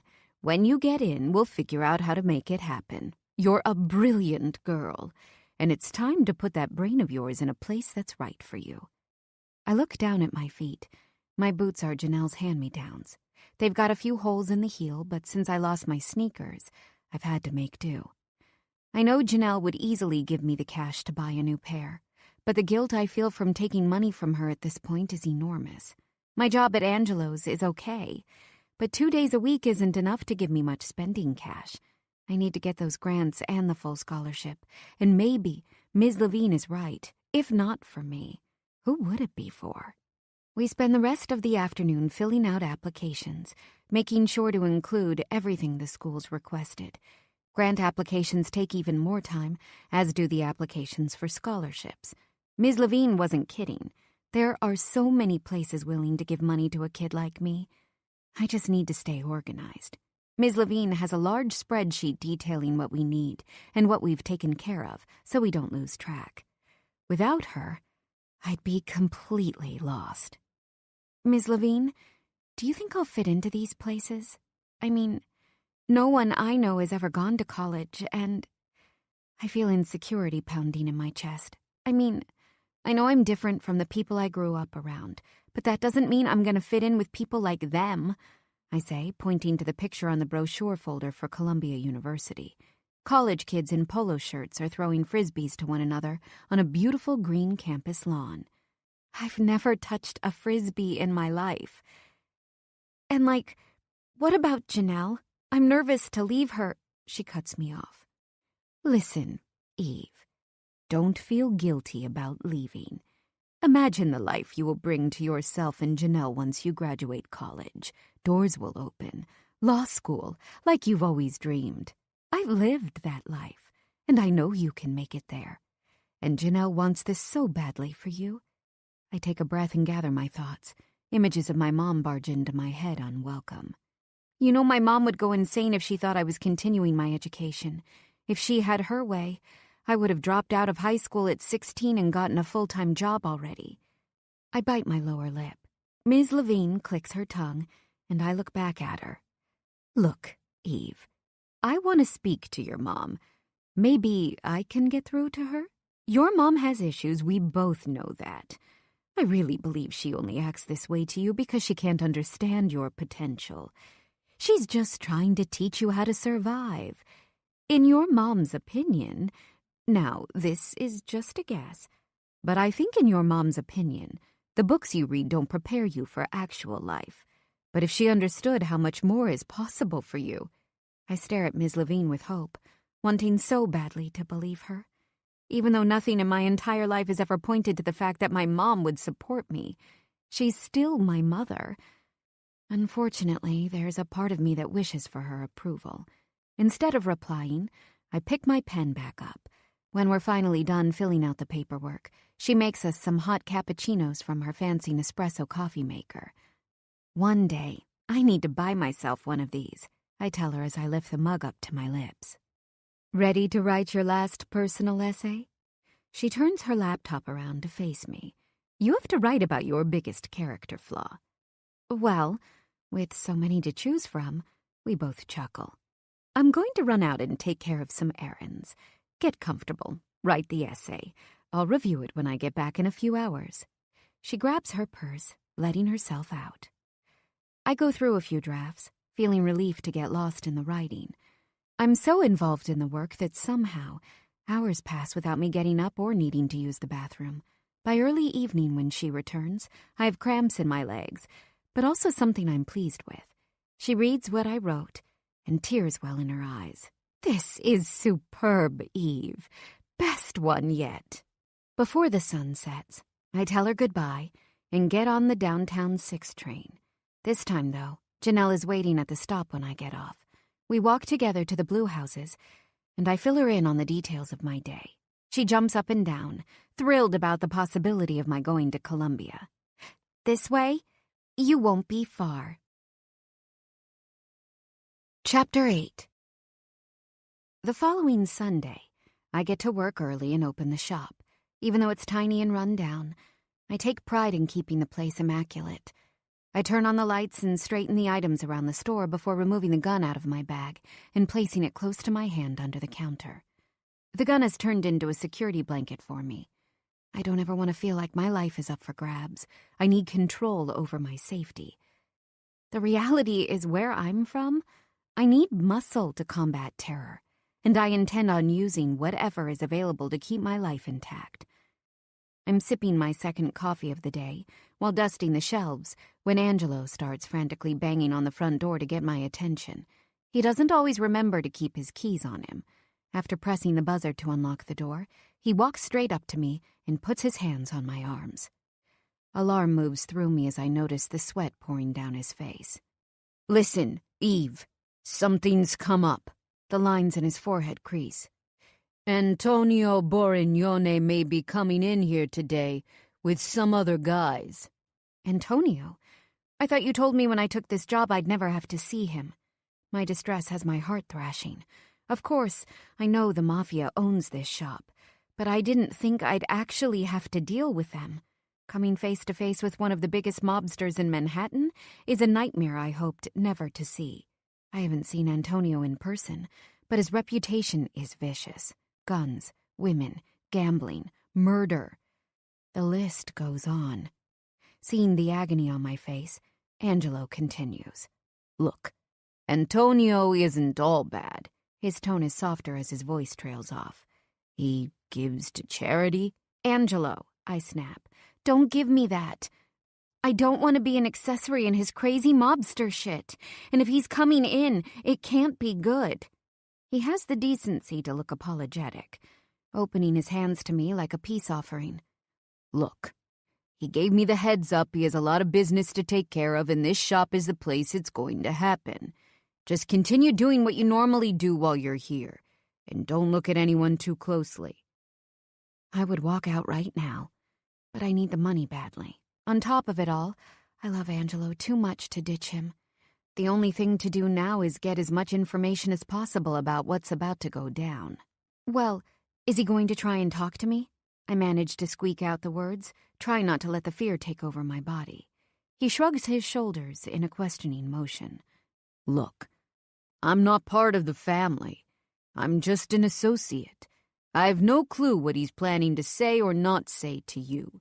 All I know is he's going to be coming in here with some of the crew, and they'll be using the basement. Typically, they don't all walk in together. They stagger themselves. Your job is to not look too closely at him or anyone else who comes in, okay? I don't want anyone to see your gorgeous face and get any ideas. I look at him incredulously, shocked he'd think such a thing. For fuck's sake, just do me a favor and keep your head down, okay? No eye contact, no speaking. Just look down. His no-nonsense attitude straightens me out and brings me back to earth. I know Angelo cares about me and just wants to keep me safe. It's not as if he asked for this. Okay, Angelo, I'll stay quiet and keep my head down. That's a good girl, doll. He replies, his tone softening. Now, can I buy you a bagel or something? Yes. Feel free to buy me breakfast for the next week, I say, trying to calm myself down. As he steps out of the shop, I take a novel out of my backpack. I'm getting to the good part when I hear the buzzer. Absent-mindedly, I press the button to open the door, assuming Angelo is back with the food. I lift my head happily, but freeze when I see an incredibly handsome man in a fitted navy suit walking inside. I gulp, praying this isn't Antonio. Whoever he is, though, he's got a dominating presence and walks like a man of importance. He has black hair, sprinkled with some white at the temples. I take him to be a bit over 6 feet, with wide shoulders that taper into a narrow waist. When he steps up in front of me, I'm met with eyes so blue, it's shocking. There's something about him that feels so familiar, but I can't put my finger on it. He smiles casually, but his jaw is tight, and the cold look in his eyes is at odds with his nonchalant smile. "Can I help you?" I ask nervously, tucking my book away beneath the counter and putting my hand on the gun. The way he's looking at me has me shifting from one foot to the other. His handsomeness is quickly eclipsed by the fear he's putting out. He slowly licks his lips. "I think you can. Where's Angelo?" He brings out a pack of cigarettes from his pocket and casually pulls one out. My heart starts to thump, and eyes widen. This must be Antonio. I can feel it. There is no smoking in here, but there's no way in hell I'm about to tell this guy that. He puts his cigarette into his full, pouty mouth. "You know who I am, sweetheart?" He's raising his eyebrows at me, and again I'm struck with the feeling I've seen him before.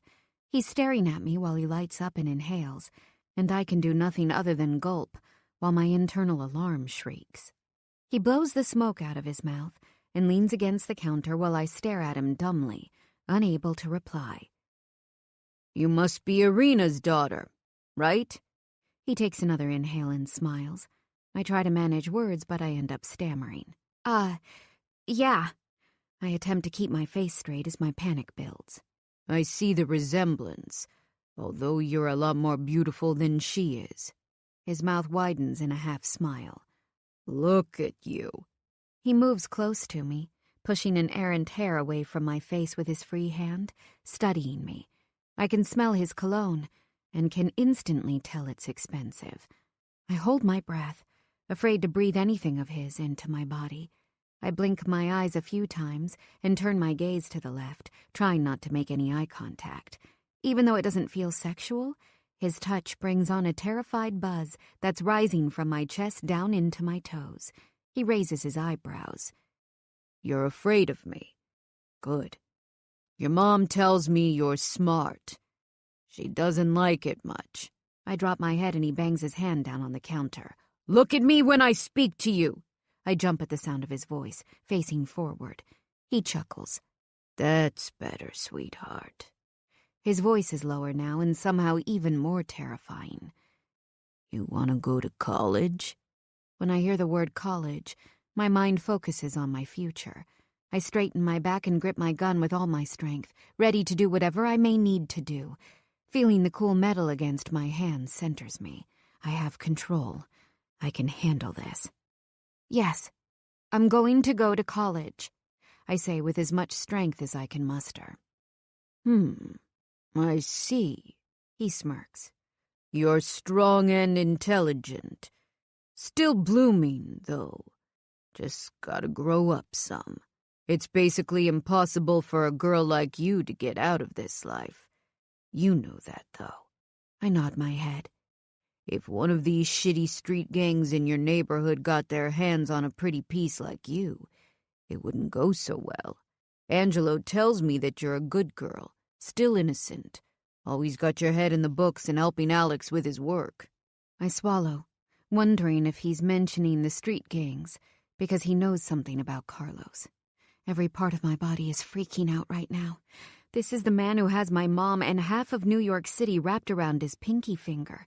He can order my death and burn my body without anyone noticing. Hell, even if they noticed, the cops would probably help dig my grave. Antonio's got everyone in his back pocket, and I'm nothing but a blip on his radar. From the corner of my eye, I watch Angelo running back across the street.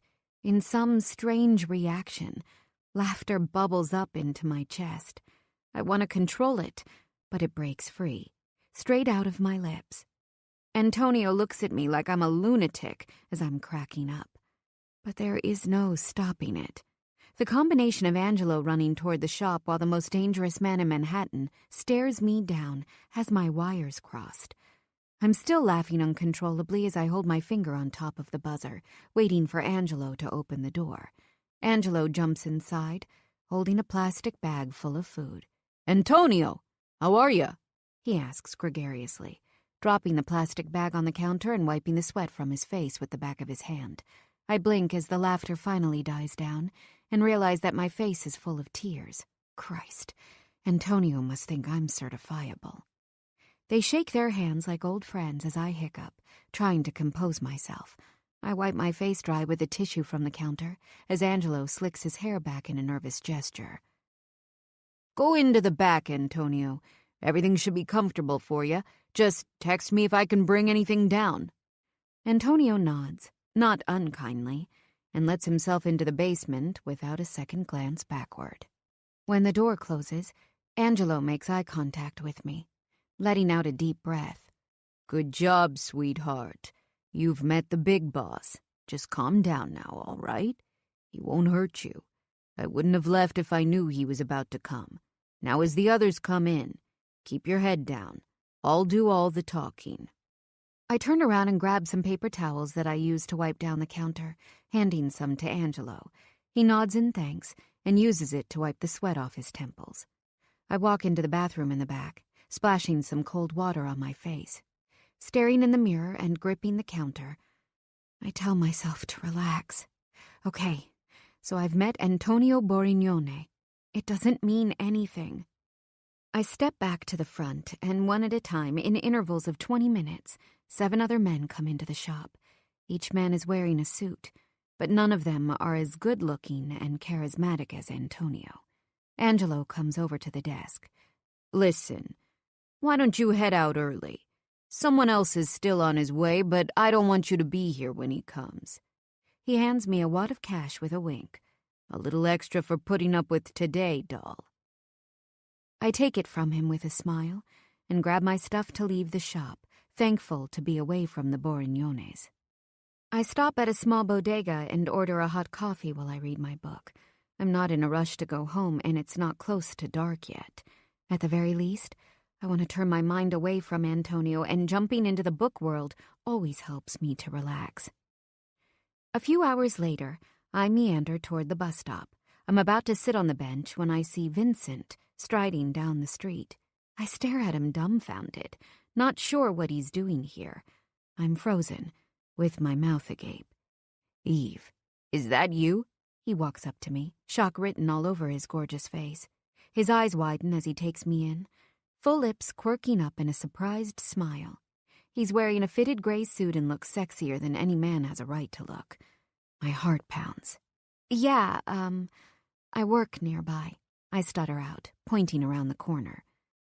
"Where?" he asks, brows furrowed in question. I would bet money he's never heard of it. Vincent is the epitome of uber-wealthy and finely educated. Trying to sound casual, I clear my throat. "Angelo's pawn." I keep my head up after I tell him, not wanting him to see me as pathetic to work in a dive like that. I know that Angelo is amazing and the work is decent, but to a man like Vincent, it may seem like I work in a complete shithole. Surprisingly, his eyes instantly widen when he hears the name, as if he knows the place and can't believe I work there. Before I can come to terms with the look on his face, he reins himself in. I'm left wondering if I just imagined the whole thing. He pushes his hair back with his hands. "You heading home? I can drop you off." The bus pulls up. My eyes flit between Vincent and the driver. Oh, who am I kidding? I've been dreaming of this moment for days, and there's no way I'd let this moment pass me by. "Okay," I tell him, biting back a smile. We walk a few blocks together in silence, when I finally get the nerve to ask him what he's doing around here. He pauses, thinking for a moment. "I train at a gym nearby." I want to ask which gym, but don't want to seem nosy. We get to his car, a sleek black Range Rover. He opens the door for me, and I jump in. It's impossible not to notice the beautiful leather seats and high-tech gadgets on the console. I let my fingers touch the buttery leather, trying not to freak out. "Do you feel like eating?" he asks, buckling his belt. I immediately remember how incredible the food was at the restaurant. Of course, my stomach chooses that moment to grumble. "I take that as a yes." He glances at my stomach as he puts the car in drive. "Sure," I reply nervously, casually lifting one shoulder in a shrug. We pull up to a French restaurant with a black awning. From the outside, it looks incredibly fancy. My eyes scan my clothes, and I realize that I'm seriously underdressed for a place like that. I'm in loose-fitting low-rise jeans and a white t-shirt. I quickly pop down the visor and, thankfully, see a mirror. Unfortunately, though, the girl who gazes back at me is frizzy-haired and tired-looking. A 5-star dinner can't happen tonight. Vincent? I'm not so sure I can do something so extravagant." I gesture to my clothes. My breath stops as his eyes take me in. "You're damn near perfect, Eve. But if you want, we can grab some pizza instead. I know a great place nearby." I sigh in relief, trying not to blush at his compliment. "Yeah, let's do that." We park the car a few blocks over on the street and walk to Gino's Pizza on the corner. The bell chimes as we enter the restaurant. It's small and cozy, with red and white checkered floors and black tables. He tells me to take a seat in the back while he orders. I walk toward a table, choosing one near the window. I sit and stare at Vincent as he checks his phone. Whatever he sees isn't making him happy. His forehead is creased, giving him a look of agitation. His turn is up to order, and he lets go of whatever was bothering him, making small talk with the guys at the counter. They're so friendly, as if they've known each other a while. He turns to me, catching me staring and mouths, "Hi." He stares at me openly, without any reservation. It lights me up inside. A few minutes later, Vincent walks over to the table, holding a large covered pizza box in his hands. "That's all for us?" My eyes widen. There's no way we could eat all of that food. He places it on the table and drops into the seat right next to me. I'm a growing boy, Eve. He jokes. Well, I'm starving, so thank you. I tell him appreciatively. I'm waiting for him to open it, but before he can, a booming voice sounds from the back. Yo, Vincent! You didn't tell me you were coming by. A huge middle-aged man comes barreling out of the kitchen, wearing a white apron and smiling ear to ear. His accent is all Brooklyn. Vincent stands to greet him. Polly, I miss you, man. They embrace each other warmly as if they're genuinely happy to see each other. Vincent is much taller, but Polly looks heavier and undoubtedly solid-looking. Polly looks at me, a pleased look on his smiling face. And what's your name, darling? Always got the most gorgeous girl with you, huh, Vince? I smile outwardly, but immediately feel slightly let down. How many girls does he bring here? Clearly, I'm not the first.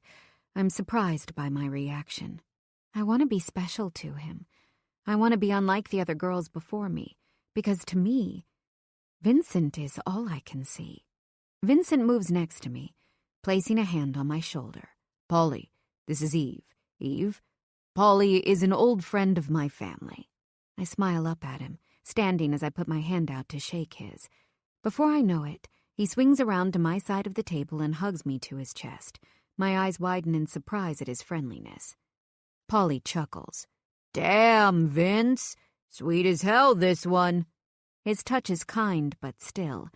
I feel shy from the attention. I watch as Vincent's throat moves in a hard swallow. My reaction to his disapproval is to take my seat. Vincent lets out a half smile, and I feel relief. Something about him is just so dominant. I can't help myself but try to please him. Polly turns his attention back to Vincent. So, how's life going? He moves back around and drops himself into the chair across from mine. Vincent takes his seat next to me, placing a possessive hand on my thigh. You know how it is. Never a dull moment. The men chuckle together when we hear a group speaking Russian loudly. Vincent looks at them, his face deadly. I suck in a breath, unsure what just brought on this change. Aw, shit, Polly says, bunching up a dish towel in his fists. These guys been giving you trouble, Polly? Vincent asks. I thought the Russians knew to stay out of your way. I sit still as he visibly hardens, his eyes impossibly darker. I blink for a moment, looking between Vincent and Polly, who seem to be engaging in a silent conversation. Vincent stands up from the table and stalks over to the group. They all seem to be talking for a second or two until the Russians run out of the pizzeria, practically tripping over their own feet in what looks like terror. I eye Polly nervously. When he sees the look on my face, he begins to laugh. Oh shit, Vince, he calls out. You got yourself an innocent girl, huh? Much better than that redhead. I'm taken aback by his comment, still not understanding what the hell is going on. Vincent moves back to us, smirking.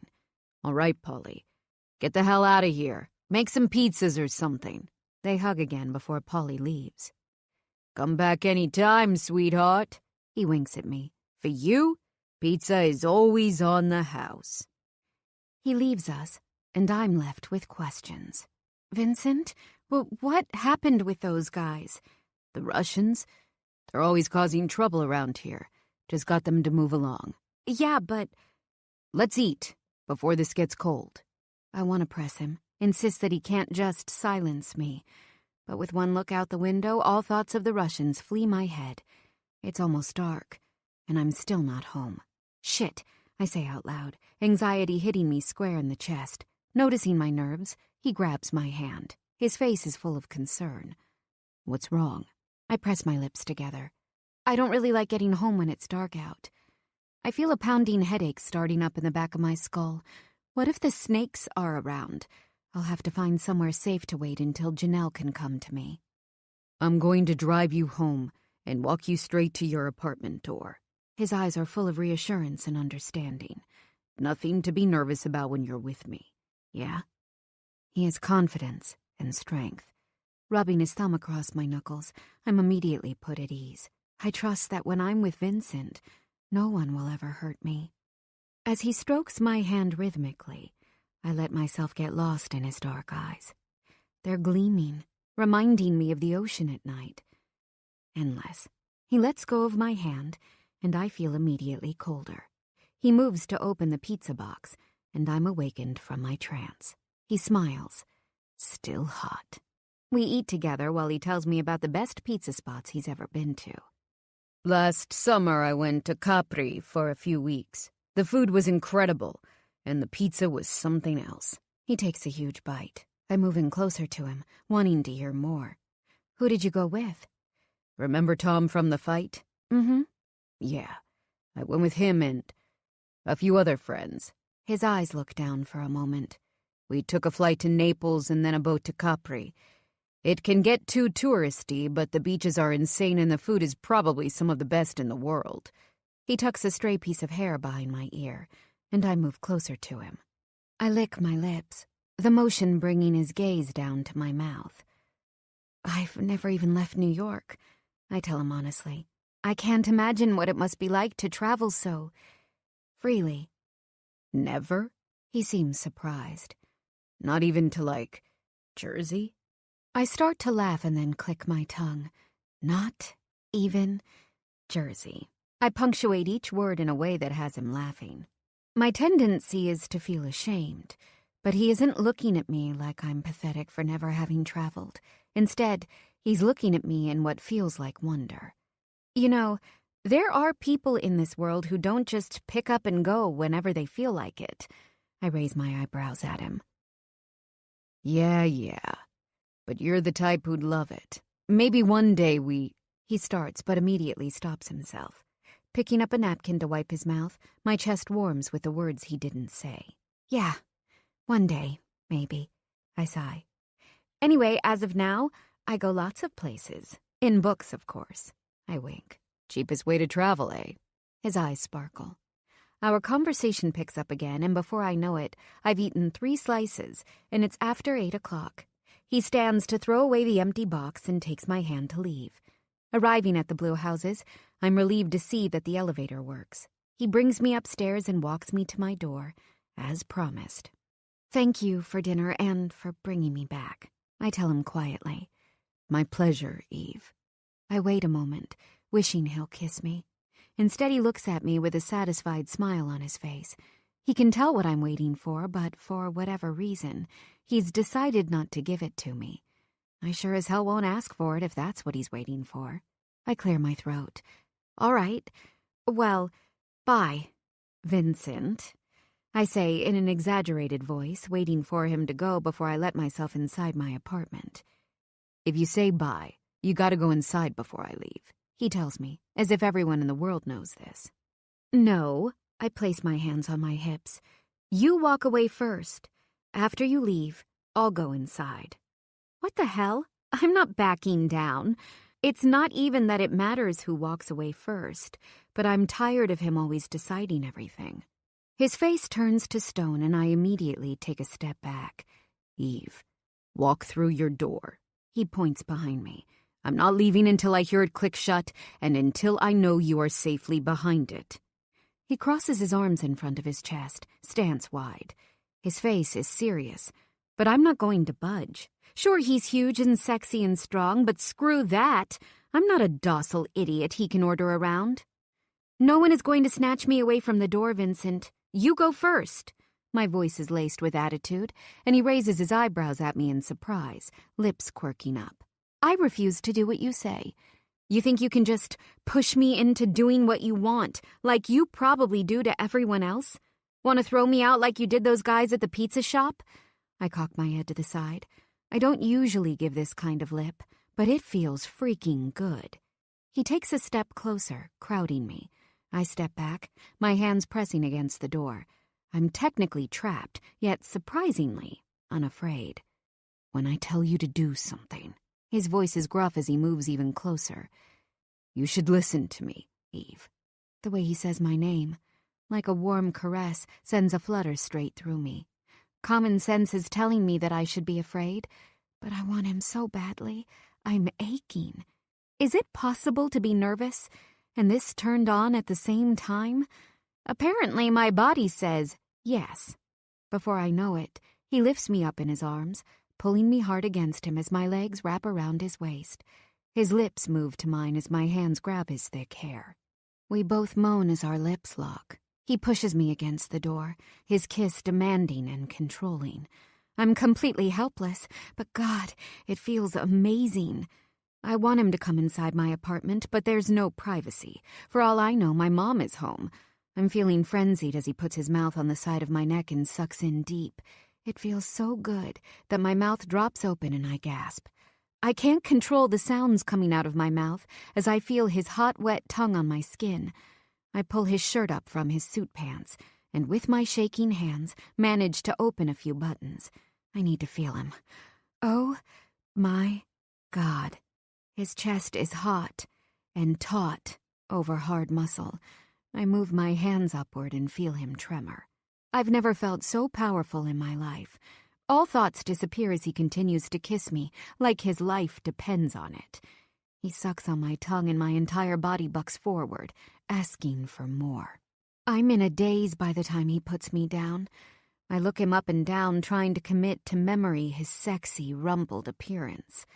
Forget the bull. You're Batman. I put my fingers to my numb lips, giggling. Why Batman? His eyes shine. Because you're like underground fighter 1 second and all suited up the next. The duality, you know? I cock my head to the side. He shakes his head from side to side. Baby, you have no idea how right you are. My entire life is duality. 1 foot in one world, 1 foot in another. I'm not sure what he's talking about, but the way he's staring at me has me wanting to jump back on top of him. How's it going? I bite the side of my lip, trying not to smile. He sighs. It fucking sucks. But hopefully soon, I'll be able to simplify. Simplify? I repeat, my voice full of question. Yeah, simplify. He leans against the doorway, legs crossed. He's clearly waiting for me to let myself in. With a sigh, I turn my body around and finally turn the key in the lock. Before I can step inside, he gently pushes me into my apartment and shuts the door on my face.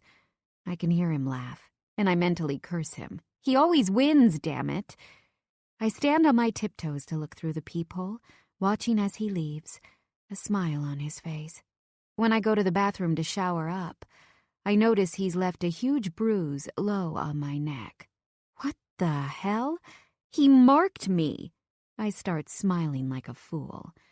Maybe I won, after all. Chapter 9. It's 3:15 on Monday, and my mom just walked into Ms. Levine's classroom. Surprisingly enough, I haven't heard any yelling yet. I tried telling her earlier this week that meeting with Mom is pointless, but she insisted that maybe a different tactic would work. Hearing their voices increase in volume, I know I made a big mistake letting them meet. Sitting on the floor of the empty hallway, I keep myself busy by reading the graffiti on some of the lockers. Apparently, Joaquin has a small dick and Chanel likes to suck it. Another locker is tagged with Snake's symbol. A red circle with a capital S inside. My stomach does a slow churn as I stare. I try to turn my thoughts to Vincent, but there's no room for beauty in my mind right now. When I hear Ms. Levine yell, I close my eyes and raise the hood of my black sweatshirt over my head. It's a men's hoodie and completely hides my shape, but I feel more comfortable having armor between my body and the world. Your daughter should go to college. Look at these scores. Her SATs are unbelievable. Don't you want her to go places other than here? Ms. Levine! My mom screams, her voice laced with aggression. I can only imagine her standing tall right now, getting all up in Ms. Levine's face. How many fucking times do I have to tell you people?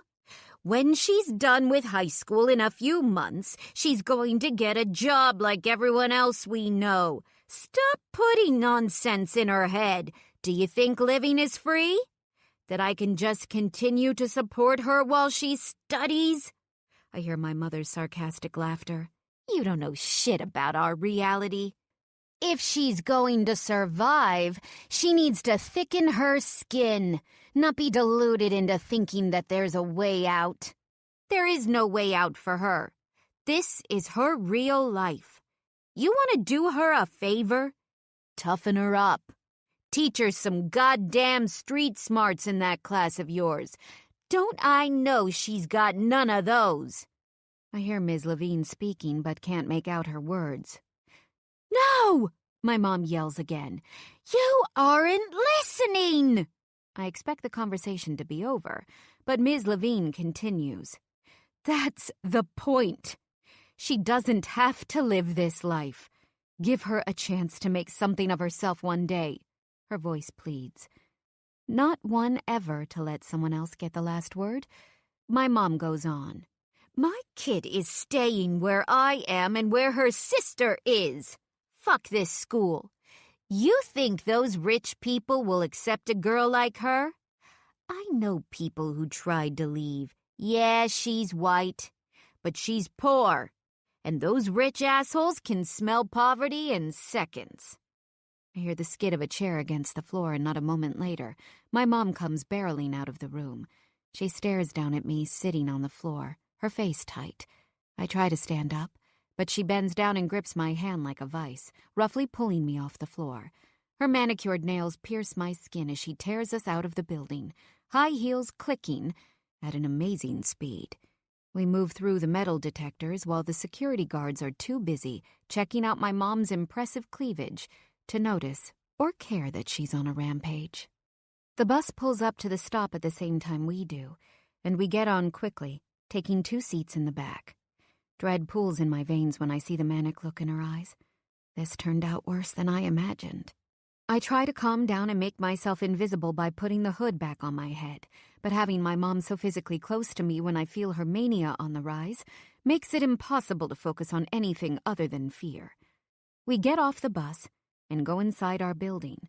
My mom walks straight to the elevator and presses the up button with a sharp red nail. But the light won't come on. Fuck! She exclaims. Of course the shit box is dead again. Someone gotta get shot before anyone fixes anything round here. I see the storage room next to the elevator and blink a few times, feeling lightheaded. I need to get out of here and into our apartment. She pulls her cell phone from her bag and turns on the flashlight as I open the heavy fireproof door for the two of us. We start up the steps. Her phone is raised above her head, casting a small spotlight in an otherwise dark stairwell. The lights in here have been dead for some time. It's like a black hole right now. When we get to the 4th floor landing, I open the stairwell door and start down the hallway for our apartment, hoping maybe she's mellowed out some since the conference. But before the thought can exit my brain, I feel her take hold of my shoulders from behind and turn me around to face her. She slaps me hard across the face, the smack echoing through my ears. My head swings to the side from the force. My long and dark ponytail whips around my face. Eve, how many times have I told you to stop showing off in school? Stop dreaming. You think you're better than me? Than all of us? Even though I know there isn't any blood, it feels like the bones in my face have been shattered. My eyes fill with tears as I stare at her forehead. If I look into her eyes, she'll think I'm talking back, but if I don't look at her face, she may think I'm disrespectfully avoiding her stare. You need to learn how to toughen up. You hear me? This life is what you've been given. Reading books and going to college won't get you anywhere but dead. She's yelling now, shaking me hard with both her hands, in her own sick way. She's just trying to get me to see something that I already know. I'm not suited to live this life. I know I'm different from my neighbors, and it doesn't serve me well. I keep my head down and hide, hoping to just get through my days without getting hurt. My mom keeps trying to wake me up, thinking that if she pushes hard enough, I'll learn how to navigate the streets and save myself. You think I don't know about what happened with you and the snakes? I heard about it from some girls at the club. You're lucky your sister is so well liked in this building and she saved your ass. But one day, your luck will run out. You've got to grow up. You see this place? This is where you live. This is who you are. You'll never be more than this. If you read every book in the world, you'll still be you. A nobody. Her words sear my insides. If you want to do something good for yourself, go be Carlos's girlfriend for a while. He'll eventually get over you and you can move on with your life. The more you resist, the worse it'll be when he finally catches you. With those parting words, she turns from me and walks to our apartment door, opening it forcefully and slamming it shut behind her. I close my eyes, leaning against the corridor and sinking down until I'm crouched on the dirty floor in a daze. I put my hood back on my head and lean into it, letting the black cotton cover my eyes. Her words are sobering. The truth in them rattles around my head. I want to think about Vincent, but it's useless. A man like him has no business with a girl like me. It isn't until I hear someone nagging about the electric bill that I'm shaken out of my thoughts. Picking myself up off the floor, I walk into my apartment and straight into my room. Closing the door behind me, I strip out of my clothes and put on a pair of old and worn sweats before crawling into my bed. I'm relieved to see it's only 5 o'clock. I love getting into bed early and reading the night away. I take the new book Ms. Levine recommended off my bedside table and escape my life by entering someone else's. When I finally doze off to sleep, I dream of Vincent. He's lying on a white sandy beach with a group of friends while I'm drifting in the ocean on a small red raft. I see him and call out, but no matter how loudly I yell, he doesn't see or hear me. I wake with a start when I hear the front door open and close. Checking my bedside clock, I see it's 2 a.m. My sister comes toward me in the dark. I can see her tiptoeing, trying not to make noise. "Hi, Janelle," I croak, rubbing my eyes and wincing, feeling my face sting. She turns on a small lamp in the corner of the room and lets out a gasp. "Holy shit!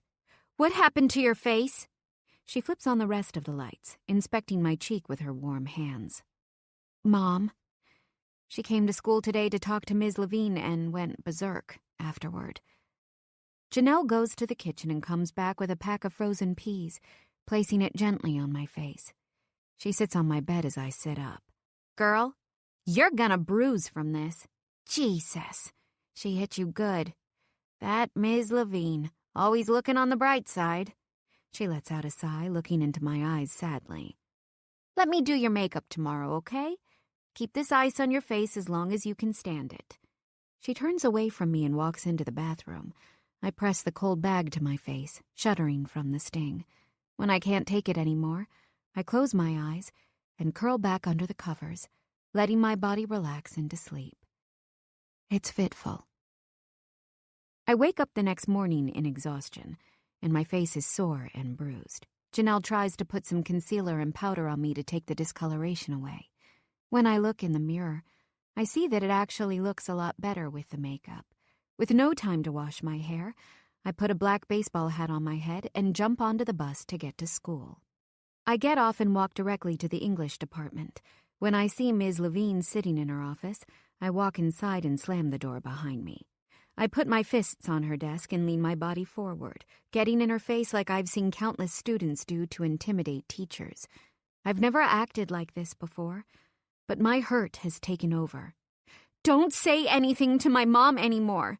I'm never leaving this place, and I want you to pull my applications out." The tears start to run down my face as she looks at me with sympathy. Fury takes hold, and I have an urge to smack the compassion off her face. My hands shake. "My mom is doing this for my best interest, and in the best interest of my family. I have to stay here. I'm graduating in 6 months, and then I'm getting a job," I yell. She stands from her desk and closes the blinds, making sure none of the other teachers or students witness my outburst. She stands next to me in front of her desk, trying to take my hand. I ball them into fists, hating the feeling of her kindness. She steps back, eyes gentle. "I know you, Eve, and I'm not pulling those applications. Do you hear me? I know you're scared. But one way or another, I'm getting you out of this life. You deserve better," she pleads. I see your face right now. You can't cover bruises like that with makeup and a hat. I made a bad judgment call bringing in your mother. I should have listened to you. Regardless, you're too smart for this, she states firmly. I'm not giving up on you. I'm nothing. Stop trying to turn me into something. It's only making my life worse. Can't you see that? All these promises. It's all bullshit. I don't know anyone who ever went to these fancy schools except you. I wouldn't even know the first thing about doing well at a school like that. And this, I glance around the shoddy room, is who I am. My voice breaks off at the end. She shakes her head woefully, stepping closer to me again. We'll hear back from colleges shortly. I'm still crossing my fingers that you can start somewhere in June. Just hang in there a little while longer, Eve. She finally takes my hand and I let her. I'm not leaving you alone, all right? Don't be afraid. Her eyes show concern, and I know she's doing this because she cares. But I'm too hurt to accept it. When the first bell rings, I walk out of the room, no longer having the energy to speak. I go to my first period math class and zone out, telling myself I need to calm down and let the application stay in motion. Ms. Levine is right. I can't just give up after all I've put into this. I look out the window and watch as a delivery truck parks illegally to bring crates into one of the bodegas. While he's away, 3 kids jump into the back of the truck and run out with their hands full of loot. Only a few minutes after that, the cops come and give the truck a ticket for double parking. I'm living in gangland. Chapter 10. The next morning, Janelle wakes me up by vaulting into my bed. The box spring and mattress is so old that I immediately bounce up. Today is gonna be a great day. She hugs my exhausted body to her chest, lifting me like a rag doll. It's the freaking weekend, baby. I'm about to have me some fun, she sings, quoting Ignition by R. Kelly. I rub my face, my voice coming out in a rasp. Ugh, get off me! Or at least wait until I've had my coffee. I get up, dragging my body to the bathroom. How Janelle has this energy in the morning, I'll never understand. After washing up, I walk into our tiny kitchen to put the coffee on. I take out a pan and put it on the stove. I take out eggs and some milk and immediately scramble them together. I don't cook anything fancy, but Janelle always tells me I've got a gift in the kitchen. I put some toast in the oven, and when it's all ready, call for my mom and Janelle. My mom lazily walks to our table with a short pink silk robe wrapped around her tall frame. She sits casually and waits for me to serve her. I put the full plate in front of her and she tenses.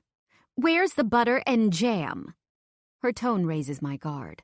I quickly open the refrigerator, taking out what she needs and placing it on the table. Moving to the sink, I immediately begin to wash the pan I've already used, making sure to give her a show as to how diligently I clean.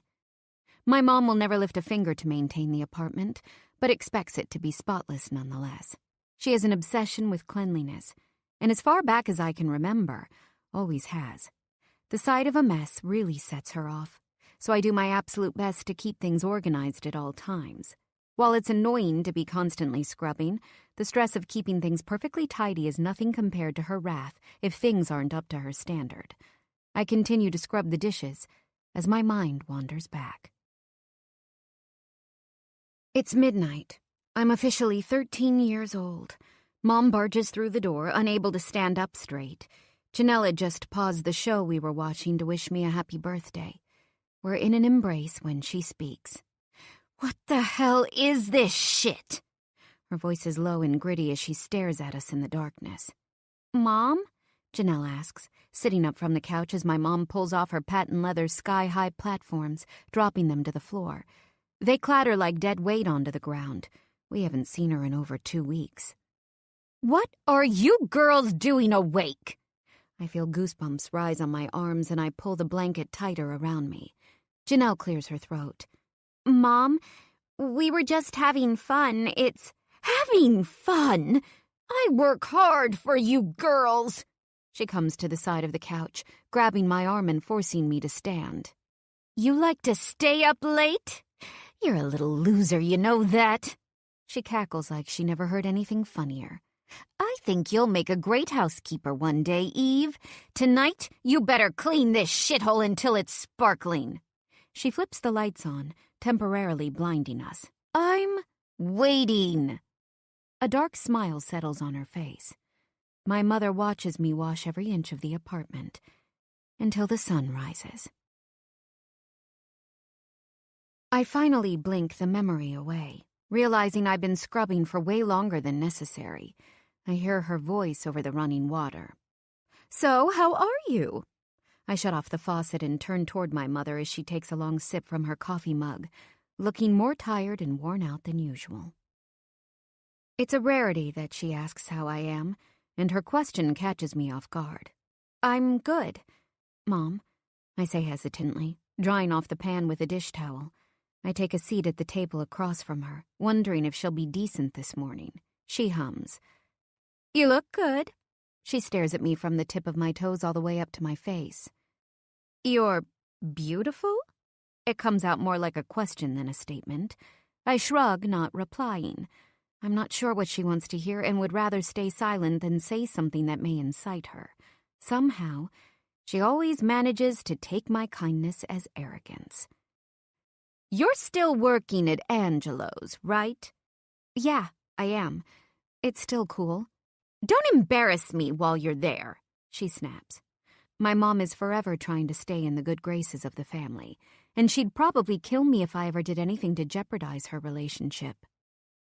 The Borignones are so powerful. I'd never, in my right mind, do anything that could even be potentially construed as messing with them.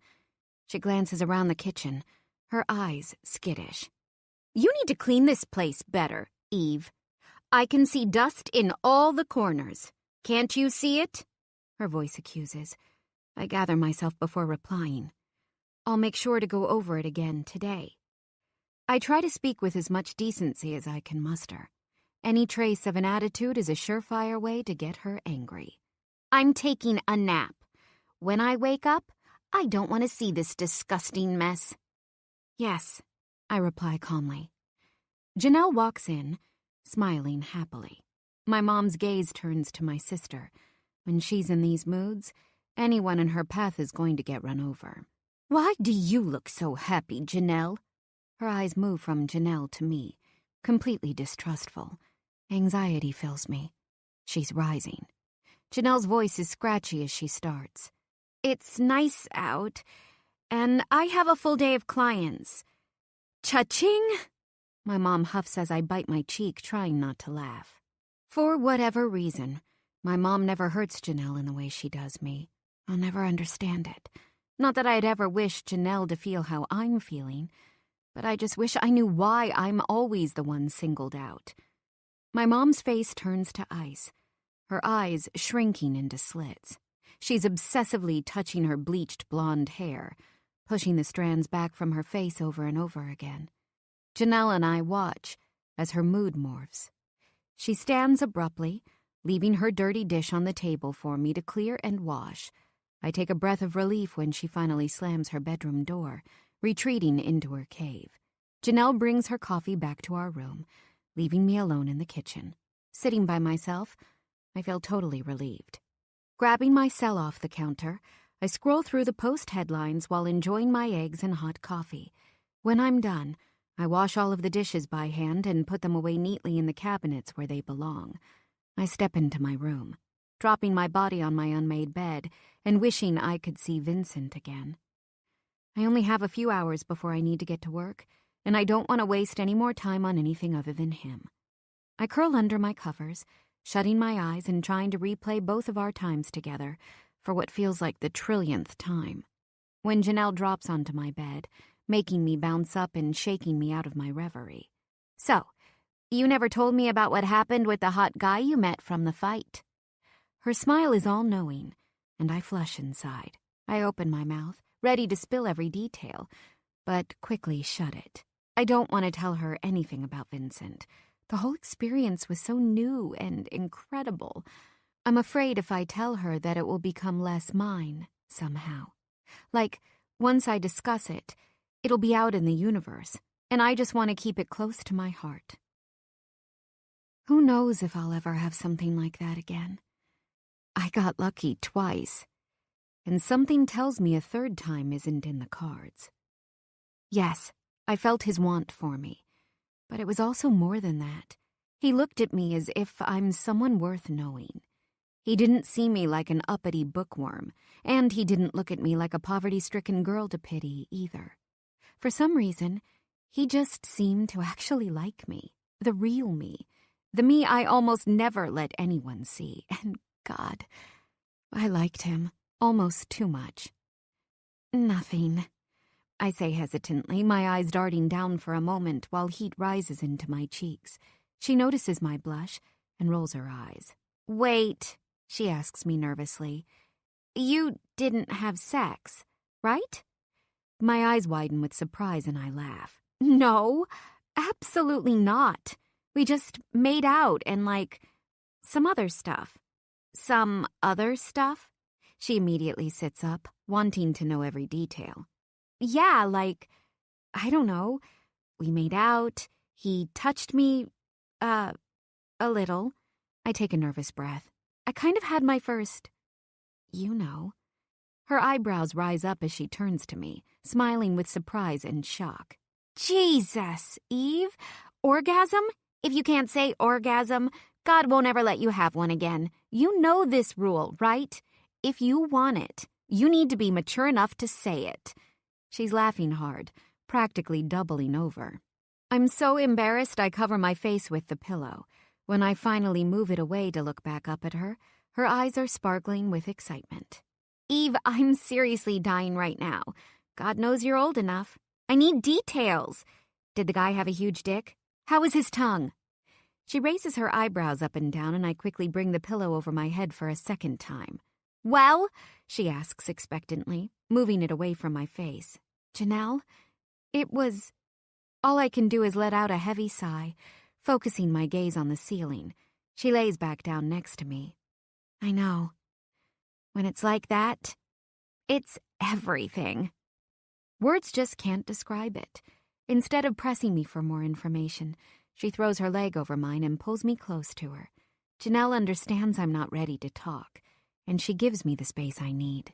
God, I love her. I'm so happy for you right now, Eve. I feel like my heart is about to burst. Whenever you're ready to talk, I'm here. I let out a hum in response. I finally shut my eyes again, and he's all I see. Chapter 11. The following weeks pass in a blur of school during the week and Angelo's on the weekends. I haven't heard from Vincent at all, but I'm too nervous to reach out to him. If he wanted to talk to me, he would have taken my number, right? Regardless, our times together are still on repeat through my head. I grab my bag to leave Angelo's and type in the numbers for the alarm. I step outside and zip up my light jacket. It's going to be a cold winter for sure. Shutting the door behind me, I pause when I see who's waiting out front. Vincent is casually leaning against his car, looking down at his phone. I stand there for a moment in wonder. Is he here for me? He glances up, dark eyes drinking me in as if I'm the first good thing he's seen in quite some time. I tentatively walk up to him, but he doesn't let my shyness dictate the moment. Instead, he takes my hand and pulls me flush against him, swallowing me up in a warm bear hug. I let out a sigh as I melt into his warmth. He smells so good. Part of me wants to ask him where he's been, but the bigger part of me is so deliriously happy. I can do nothing other than gush at the fact that he's here. He finally lets me go and wordlessly opens the car door, inviting me inside. I hop in and buckle up as Vincent shuts the door behind me. The car is so warm compared to the cold temperatures outside right now. He takes his seat, immediately grabbing my hand and smiling as if we were just together yesterday. "How are you?" he asks, his voice full of gentleness. "I'm great," I tell him over-enthusiastically. He chuckles at my excitement. "So, where are we going?" The happiness pulses through my veins. I can't contain it. I thought maybe we'd go to Woolman Rink in Central Park. Have you ever been skating? My smile stretches from ear to ear. Oh, I've always wanted to do that. I stop myself before I tell him that I used to dream of being a figure skater, even though I've technically never been on ice. I've skated lots of times in my mind, though, so it's sort of like the real thing, right? I mean, how hard can it actually be? He winks. I guess I'll have to show you how. I'm staring out the window, daydreaming about how he'll hold me close to his body as we skate, hand in hand. It will be so romantic. We pull into a parking garage near Central Park on 6th Avenue. Vincent tells me to wait as he steps out of the car, throwing his keys to the valet before coming around and opening my door. Do you know him? I ask, turning my head for a moment to get a look at the attendant. Maybe that's the normal way people treat car attendants? How should I know? From what I see about Vincent, he lives in a world that's totally foreign to me. Nah, but I know the owner of the garage, so most of the guys who work there know me. He's so nonchalant, walking forward like he's the master of his universe. We walk through Central Park from the 57th Street entrance, walking down a small hill toward the rink. The first thing I notice is how packed it is with people of all ages. I'm looking around in awe of the entire place, with the city skyline as the background, while Vincent pays the admission fee and skate rental. We walk together into the pavilion when what feels like a million kids run past us. I grab Vincent, trying not to get mowed down. He laughs as I cling to him for dear life. They finally leave the vicinity and I shake my head. Kids these days, huh? He laughs harder, and I join him. People sip hot chocolates and coffees while munching on churros and soft pretzels. Vincent asks me for my sneakers and I pull them off, handing them to him. He gives the rental guy my shoes, who quickly goes to the back and returns with skates in my size. What about yours? I ask curiously as we walk away. I've got my own pair of hockey skates with me. I finally notice that he's got a black sports bag with him, and I roll my eyes. Next thing you're going to tell me is that you were about to go pro with the NHL or something. Ha! You think I'm that amazing, do you? Nope, but you definitely think you are, I quip, smiling. I'm not too bad, am I? He gives me a sly grin and I try not to melt in a puddle on the floor. So, when did you learn to skate? I ask, trying to get as much information out of him as possible. I used to take lessons when I was a kid. I showed a lot of promise, but I preferred football. His eyes gleam. Really? That's so cool. My heart flutters. So, how did the fighting start?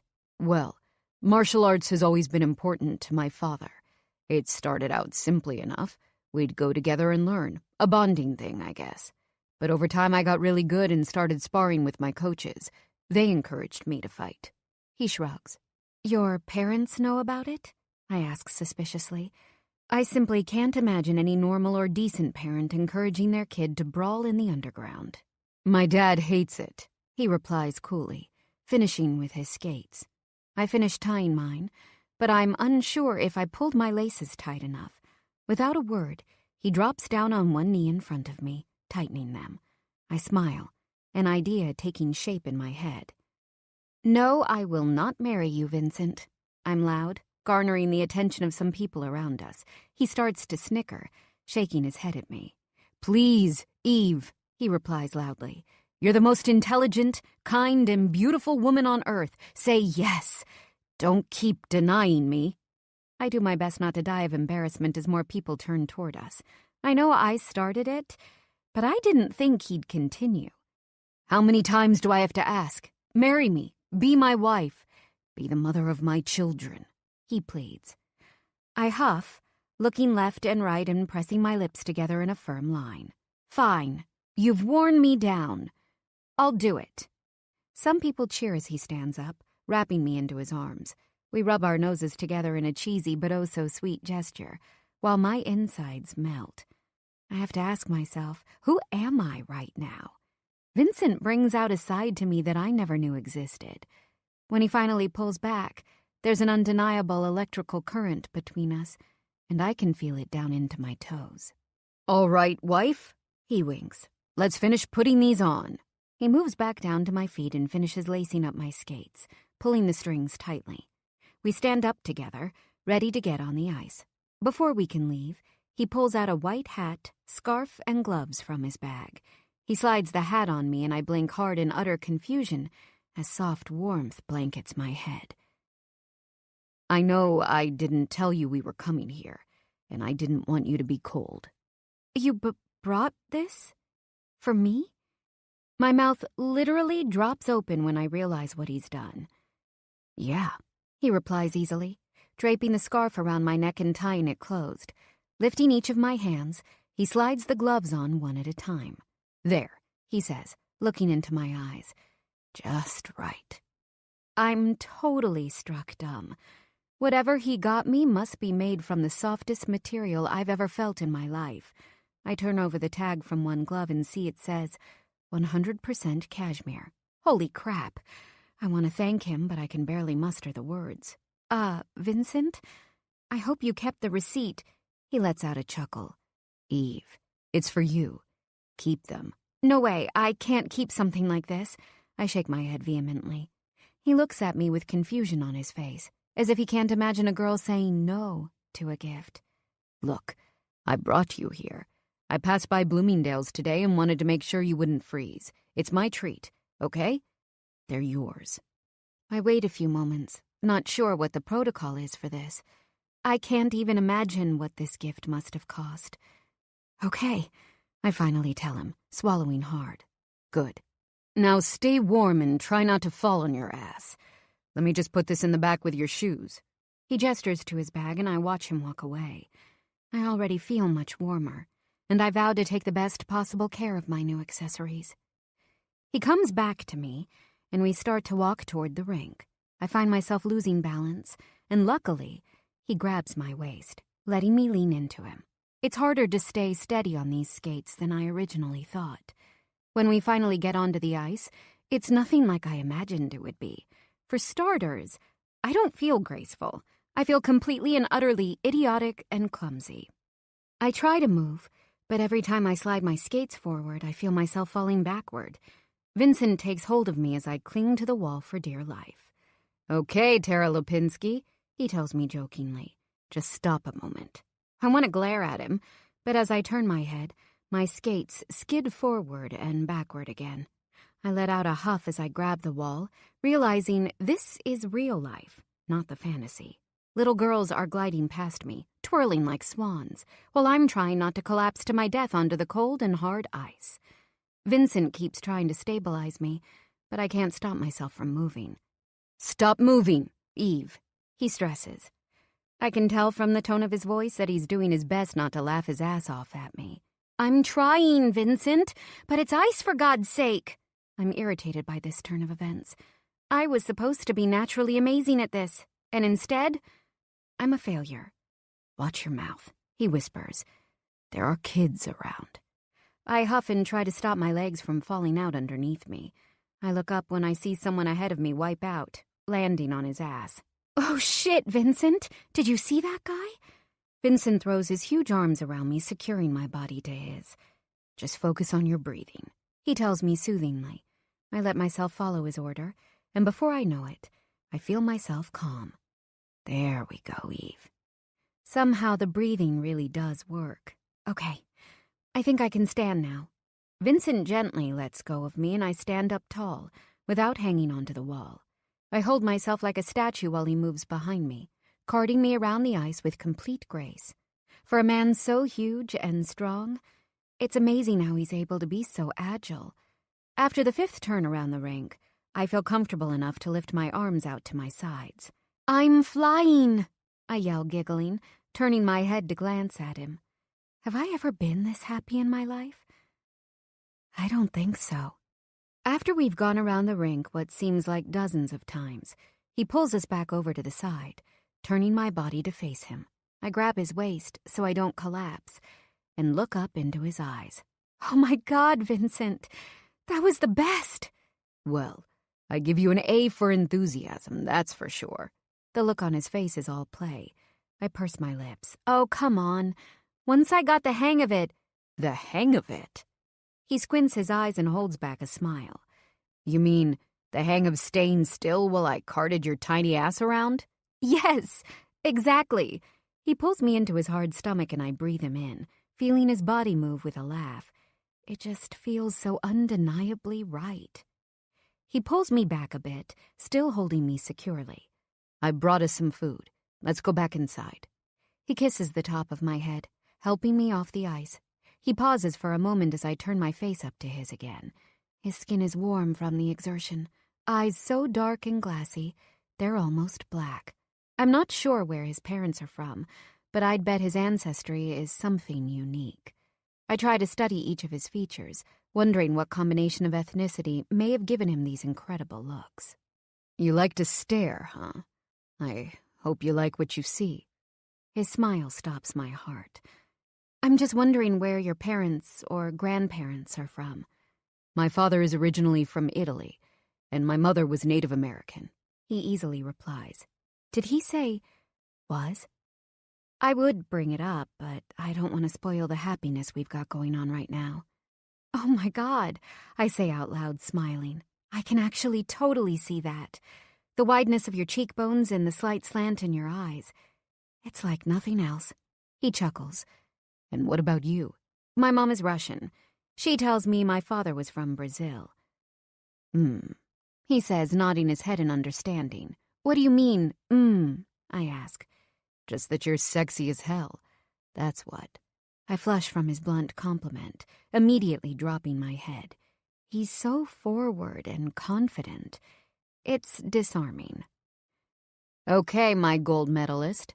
Let's go inside. He drapes his arm over my shoulders, and I do my best not to lean on him as we walk. He abruptly stops, seemingly annoyed. I've had enough of this wobbly walking. I'm afraid you're gonna fall. Well, what exactly do you want me to... I'm cut off when he lifts me in the air and throws me over his massive shoulder. I want to protest, but I can't stop laughing. All the blood rushes down into my head. We get inside and he places me down at a table in the back corner, with a gentleness that's completely at odds with his tough demeanor. I look around for a moment. Our table is completely hidden behind a beam. Did he bring us here on purpose? He unties my skates, pulling them off my feet. I feel instant relief as I wiggle my toes around in freedom. Feels so good to take these off, I exclaim. Vincent pulls off his own skates. It does, huh? I nod my head in reply. I look down and notice how massive his feet are. I swallow hard, wondering if that old saying is true. Big feet, big... Let me take your skates up. He picks them up off the floor, walking back to the rental desk. A few minutes later, he brings my shoes back along with his gym bag. Unzipping his bag, he pulls out bottles of water, 4 huge sandwiches, and 2 colorful-looking salads along with napkins and plates. I'm looking at all the food with wide eyes. He gets up again and walks over to the snack counter, bringing us back 2 large cups filled with ice. I sit on the edge of the table and watch while he finishes setting everything up. I'm not used to being taken care of like this. He opens up the sandwiches, each overstuffed with meat and vegetables and cut in half. I can't wipe the grin off my face when I see all that he's done. You're a perfectionist, huh? He places the food on the table in perfect symmetry and with a neatness I'm shocked he possesses. I can't believe you did all this. The food here sucks, and I thought you'd like something else. He smiles casually, as if bringing food this amazing is not a big deal. To me, though, it's everything. And it's not just the food. It's the thought. It's everything. It's him. He looks down at me as something dark and filled with promise moves through his eyes. I swallow hard, the smile from moments ago wiped off my face. He's looking at me so intensely that I feel my breath quickening. He picks up a sandwich and hands it to me, breaking our heat. You'll like this, he says gruffly. I close my eyes and take a bite. It's delicious. And I'm not bluffing. It may be the best sandwich I've ever had. I open my eyes to see him watching me intently, his gaze moving from my eyes, down to my lips, and back up again. It's from Italy. Oh, I've always wanted to go there. I want to continue but stop myself. Not that he doesn't already know. But girls like me don't get to eat at fancy restaurants with even fancier chefs. I can't stand the thought of him seeing me as lacking, or even worse, pitying me. Thoughts about my poverty disappear, though, as he continues to gaze at my mouth as I chew. I swallow my food as heat finds its way into my lower belly. He picks up his own sandwich and takes a gigantic bite. For some time, we do nothing but eat and stare at each other. We're quiet, but the silence is completely loaded. It's weird how these things don't take prior experience to understand. Something inside me, on a basic and carnal level, knows what's happening. Our eyes, full of energy, say everything. My eyes. God, you're gorgeous, sexy, brilliant. I love this. Vincent's eyes. I'm so happy you're here with me. Some of his hair is messy on his forehead, and I put my sandwich down, leaning forward to brush it off to the side. His look softens, and I wonder for a moment if he had a mom who took care of him, if she used to pack him lunch and make him breakfast and dinner, if she tucked him in bed at night, reading stories. Did Vincent have his parents' bed to run to in the middle of the night if he ever had a bad dream? Even though he seems to have it all, something is telling me that his life may not be all roses. I want to ask him, but feel shy. I take my last bites of the sandwich when I start to consider getting some sauce on my cheek just so we can have one of those movie moments where he wipes it off and kisses me. But as I squeeze the remainder of the sandwich in attempt to get the sauce on my face, I screw it up and somehow end up getting mayo on my pants. Shit, I gasp, clicking my tongue and grabbing a napkin. He starts to laugh and I quickly try to explain. I didn't realize that the sandwich would squirt from just a small squeeze. I mean, shouldn't it take more than that? His eyes seemingly widen with disbelief in my comment, and he starts cracking up. I'm not sure what's so funny about what I said, but something in the way he's laughing tells me he's laughing at me, not with me. His laughter is intensifying as I get redder, and there's nothing else to do but hide my face with my hands. When I realize he isn't planning to stop his laughter, I lift my hands off my face and hit him on the shoulder. Oh, shut up! Stop! I feel so juvenile. My face is probably the color of a beet right now. Stop laughing at me, Vincent. I can't help it. You're so damn sweet. He drags me onto his lap, and I put my head into the crook of his neck. I feel his body shake with the remnants of his laughter, and I take a sharp breath. All of a sudden, I realize I may have just found the greatest spot of all time. I nuzzle into his neck, inhaling his scent. I hope he doesn't think I'm creepy right now, but the truth is that I couldn't stop myself even if I wanted to. I want to crawl inside this man and never leave. For all his hugeness, we managed to fit so well. He finally stops laughing and brings his arms around me, pulling me flush against his chest and holding me firmly. I guess he likes this too. I receive confirmation when I feel him hardening under me. I pause. Slowly, I pull my head back. Some young kids start nagging their mom about wanting churros, but it all becomes background noise as our lips connect.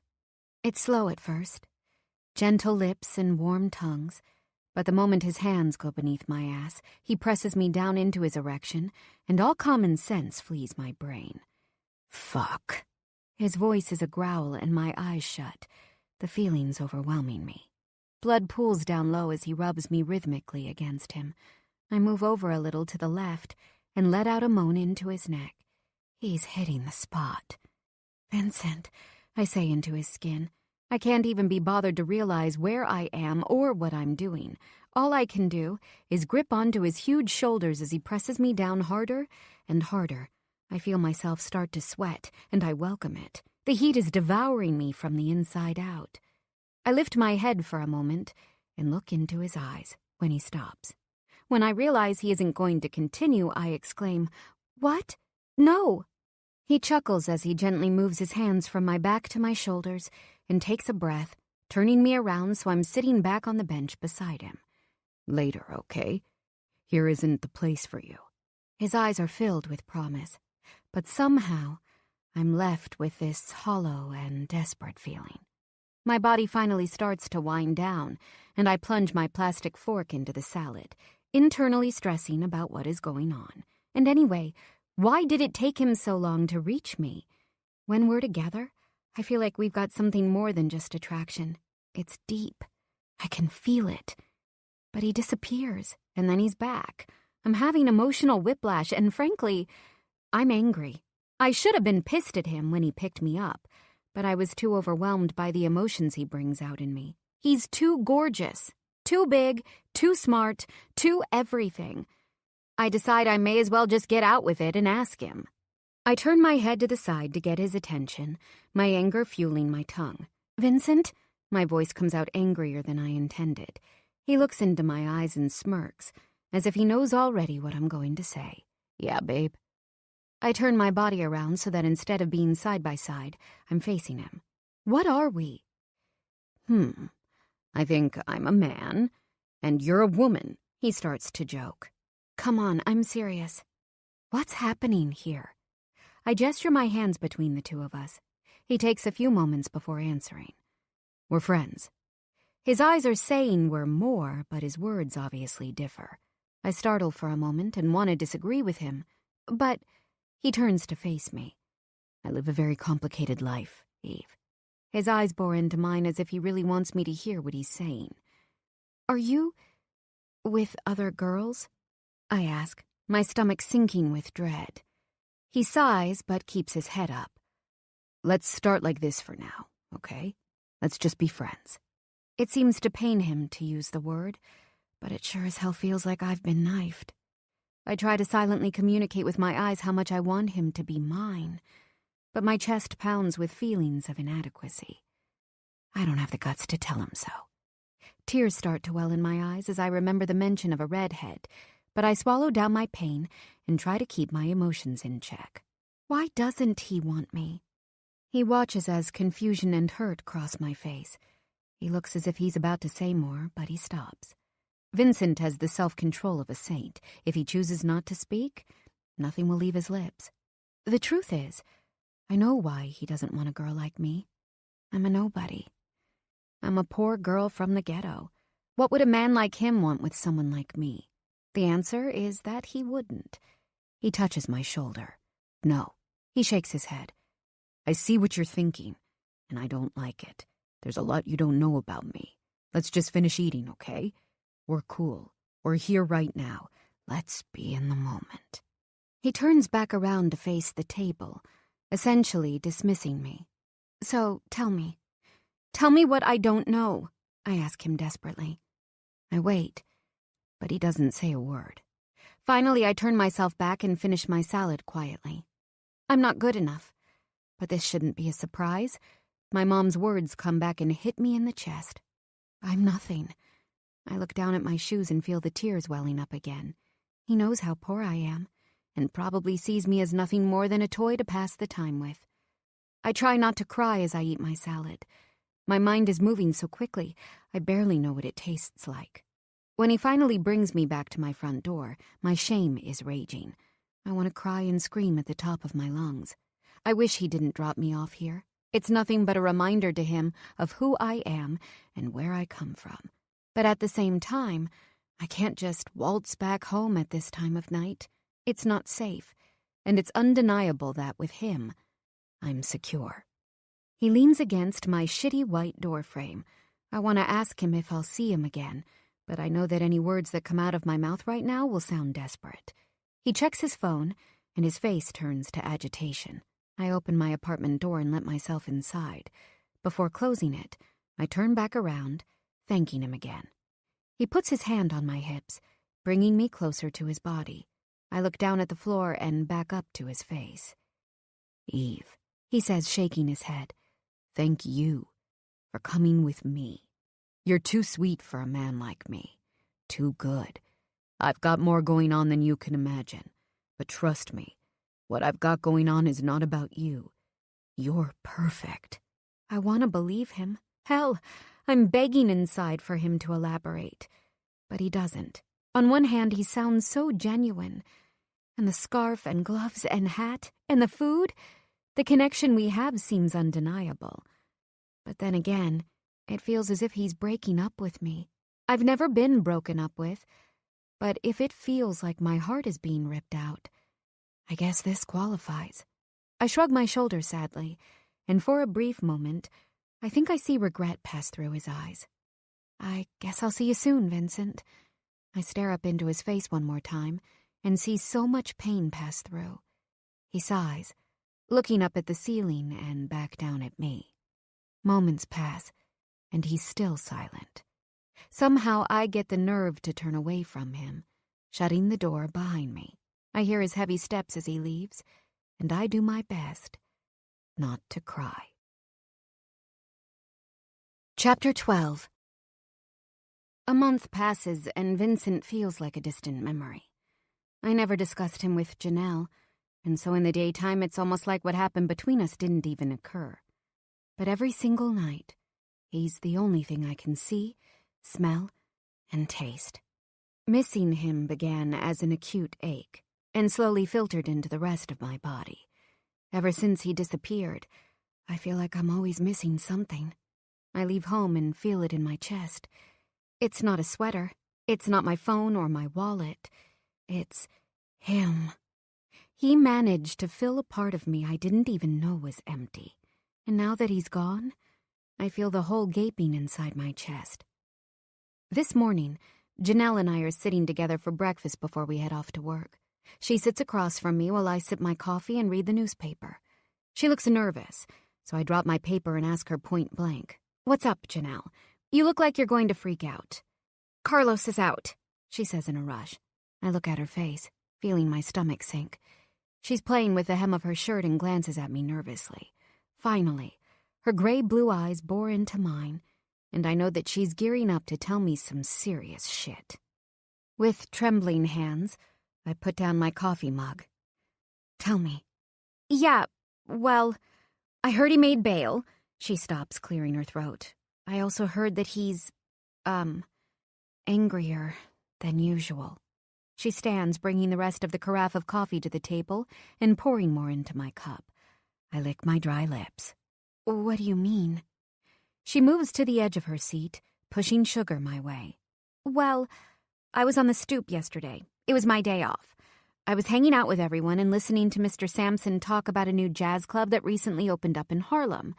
We were all getting high with someone's hash, shooting the shit, and," I raise my eyebrows, waiting for her to get to the point, "Juan came over and sat with me." She slightly shifts her head to the side and presses her lips together. "Well, he told me that Carlos is out now, and he's been talking shit all over town that he and you have some unfinished business. Juan wanted to tell me because he's scared for you. I know he's an annoying little shit, but after he heard..." Her voice trails off. I blink once, twice, 3 times. "There's more," she says on an exhale. "Apparently he hooked up with some girl last night. Beat the shit out of her. Ms. Santini from 3A was on her way to work and stopped to drop off her trash by the dumpsters. Apparently she heard a moaning sound. When she saw the girl, her clothes were torn. She was beaten up and started bawling about Carlos. My head gets dizzy, but I force myself to hear every detail. An ambulance took her away, but she was in pretty bad shape." I want to ask more questions, but the terror has a clamp on my throat. "I think you need to stay close to me for a while, okay? The snakes are getting more aggressive. They want the blue houses as their own territory, and it looks like they're trying to instill some bigger fear on the streets." She drops her gaze. I know she's afraid. Every girl in the blue houses probably heard the story by now. "Yeah, okay. I'll make sure Angelo knows I need to leave before it gets dark out. Good idea. We need to sync our schedules so you aren't walking alone at night. I'm going to talk to some other people and try to get their schedules down so that everyone has a buddy or something at night. I'm sure when everyone hears about this, we won't be the only ones who are scared." I nod my head and stand up mechanically, rinsing my mug and walking to my room to digest the new information. After grabbing my stuff, I check my purse to make sure that my gun is still inside. I lock myself in the bathroom and load and unload the gun a few times, reacquainting myself with the weapon. If Carlos comes, I'll be ready for him. Getting to work, I let Angelo know the details of what's new with Carlos. He's angry and continues to tell me that I shouldn't be so stubborn and I need to let the Borgnones get involved. But I refuse. I still don't want any debts to my name. I've made it this far, and I believe I can wait it out a little longer. Work passes in a blur. I'm convincing a girl to sell her diamond ring while Angelo sells the 2 violins and a Cartier watch to an elderly couple who want to buy something for their grandchildren. When the day is done, Angelo insists on calling a car to take me home. I sigh deeply, knowing that the driver will be one of Angelo's associates. But considering the fact that Carlos is out of jail, I'm not going to complain. I nod my head and take his ride in the name of safety. I get in the huge black Escalade and see a massive man sitting in the driver's seat. Swallowing hard, I remind myself that he's not an enemy but on my side. He drives me right up to my building, and I gingerly walk out, my shaking hand inside my purse, gripping my gun. I'm scared as hell, but it makes me feel a modicum of control.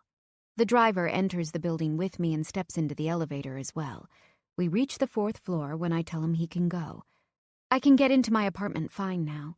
He nods his head wordlessly and recalls the elevator to bring him back downstairs. I get up to my door without incident and let out the breath I was holding while I pry my fingers off my gun. I'm okay, I say out loud, turning my head and letting my gaze run up and down my hallway. It's empty. I pull out my key and step forward onto my threadbare welcome mat. When I feel like I've kicked something, I look down, confused at what's on the floor. It must be Janelle's sweater that she dropped on her way out. I bend down to pick it up and freeze. A cat. A dead cat. Its neck is broken with eyes that are bugging out. Blood is smeared all over its gray and black fur. Images of dead rats being left by Carlos in people's doorways pile into my head. The moment the stench of blood hits my nose, I turn my head and vomit in the hallway. Carlos. He's back, and he hasn't forgotten about me. Chapter 13. When my stomach is empty, I step over the dead cat and enter my apartment, locking myself in the bathroom. My mind races. What do I do? What the fuck do I do? I need to call Janelle. With my body shaking and sweat pouring down my face, I pick up my phone and manage to dial her number. It rings and rings, my heart pounding. Pick up, Janelle. When I get her voicemail, I hang up and dial again. On the 4th try, I realize she isn't going to answer. Help! I need her! I need help! My heart is pounding harder now, and I feel like I'll be sick again. I focus my gaze on the bathroom wall, paint cracking along the edge. I drop onto the floor, dropping my head into my hands. Carlos. He's back and he's going to kill me. My mom said I should just give in to him. Maybe I should end my misery and just call him. At least I won't have to wait for him to find me. No, I can't do that. Could I? I force myself up and into my bedroom, opening my side table and pulling open the drawer. I find the stack of folded papers for prospective colleges underneath Janelle's beauty samples from Sephora. I sit on my bed and ruffle through them. Princeton, Yale, Columbia. I try to take in a few deep breaths, but my nausea intensifies. I can't give in to Carlos. I need to stand strong, just a few more months. But how? Visions of the dead cat flash back in front of my eyes. I run back to the toilet to dry heave. When my body understands there's nothing left inside me to puke, I sit up and lean against the cold tile wall. I've got a dead animal and a pile of vomit by my front door. I need to clean it up, but I can't. I just can't do it. Like a flash through my head. Angelo. I need to call Angelo. He'll know what to do. Does removing the dead body of a cat count as a favor to the Borignones? Maybe it does, but I have no other option right now. He answers on the 3rd ring. Hey, doll. Everything okay? His voice is laced with concern. No, Angelo. Something's happened. It's Carlos. Take a breath. I can't hear you and everything sounds muffled. I inhale and exhale deeply a few times, opening my mouth to speak again. Carlos. He's back. He left a dead cat on my doorstep. I pant. It's there. My voice is frantic, chest shaking. I threw up. Gasp. I puked everywhere. I exhale, trying to compose myself so I can speak while fluids fall from every crevice of my face. I can't go back out. There's blood. A cat. He left me a dead cat. Okay, he says calmly while I grip the phone like a lifeline. I'm out in Jersey right now on business and won't be back until work in the morning. But don't worry. I'm going to send Styx back to you, all right? He'll be there. Same guy who brought you home. Remember, he's very tall and built. Long black hair and green eyes. He'll knock 3 times on your door. Do not open the door unless you hear that knock. Got it? 3 times. Yeah, Angelo. I got it. I remember him. He'll clean it all up for you. Do you have a friend you can call and stay with tonight? You can't be alone there. Janelle working late? Uh-huh. I think she said she was staying at her boyfriend's after work. And that good-for-nothing piece of shit mom of yours? Fucking Irina. He practically spits out her name. Probably on some bender. He lets out a breath over the phone. You gotta call a friend, okay? No staying alone tonight. Get out of that shithole. If you can't think of anyone, I'll arrange for you to go somewhere. We'll talk about all of this shit when we see each other tomorrow. I'm not letting you get hurt. Do you understand me? If I need to send a friend of mine over to stand guard at your door, I'll do it. Maybe you gotta live with me or with that teacher of yours for a while. I listened to him intently, my stomach feeling raw. I gripped the phone harder, my knuckles turning white. I'll think of someone to call for tonight. I'm gonna call Styx now. He'll be there soon. Call me and we'll make sure you got somewhere to go. He hangs up the phone and my head spins. Who the hell can I call? Other than Janelle's friends, I have none of my own. I'm afraid if I tell anyone from the Blue Houses, it'll get around what happened to me. And gossip always makes things worse. I bet that's what Carlos wants. He wants to scare the shit out of me and everyone else. He wants to hear that I freaked the fuck out. I know that piece of shit. He gets off on terrorizing people. Even if I could call a friend from the building, I wouldn't put them in that kind of danger. And if people knew Carlos was after me, they wouldn't want to come anywhere near me. Even Janelle could be in danger right now. What if he uses her to get to me? My mind keeps moving through all kinds of scenarios. When I hear 3 consecutive knocks at my door, I jump up and nervously walk to my door. Who is it? I say with a shaking voice. What if Carlos knocked 3 times? 3 times is a perfectly normal number of knocks. I stand on my tippy toes and stare through the peephole in the front door. It's the driver, Styx. I was so concerned with getting home earlier I didn't take in all of his features. In this moment, I realize how stupid that was. Through the peephole, I give him a once-over, making sure he isn't some random thug pretending to be Styx. He speaks. Eve, it's me, Styx. Angelo sent me, he says through the door in a deep voice. Why don't you just wait inside and let me take care of this? I'll remove the, animal and clean the floor for you. Got all my cleaning supplies with me. It was already in the back of my car. Just relax, aight? Angelo told me you're like a daughter to him. You don't gotta be scared of me. I'll be quick. I let out a small squeak in reply before turning around, leaning my back against the door and sliding to the floor so I'm sitting against it. I press my head back against the door, listening to him work. The sound of him cleaning is soothing. I hear him grumbling about something and he barks out, "You there?" I knock against the door, letting him know that I'm near.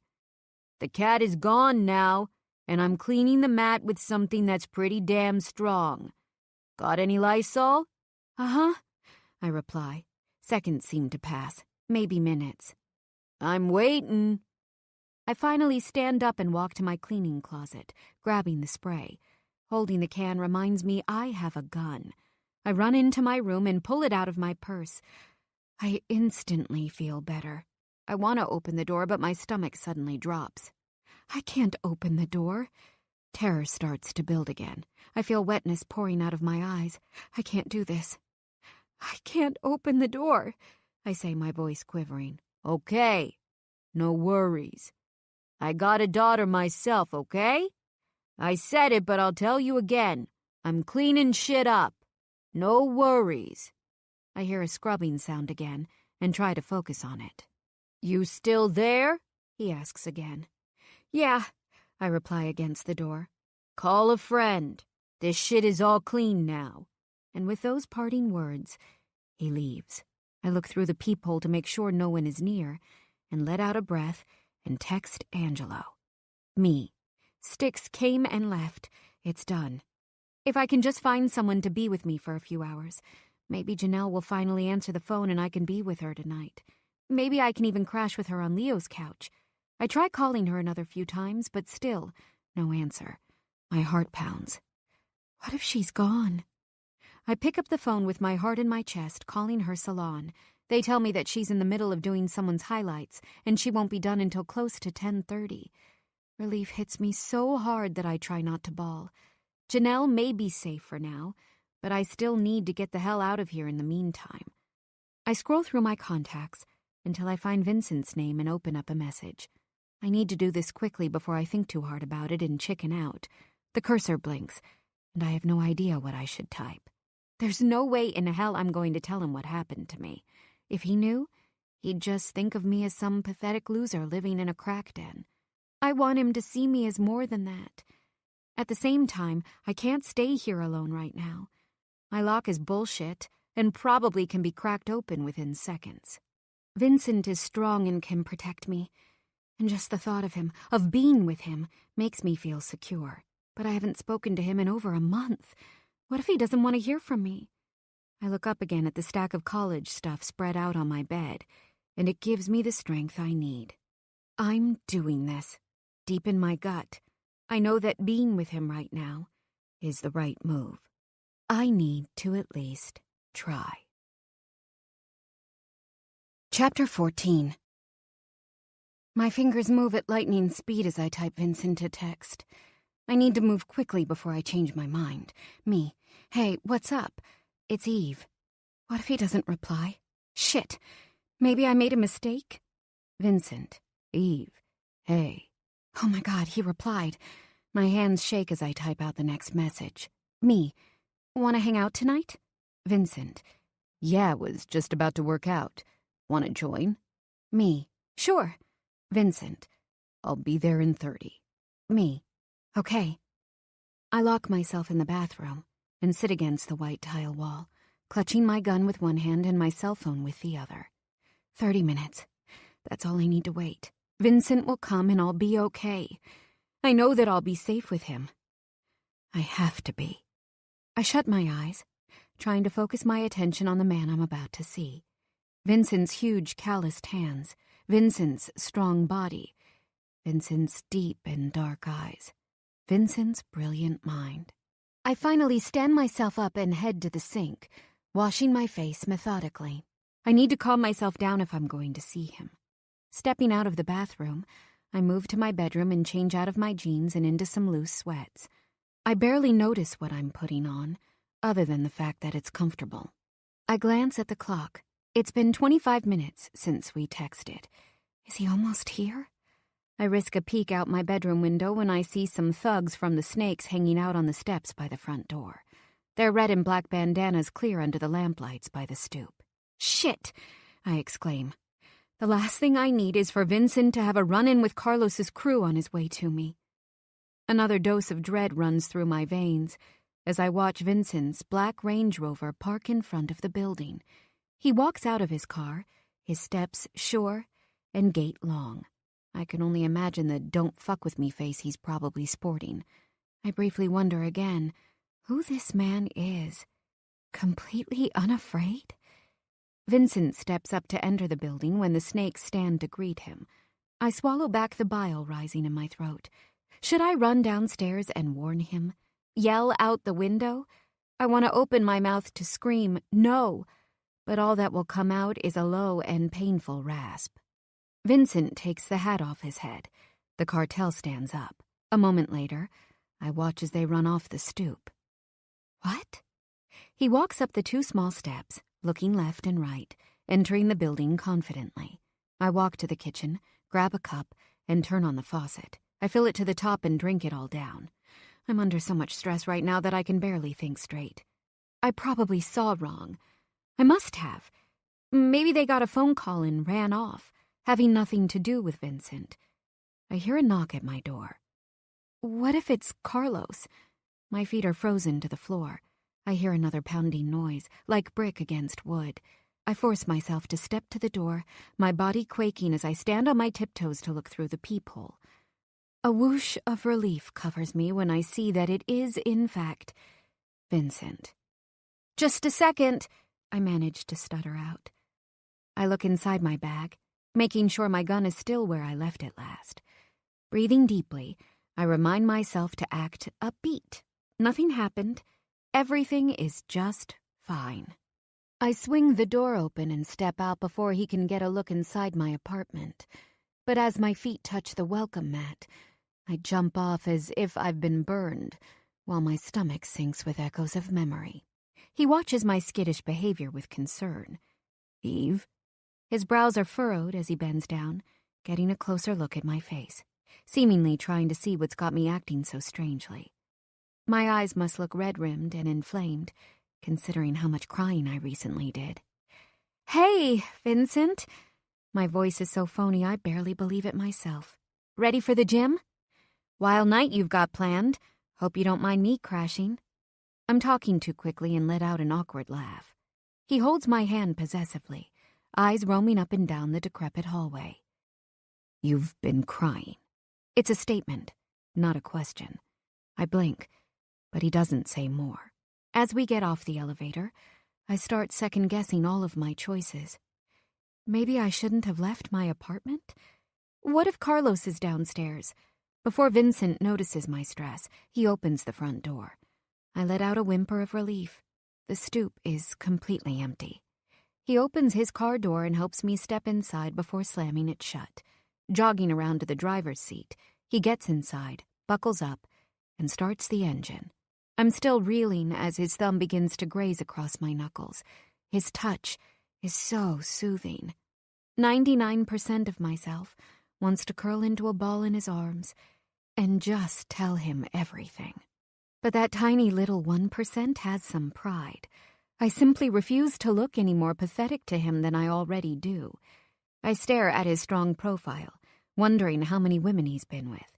He's probably slept with more girls than I can count on both of my hands a few times over. And here I am, a naive virgin from the hood. He stops the car at a red light and turns to me. "Eve, I can see the stress in your face." I immediately clam up with his observation. The light turns green, and I watch as his eyes dart between me and the road, waiting for me to reply. "It's nothing. Just a stupid fight with my sister." I lie, my eyes glancing out my window. "You're lying," he tells me simply. He parks in a small outdoor parking lot and steps out of the car, and I let myself out before he can walk around to open my door. We cross the quiet street to a large warehouse. Vincent rings up to floor 2. The buzzer sounds and the lock opens. He holds the door for me as I walk inside. The staircase is narrow, with just enough room for us to walk in single file. Vincent starts up first, and I quietly trail behind him. We get up to Joe's gym, which is a lot larger than it seems from outside. A standard boxing ring is in the center of the room, surrounded by clusters of red and blue mats, jump ropes, boxing gloves, and other gym equipment. Vincent walks us to the far corner and tells me to hang out while he uses the locker room. I don't need to change, but I pull off my sweatshirt and use it to cover my purse, leaving it all in the corner. I drop myself on a large blue mat and look down at my outfit. "Oh, shit," I say out loud, grimacing. I'm in a pair of ratty old gray sweatpants and a t-shirt Leo gave to Janelle last year. It's long and baggy, hanging down to my knees. At least it's black. Vincent steps out of the locker room and jogs over to a muscular guy in the middle of the ring. They talk and keep looking over at me while I self-consciously bring my knees to my chest. Is he going to tell me to go home? I can't go home yet. I turn around and dig into my purse, checking to see if Janelle called me. She still hasn't. I just need Vincent to stay with me until Janelle is off from work. 10:30, I repeat to myself. He jogs back to me. "All right, I'm not gonna fight tonight. Instead, I'm gonna teach you some shit." Me? I squeak, looking up at him nervously. He chuckles, throwing a heavy arm around my small shoulders. "Yeah, you. I'll teach you some kicks and punches, how to get out of some holds, maybe even a little grappling." I step back to protest, but he immediately crosses his arms in front of his chest in a stance that's telling me he isn't taking no for an answer. I sigh, Whenever shit gets tough in life, it's good to exert some physical energy. I'm not going to push you into talking, but we both know that something went down tonight. You'd be surprised, but working out as a way of clearing shit up mentally. I want to argue, but he shuffles me forward to the center of the map before I can get a word in. He turns me to face him. Don't ever lie to me, Eve. I'll always know it. Understand? I swallow the saliva in my mouth.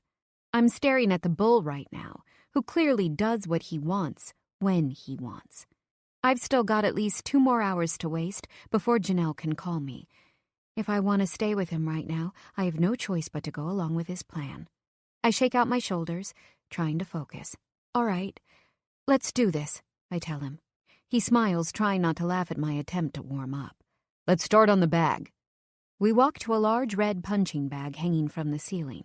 He demonstrates basic kicks and punches. I do my best to mimic his stance and the way he turns his arms with each punch and kick. Shifting my body this way and that, he's seemingly obsessed with proper form. When I've got the hang of the basics, Vincent shouts out my first combination. Again and again, I front kick, jab left, and jab right. There we go, Eve. Very good. He nods. Let's do that another 7 times.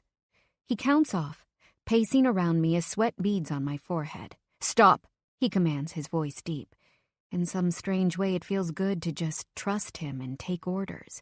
I'm not in any state of mind to make choices right now, even small ones. He may be dominating, but he isn't cruel. Vincent steps back to the bag, holding it steady with both hands. I want to see roundhouse left, roundhouse right, jab, jab, punch, and elbow. He demonstrates, and I stare with heavy breaths and rapt attention. The strength and power of his body is obvious in every move he makes. He's so thick and muscular, but at the same time has so much speed and agility. It's clear why he's such a monster in the ring. I copy his moves again and again, hitting the bag with all of my might, while he circles me yelling, "Harder, Eve! 3 more! Punch harder!" All I can hear are his shouts, and it's keeping my mind focused on nothing other than the task at hand. He tells me to stop, and I drop my hands to my knees. My entire body is no longer simply damp, but wet with perspiration. Ignoring my exhaustion, he shows me how to swing my arms laterally from wide angles so that a punch to the temple can be easily followed with an elbow straight to the chin. I stand tall and lift the bottom of my shirt, pressing it against my sweaty forehead. Vincent's eyes roam my body and stop at my face. My breath catches as his pupils dilate. I can't help but stare back, my breathing still labored. His t-shirt is tight against his chest, while dark jersey shorts hang low on his narrow hips. He still has his hat on, and it showcases his straight Roman nose and chiseled jaw. He looks intimidating and sexy as hell. He steps forward, pressing his lips together in a thin line. I want to show you how to get out of a hold. His voice comes out hoarse. Let's assume that someone is coming at you from behind and holds your arms against the side of your body. He moves behind me, acting out his words. I feel him harden. I clench my fists, glad that he can't see my face as I swallow hard. You're going to want to drop your weight down as if you're doing a squat, especially if he's much bigger than you. There's more to the move, but let's begin with that. He slowly releases me. Vincent steps behind me again and again, restraining me. I do as he asks and drop down in a squat. Keep your feet wider than hip width, he commands. My thighs burn, but I refuse to give up. I'm about to squat down again, but this time he doesn't allow me to drop. Instead, he holds me firmly in place. While I'm not in any pain, it's clear he isn't about to let me move without his consent. The rational side of my mind lets me know that he's probably about to show me the rest of the move, but another part of my mind begins to panic. I struggle against him, but his huge masculine body is unshakable. I can feel his dick against my back, and my entire body starts to buzz, terror filling every crevice of my body. I hear my name being called, but it's nothing but a distant sound on a stranger's lips. I feel someone turning me around, but I can't look up. I hear a voice, but it's muffled as the whooshing sound in my ears increases in volume. I see Vincent gripping my shoulders and staring into my face, but my vision feels fuzzy as the panic pulls me under. Am I drowning? I think I hear my name, but it's far away. Little by little, it gets louder and louder, until finally it's clear. Eve, Vincent calls. It's me. Breathe, baby. His voice full of worry and anguish as his hands move up and down my back. Calm down. It's just me. I'm here. He gently places me in a chair and drops to his knees in front of me. Somehow the tension in my body settles, turning into numbness. Vincent? I croak. He wipes the tears off my face with his thumbs. It's over now. Okay? He holds me tightly and I can feel exhaustion settling into my bones. Over? No, I say, staring up at the clock. Janelle isn't done with work yet. I can't go home. It's not done. I'm not ready to give up. I want more. Vincent... Baby, we've been going at it for over an hour. This isn't giving up. I want to do more. I can handle it. I beg. He shakes his head, not understanding what's happening. Don't take me home, Vincent. Please, I'm not ready to go home. I sob, pleading with him. He seems to understand that going home is not an option. Let's go back to my apartment. You aren't going back there, he tells me firmly. My breath hitches, and I nod my head in utter relief. I should call my sister, I stutter. No problem. Call her. Tell her you're out tonight. Before I can put on my sweatshirt, Vincent grabs his and slides it over my head, pulling my damp ponytail out of the hood. I have my shirt, I gasp. The tears won't stop running down my face. I know, but mine is warmer. Without thinking, I lift the bottom of his sweatshirt and put it to my nose, inhaling deeply. It smells just like him, and the scent soothes me. I take my phone out of my bag and, with shaking hands, text Janelle, me. I'm staying out tonight. Stay at Leo's. Do not go home. Janelle, what's going on? It's Carlos, right? Who are you with? I'm waiting for client's color to set. I need another 40 minutes before I can call. Me, Ms. Levine. Don't worry. I type out the lie and immediately bite my lip. I can't get into the details of Vincent right now, especially not over text. I'll explain it all to her later. She'll understand. Janelle. Okay. I put my phone away as Vincent lifts me up off the mat and into his arms. Vincent, I can walk. I tell him, my voice still staccato from crying. No, I want to take care of you right now. Let me. I lean my forehead into his neck and relax into his arms. I shut my eyes while he drives and slowly doze off. Eve, we're here, he whispers, putting his hands on the side of my face. I open my eyes with a start and look around. We're in a parking lot on the corner of Houston and Wooster Street. Vincent opens the door for me, and we walk together into a beautiful white building. The doorman nods to us as Vincent shuffles me to the elevator. At the penthouse floor, we step off. He pulls out his keys, unlocking 3 different locks. After typing in a complicated-looking code to an alarm panel, he opens the door. The minute my eyes take in what's around me, I gasp. The entire kitchen, living room, and dining room is an open floor plan. The kitchen gleams in marble and chrome, a beautiful white marble island separating it from the dining area. A long wooden table surrounded by black chairs serves as the dining room.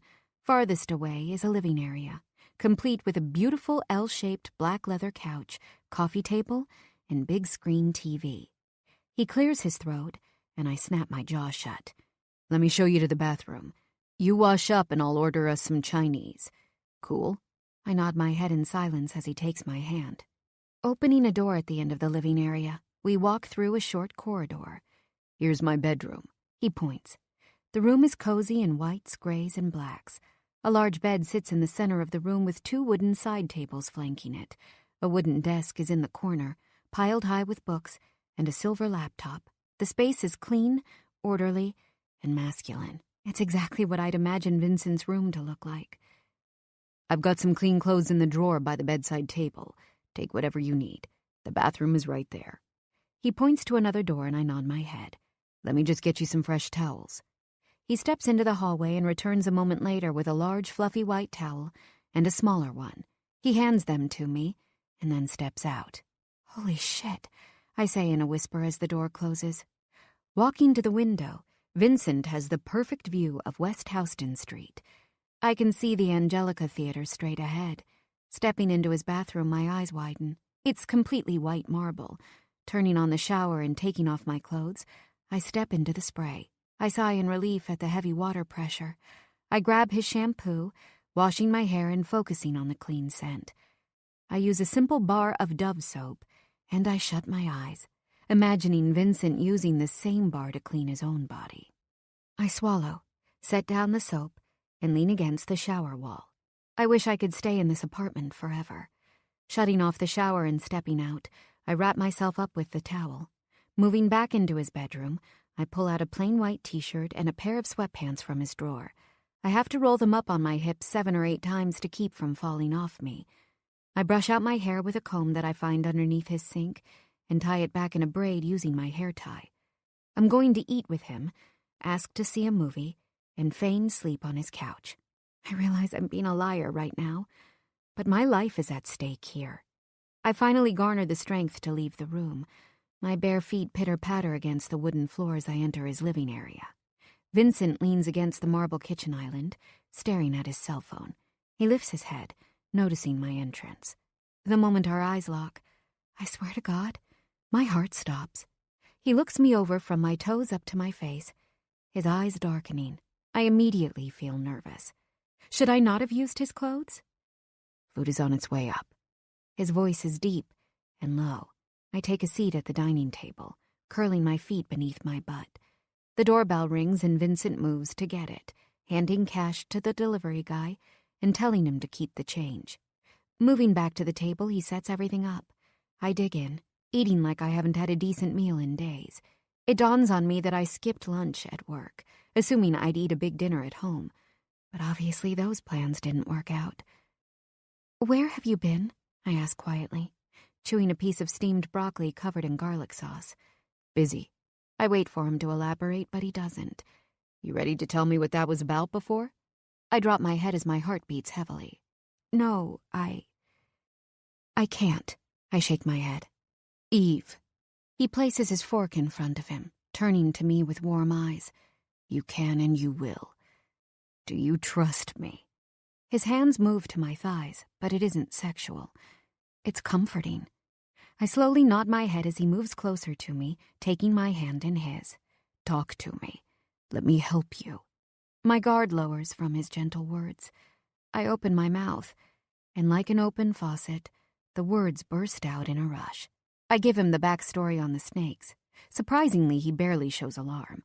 I tell him how the cartel somehow managed to come at the right time, saving me from a potential gang rape. When I get to the dead cat, I'm shaking so badly that he has no choice but to hold me tight to keep me from crumbling.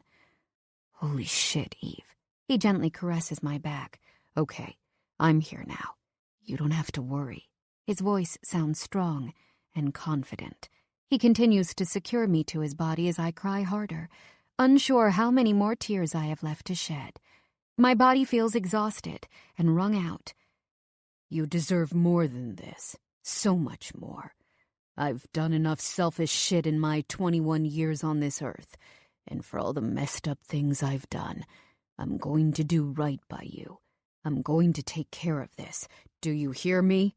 I shudder in his arms, wanting so badly to believe him. Let me get you a glass of water. He moves to stand, but I grab onto him, refusing to let go. He sets his body back down. Vincent, who are you? I ask, searching his face for answers. I don't want to give you details. Let's just say you don't have space in your life right now for a man like me. He slowly exhales. But you already know who I am in here, don't you? He presses my hand to his heart. I raise my eyebrows, vaguely remember our conversation by my front door. Does it have to do with duality, Batman? I let out a shaky smile. He rubs the side of my face with his palm. Yeah, baby. Exactly that. He pushes his hair back, resigned. What we have between us right now may not be total openness. But I won't ever lie to you either. If I can't answer something, I'd rather stay quiet than give you a bullshit story. You deserve better than that. But how will you take care of this for me? These men, Vincent, you don't understand. They're dangerous. My voice comes out as a plea. He smooths the lines on my forehead with his thumbs, while he lets out an ironic laugh. My life is seriously fucked up, Eve. Let's just say, my father runs a major business. My family and I, we're very well-connected people. You can trust I'll get this taken care of. He locks his eyes with mine, and I tilt my head to the side, still not completely comprehending. I wish that he would give it to me straight. Are you going into business with him after college? I already work for him, have since I turned 18, and until I met you, I never let myself imagine another path was possible. I've got some ideas going through my head now, which I'm trying to make work. But until then, all we can be is friends. That's what I've got to offer. I blink a few times, trying to hold back my tears. But even if you don't want my friendship, understand that Carlos is finished. I slowly nod my head, my breathing settling down. I want to argue with him. I can handle whatever it is he's hiding. I want more than just friendship. Hell, I want it all. But a nagging part of my brain tells me that he's right. I can't add more to my plate right now. I'm just so tired, Vincent. My voice is low. He stands, taking my hand in his and walking us into his bedroom. I climb into his huge bed as he turns out lights and flips on a small lamp, casting shadows around us. I want to be able to see you, he says softly, sitting beside me. I sit up on my knees, staring at his features. He opens the drawer in his nightstand and takes out a bottle of lotion. Squeezing some into his palm, he starts to methodically massage my hands with the cream. I let out a hum, feeling soothed by his touch. The hands hold a lot of tension. His voice is gruff. This should relax you. I open my eyes. The heated look on his face sends a zing straight through my core. Vincent? I say his name reverently, wanting to repeat it over and over again. His name on my lips feels undeniably right. Do you like me? My voice is so quiet, I can barely hear myself. He sets his hands down, moving them to my sides. Eve. He lets out a troubled sigh. I like you more than I've ever liked anything. I've never given a shit about any woman before you. There have been so many girls. He winces, realizing his mistake as my heart plunges down. But they've all been faceless and nameless. Since I met you, there has been no one else. You're all I can see. But why do you keep disappearing on me? Why can't we? Listen closely, okay? My life, as it currently stands, is not meant for you. One day, maybe, but not yet. You have your own journey right now. You've got to get your ass out of the blue houses. Get into college, right? Nothing else matters other than that. I move back as if I've been slapped. Not meant for me, I repeat, my voice stuttering. Does he mean I'm not good enough for him? He takes my hands back in his. It's not what you think. But right now, this friendship we've got is all there can be. I won't get you wrapped up in my life. Promise me that you will focus on nothing other than your studies. He touches the side of my face, and I screw my eyes shut, unable to stop myself from leaning into his warm palm. He clears his throat. Repeat after me. I gaze up at him, unable to look away. Vincent thinks I'm gorgeous. I stay quiet. Come on, Eve. I want to hear it. Vincent thinks I'm gorgeous, I hesitantly repeat. He smirks, continuing. Vincent thinks I'm brilliant. I can feel my face turn pink. I'm waiting, Eve. Tick-tock. Vincent thinks I'm brilliant. I shut my eyes again and smile wide, too shy to look at the man giving me this praise. Vincent thinks that I'm going to leave the life I'm living behind me and be whoever I want to be. He won't let his shit fall on me. His voice is full of promise. I open my eyes and stare at him openly, wishing that everything he says will be true someday. I want to be a lawyer, I tell him reluctantly, unsure of what his response will be. Oh yeah? I can see that. He quirks his lips to the side. I can feel a glimmer of hope turning in my chest. Really? He moves his head without doubt. Yes, I can help you with that too when the time comes. Go to sleep now. You're safe here with me. I settle down with my head on his pillow as he lightly strokes my hair. Vincent? I ask quietly. Yeah, baby. His hands move to massage up and down my back. What do we have between us? We have something special, right? I turn around to face him. We may not be able to be together, but I know in my heart that we have something more than just friendship. This can't be one-sided. I know deep down he feels it too. He pauses, seemingly thinking of the right response. Yeah, we've got something. But what we have has nothing to do with anyone else on Earth. What we have between us is just for us. He moves me on top of him and lets his hands rub from my toes all the way up into my hair.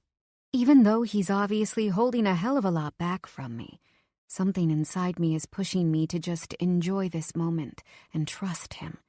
His touch feels so good, so right. Can I kiss you? I suck in a breath, wanting him so badly but also so afraid. His hand slides over my hip, slowly dragging the sweatpants from my legs. I love how delicate you are, soft. You're a siren on a quiet street. You're all I hear. His words tune and bind me to him. I feel his warm mouth against the side of my lips, and a tiny moan escapes. I want him to be on top of me, but he grips my thighs, not letting me move. You're in control tonight. Understand? He sits up with me straddling him, and I immediately turn my head to the side, too nervous to look into his eyes. Don't turn away from me, he orders. I slowly turn back, nervous that it'll be the hard version of Vincent in front of me. Instead, there's nothing but warmth shining from his face. It's me here, just me. I'll never hurt you. I feel his lips on my neck and gasp as he trails his warm mouth up, pausing beneath my ear, moving to my lips. He kisses me chastely, over and over again. I want more, my body hums.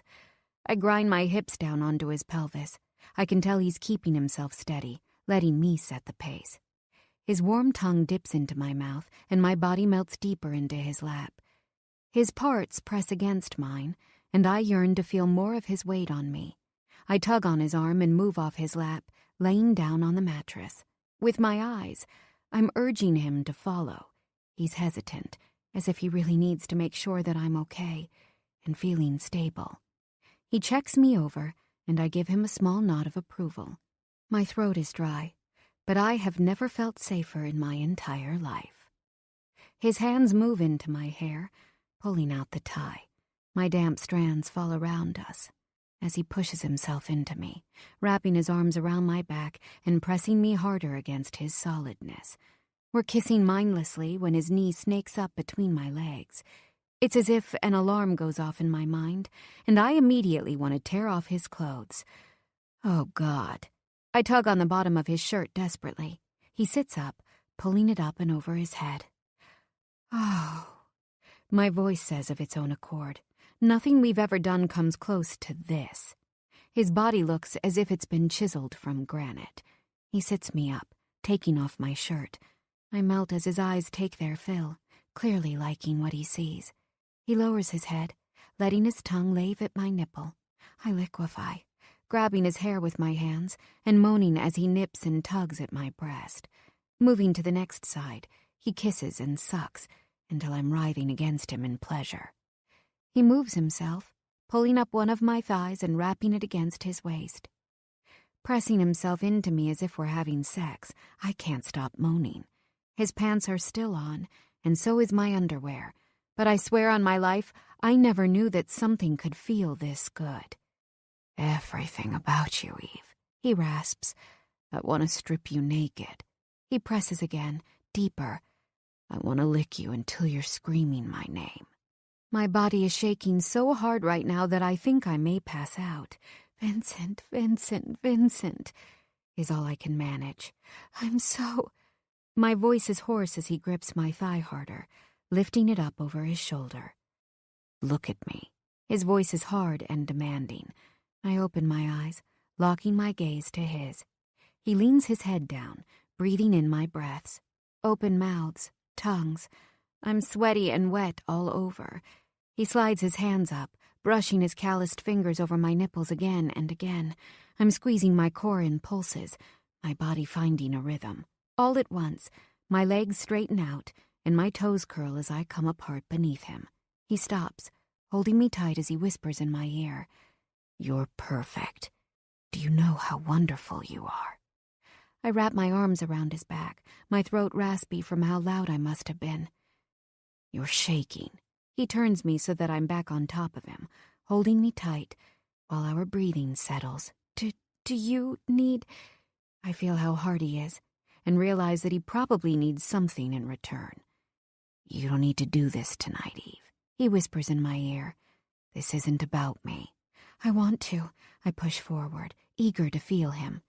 "Are you sure?" he continues, lowering his mouth to my nipple, taking a slow and lazy lick. "My tongue sucking on your nipples while you touch me?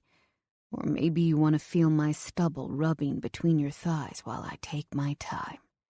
My body short-circuits from his words as I stroke him over his pants. "I want to drink you in." "Just the thought of licking you," I gasp, as he sucks hard at my nipples. "You feel how hard I am." We're both dripping with sweat as I finally put my hand into his underwear, feeling his hardness jump directly into my palm. I felt how big he was through his clothes, but this is entirely different. He's huge, hot, and velvet soft. I'm tentative, unsure what I should do. He moves his hand over mine, covering my fingers with his, showing me how he likes it. I continue at the pace he sets when he finally lets go of my hand and brings me closer to him. He slides his tongue around my nipple again, bringing it back into his mouth. I let myself grip his dick harder, and we both moan until we're panting again from pleasure. "Don't let go, baby. I'm so close." He screws his eyes shut and comes with a guttural shout. I feel him coat my hand, and my eyes widen. I don't dare to move as his body tremors. I'm in awe. Watching Vincent come is amazing. Holy fuck, Eve. His wide chest glistens with sweat, and I lick my lips. "I should wash." He nods, sprawling himself out on the bed while I stand up and walk to the bathroom. Looking at myself in the mirror, I take in a breath at what I see. My face is flushed pink, hair wild. My lips are puffy and my nipples are all red. I'm in a state of utter amazement right now. Intimacy with Vincent is bliss. Vincent steps into the bathroom, moving directly behind me. We're both staring at each other in the mirror, smiling and satisfied. The top of my head hits the center of his chest, and for the first time in forever, I decide that I love feeling so small. Even with all our physical differences, or maybe because of them, we look perfect together. I turn on the warm water and place my hands in the sink when he slides his hands on top of mine. Taking the soap, he cleans each of my fingers one by one. I lean back into his chest, savoring the feeling of his touch while he cleans me off. We move back into the bed together, and I giggle as he jumps on top of me, putting his nose into my neck and scenting me. He holds my hands together above my head while he puts his face between my breasts, nuzzling me. I'm wheezing with laughter as Vincent's playful side comes out. "You're embarrassing me, Vincent. Stop. I probably stink." He finally moves himself back up, face turning serious. "No, baby." He rubs his nose against my neck. "You literally smell like heaven on earth. Don't you know?" I wrap my legs around his waist, locking him against me. Part of me wishes we were naked, but another part knows the beauty of this moment is amplified because of the innocence.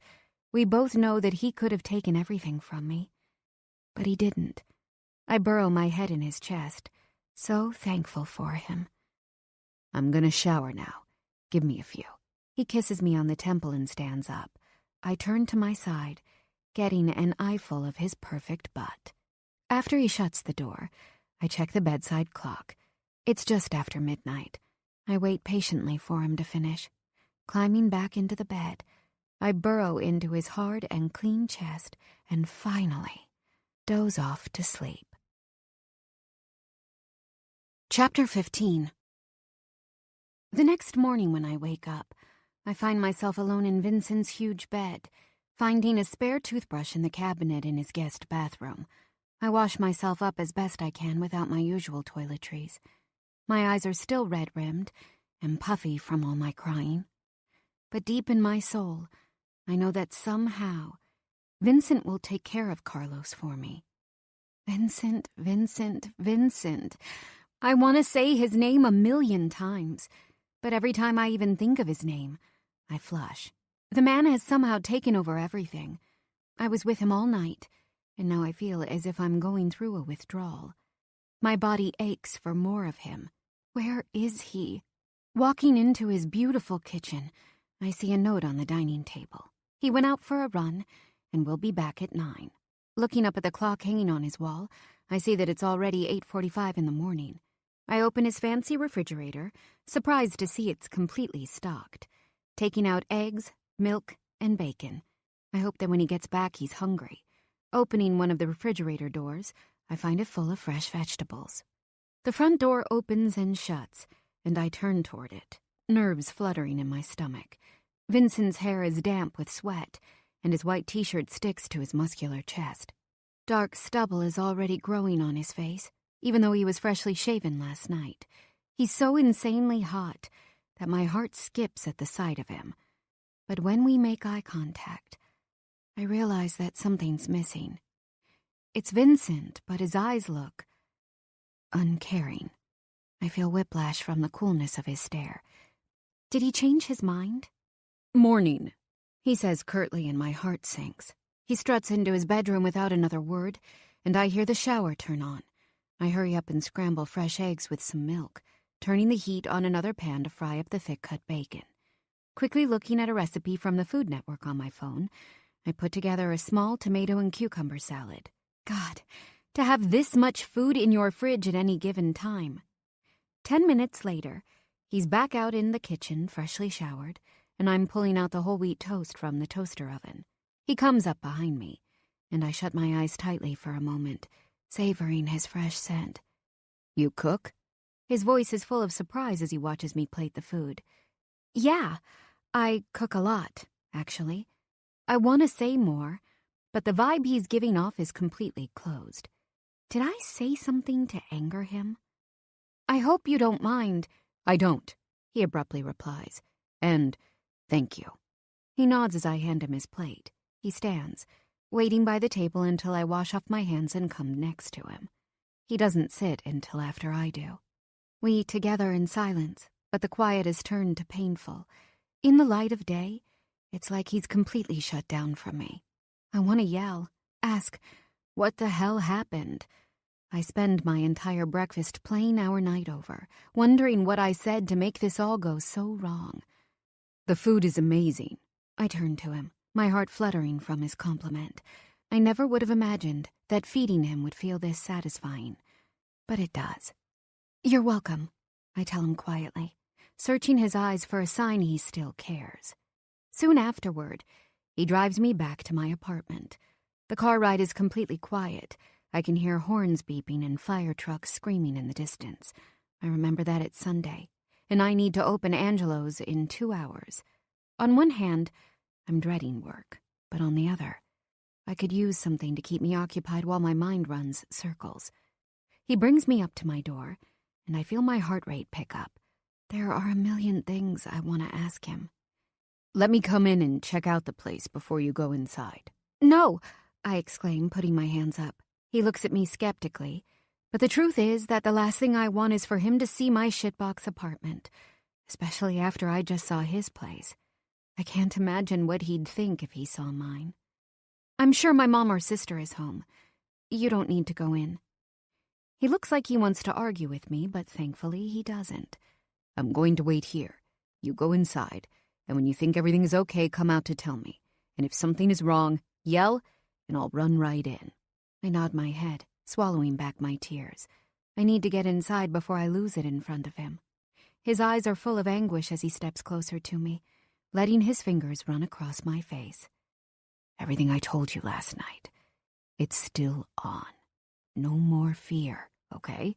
Trust me, Carlos will never bother you again. I nod my head, feeling true relief. At the same time, though, it seems like he's saying goodbye in a final sense. We're still friends, right? He sighs. I'll always be your friend, Eve. The man is holding so much back, and I wish he wouldn't. Before the tears fall, I turn around and open my door, moving inside before he can get a look. Scanning the room, I notice that nothing is out of the ordinary. I step back to the front door, checking through the peephole. He's still there. I want to tell him all is well, but my tears start falling. I refuse to let him see me cry again. Instead, I pull out my phone and shoot him a quick text. I hear his phone ping and look again through the peephole, watching as he reads it. He curses loudly, slamming his hand down on my door in what looks like anger and frustration. He turns around and stalks away from the door. When I can no longer see him, I feel the emptiness creep back into my chest, as if he took a piece of me with him. I want to throw the door open, chase him down, and beg him to take me with him. But instead my fear cripples me, and I spend the next 20 minutes crying over him in the shower. Once I calm myself down, I go to work, where I talk to Angelo. Again, I refuse any help from the Borignones. I tell him that I slept at a friend's last night, who has pretty deep connections. I've got a guarantee that Carlos won't bother me anymore. He looks at me incredulously, but I stand firm. I've still got hope that Vincent will fix this. When work is over, Angelo insists that he wants to bring me home so he can check out my apartment before I go inside. He's thinking about installing some cameras at my front door for extra surveillance, and I agree it might be a good idea. Getting back to the blue houses, he struts inside the building, glaring at anyone who dares to look at him. We enter my apartment, and he searches every possible crevice. When he finally decides that all is safe, he heads out, hugging me to his chest. You sleep with your phone next to you, okay? And the gun under your pillow. I wish you'd stay with me tonight. I know, but Janelle will be home, and I'll be okay, I tell him nervously. You don't always gotta be so tough, Eve. I'm here. He looks at me with pain in his eyes. I know you are. Look, I'm going to call you before I sleep, okay? And when I wake up. You better. He brings me back for a tight embrace, and I realize that in all the ways that matter, Angelo is my father. Bye, sweetheart. He walks out, shutting the door behind him. I'm closing the front door lock and move to the refrigerator to take out something to eat when I see a note innocuously taped to the door. I pause, confused at first, but when I see the sloppy handwriting, dread pools low in my stomach. Eve, I know you've been talking to the cops about me, and I'm gonna pay you back for that shit. You think I don't see how you think you're better than everyone round here? People like you run to the cops. You're a snitch. A bitch. But before I end you, I'm going to fuck the hell out of you. It's time to pay up. You see, the truth is that I've been watching you for years, with your baggy clothes and bag full of books. You think that no one noticed you hiding behind your sister? With a face like a fucking angel and a body made for fucking. Hiding ain't possible. And now that I've seen what you got underneath all those clothes, you bet I'm gonna tap that. I'm gonna tap it nice and hard until you're begging for fucking mercy. That cat is just the start, bitch. I sit at my kitchen table in a trance. He was in here. With the locks being so shitty, I don't know why I should be surprised. Carlos is a sick thug who loves the terror. He loves the game. I have to think of something. I've got to get myself out of this. Vincent said he'd fix it, but maybe Angelo is right. Maybe I need to get the Borignones involved. Obviously, calling the police is completely out of the question. I swallow hard, mind pinging back and forth. He isn't going to stop until someone puts an end to him. That much is clear. How long will it even take for Vincent to fix this? And that's if he can fix it. I don't think Vincent understands who Carlos is and who he's dealing with. The Borgnones are looking more and more like my only option. Before I make any rash decisions, I should make a list. I've got too much shit piling up in my head, and it's adding to my stress. I take out a pen and piece of paper from the cabinet drawer. 1. Text Ms. Levine to ask about application status. 2. Text Janelle to touch base and make sure she'll be home tonight. 3. Crawl into my bed and shut my brain off. 4. Wake up and make another list detailing pros and cons to letting Angelo take care of Carlos. I drop my pen and walk into the kitchen, gripping the papers like a lifeline. It's all too much. I need the universe to give me some time, a break to sort out my issues. I can't handle the way my cards are unfolding.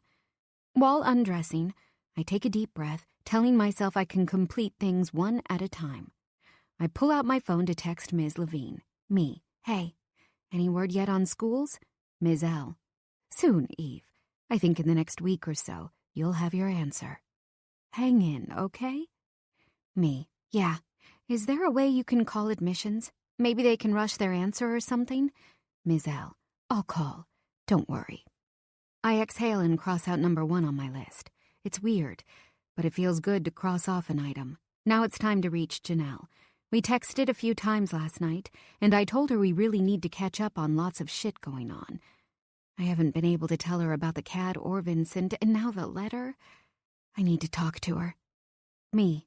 Hey, Janelle, a lot of shit going on. We need to talk. Janelle. Is everything all right? I'm actually at Leo's now. We're going out tonight. I'll be home super late, don't wait up. But I promise I'll be there in the morning. Me. Okay.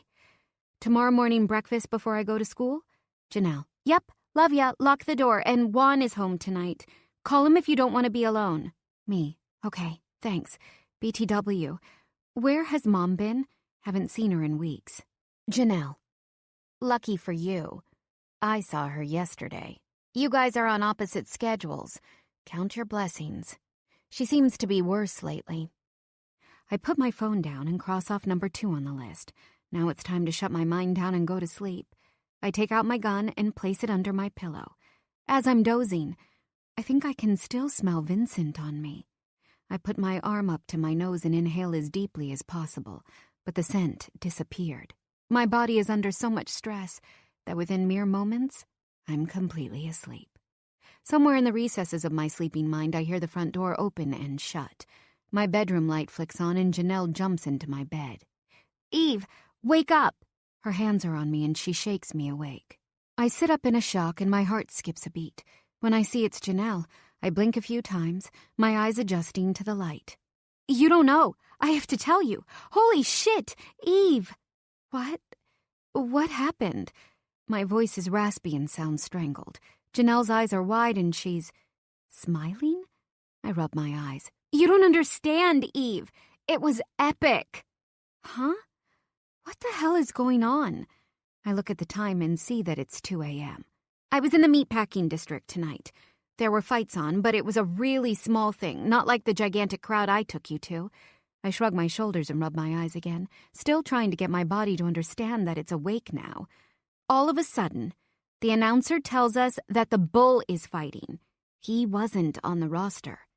When I hear his name, my heart stutters in my chest. He got in the center of the circle looking angry as hell, and P.S., Angry Bull is like the hottest man on the planet. It should be illegal to look that good. She fans her face and I resist the urge to roll my eyes. But forget that.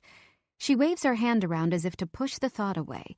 She still doesn't know that Vincent is the bull and that Vincent is... Vincent?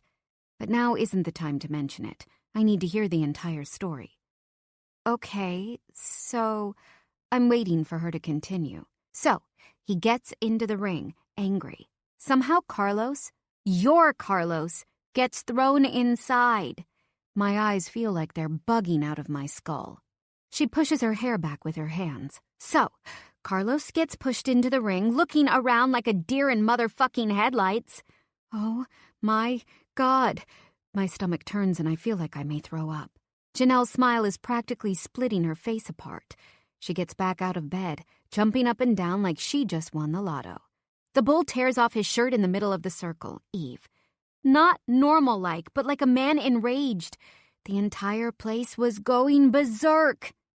Janelle paces the room, her excitement so huge that sitting isn't possible. Carlos's fear disappears, and he looks like he's going to tear the bull's head off. Clearly there is some shit between them. Wait, Carlos? I can barely say his name. Yes, Eve, are you listening?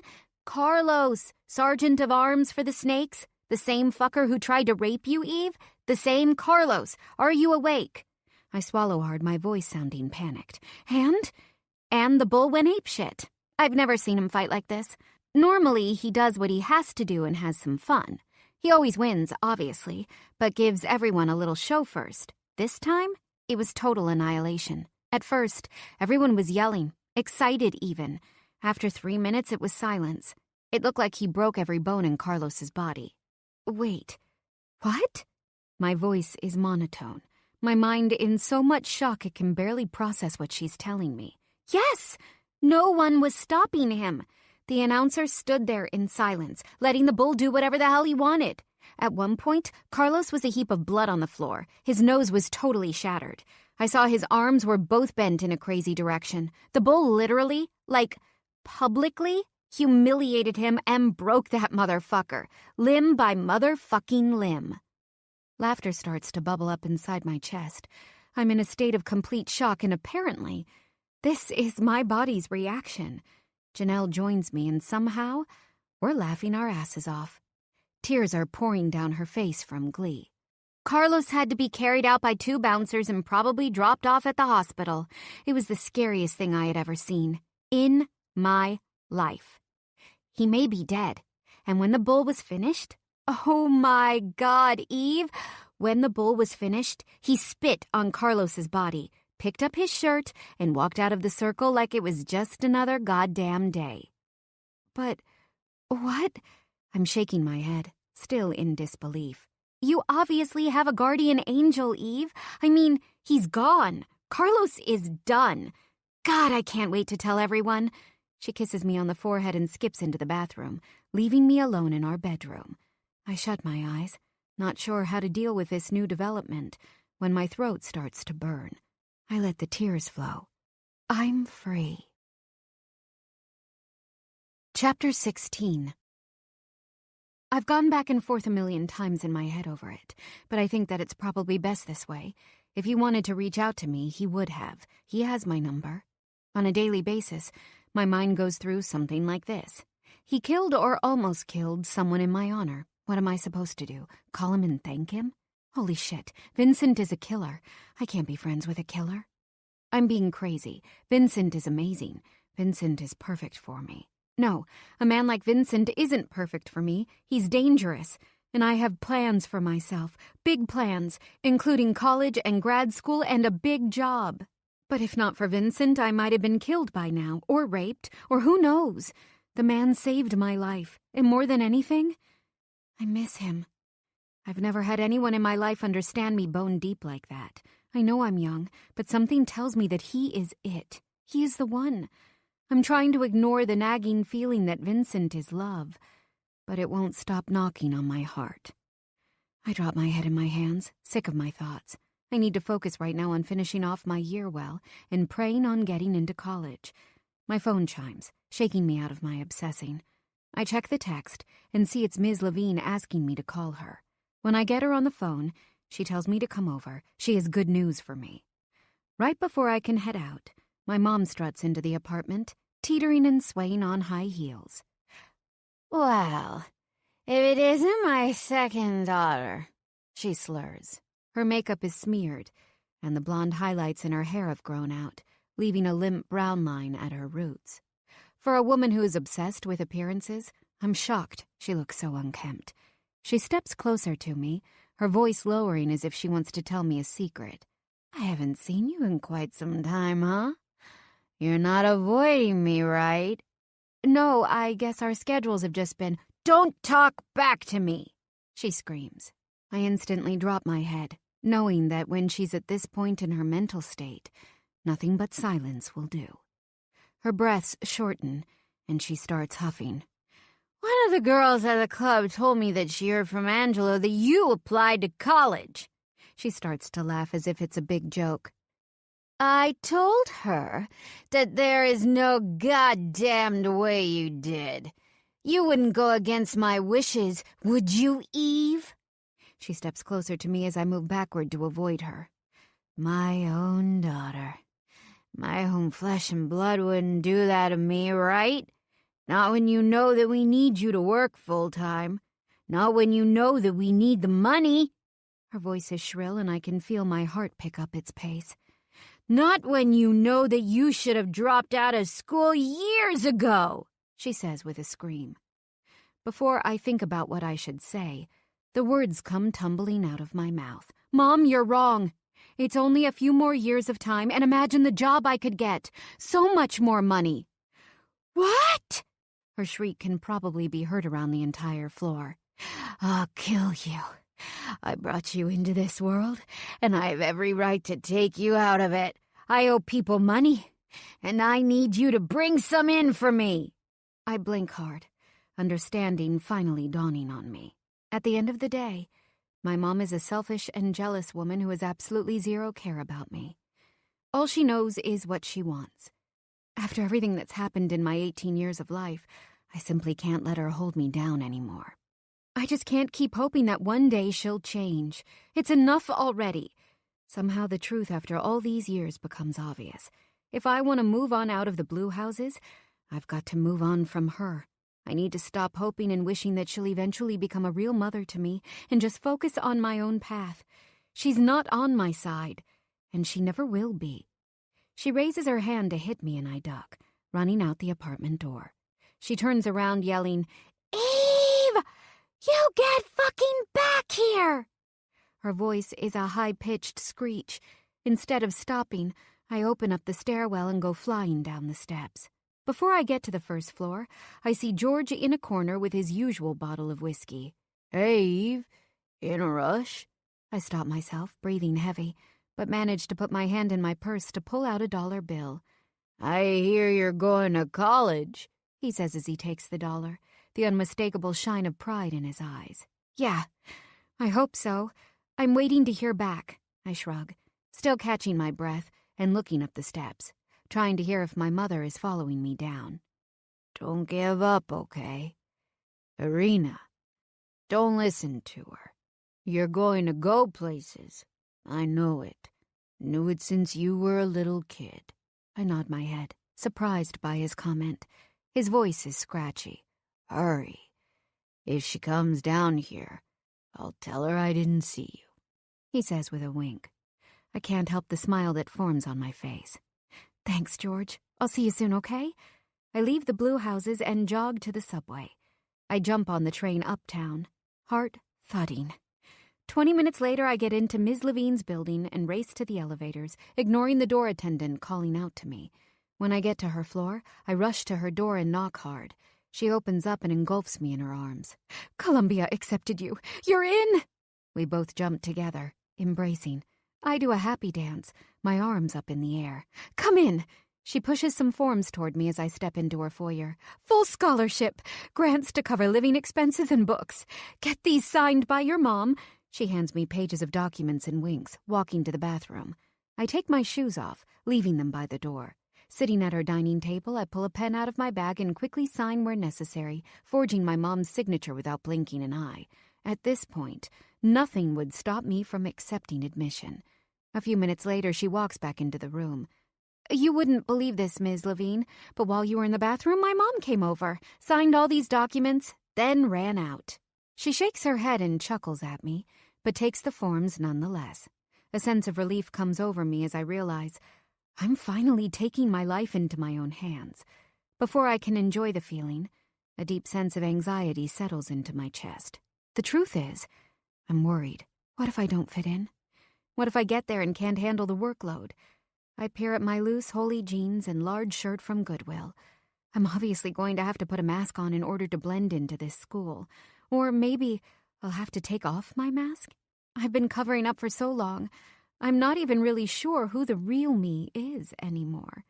Ms. Levine, I want you to know how thankful I am for everything you've done for me. I tuck my feet under my butt, and she seems to immediately sense my discomfort. Of course. But what's wrong? She squints, tilting her head to the side and sitting beside me. I lick my lips, clasping my hands together. I know I should confide in her. She is, after all, the only person I know who has ever been to college. What if I don't belong there? I ask. She gives me a half smile as if she was waiting for me to bring this up. I know that I live in the city with all different kinds of people, but these kids have never been inside a classroom that makes them nervous for their lives. I know that most of them will come from the best prep schools. They can barely fathom the concept of their lives being up for grabs. Yes, she says, clicking her tongue. They are quite different from what you're used to. But you have this opportunity, and I want you to take advantage of it. I don't want you to shrink back. When you're there, shed the fear and insecurity and put on confidence.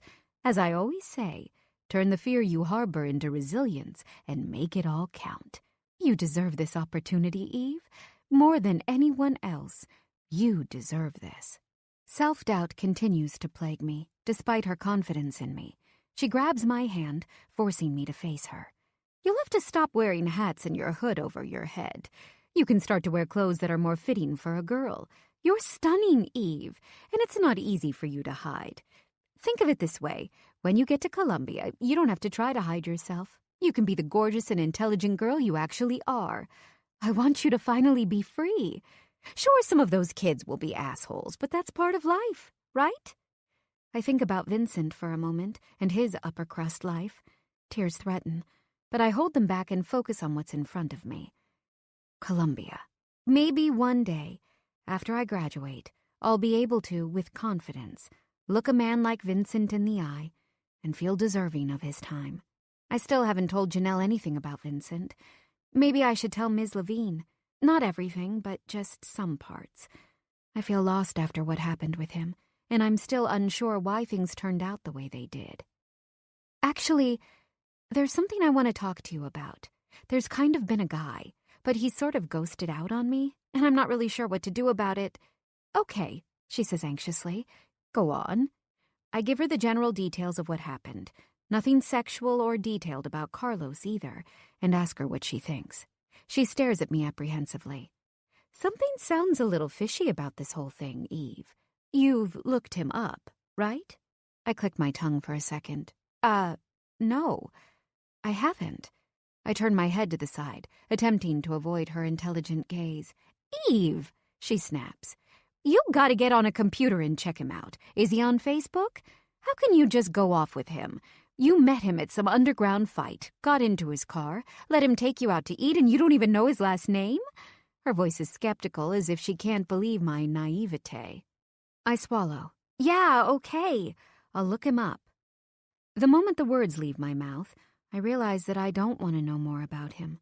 I'm afraid to uncover something that I won't like. I just want to stay in this little bubble I've created for myself. There's definitely something different about Vincent, but then again, I'm used to seeing aggressive men. Plus, he's obviously rich. That's all it is, right? Okay, sure, so he almost killed someone on my behalf. But he's a fighter. He did it to help me. He isn't connected to anyone or anything. Well, at least I think he isn't. His family is in business. She takes my hands in hers. You must be careful, Eve. Don't bury your head in the sand. I'm glad he's been decent to you so far, but even the fact that he just comes and goes of his own accord, randomly working out near your pawn shop. Nothing is near that pawn shop. Drives this fancy car? Something smells wrong here. He's got gang written all over him. Her voice is apprehensive. I take my hands out from hers, feeling agitated by her questions. There's no way he's gang-affiliated. He's too rich and powerful for that. Eve, we both know that not all gangs are roaming the streets. Maybe he's a dealer? I think for a moment, but Vincent is too sophisticated for that. Well, I know him now. Maybe not his blood type or his last name, but I've spent a lot of time with him, and he's been nothing but respectful. He isn't like the other gang guys I know, or even dealers. I shake my head vehemently. Not at all. I imagine the gangbangers I know from the Snakes and the cartel. At heart, those guys are chaos, disorganized, street-smart, book-stupid. Vincent is nothing like them. Nothing at all. When Ms. Levine sees my mind operating, she lets out a breath and gets up, pulling out an old laptop of hers. "Eve, promise me that you'll go home and look him up. I want you to keep this computer for school anyway, okay? Now that you have this, you don't have any excuse not to know." I hug her tight. "Thank you for everything. You make me so proud, Eve. Truly. Now get your stuff together. Summer classes start in June, right after graduation." After lots of hugs, I get on the subway and head downtown. Walking through my front door, I go straight into my bathroom and look in the mirror, pushing thoughts of Vincent out of my head for the millionth time. I tell myself that my life is about to change for the better. I can't wipe the smile off my face when I realize I'm starting Columbia. Ah! I turn my head for a moment, staring at the computer Ms. Levine gave me. I decide that I don't want to look him up. I'm not ready to learn anything more than I already know. And really, who knows if I'll ever even see him again? He hasn't reached out to me, and I'm too chicken to text him again. So, it doesn't matter who he is or isn't, right? I swallow back my sadness, realizing I'm hung up on a guy who hasn't been in touch with me for weeks, a guy whose last name I don't even know, a guy who is technically a killer. I hope he doesn't go to jail for this. Oh my God, how could I not even have considered the legal implications of what Vincent did? If it gets back to the cops that he killed Carlos, he could go to jail, or even worse. Maybe the snakes are going to try to retaliate against him. I blink hard a few times and try to breathe. Should I warn him? I told him all about Carlos and the snakes, and he didn't seem surprised at all. He's also not stupid. He must have considered the ramifications of what he did, right? Luckily, Janelle comes home, and my mind is instantly occupied with good thoughts. We celebrate my admission by ordering Domino's thin crust pizza and cheesy bread and dancing to Drake. Eventually, she lowers the music and we drop onto the couch. I turn to her. "What the hell are we going to tell Mom about school?" "Ugh, who cares?" Janelle says nonchalantly, throwing her bare feet up onto the coffee table with a smile on her face. "She's hardly home anyway. We'll tell her you've got a new boyfriend and you're staying with him. Since you've got grants and scholarships covering everything, there shouldn't be a money trail." Janelle does an evil-sounding laugh, and I join in, as if we're conspiring to take over the world. And maybe, in some ways, we are. Moments later, we erupt into genuine laughter, feeling high over the fact that college is now no longer a pipe dream, but an actuality. Chapter 17. The school year goes on uneventfully, finally ending in a blur of standardized testing and advanced placement exams. I am the valedictorian, and I make a simple speech at the graduation ceremony about perseverance and never giving up in life, no matter the odds. While I'm embarrassed to speak in public, I'm surprised the amount of pride I feel standing up there. It may only be the old gymnasium in my high school, but getting to this point means something to me. When I'm finished, the audience and other students clap politely, while Janelle screams like crazy. With a red face, I walk away from the podium and take my seat. It's hot as hell in here. The air conditioning must be broken. I press the long blue gown to my chest, trying to soak up the sweat. I turn to the students next to me when it finally dawns on me that hardly anyone I started with during my freshman year is sitting with me now. Out of 250 students from my freshman class, it looks like only about 100 kids are graduating. I guess the rest all dropped out or got their GED certificates.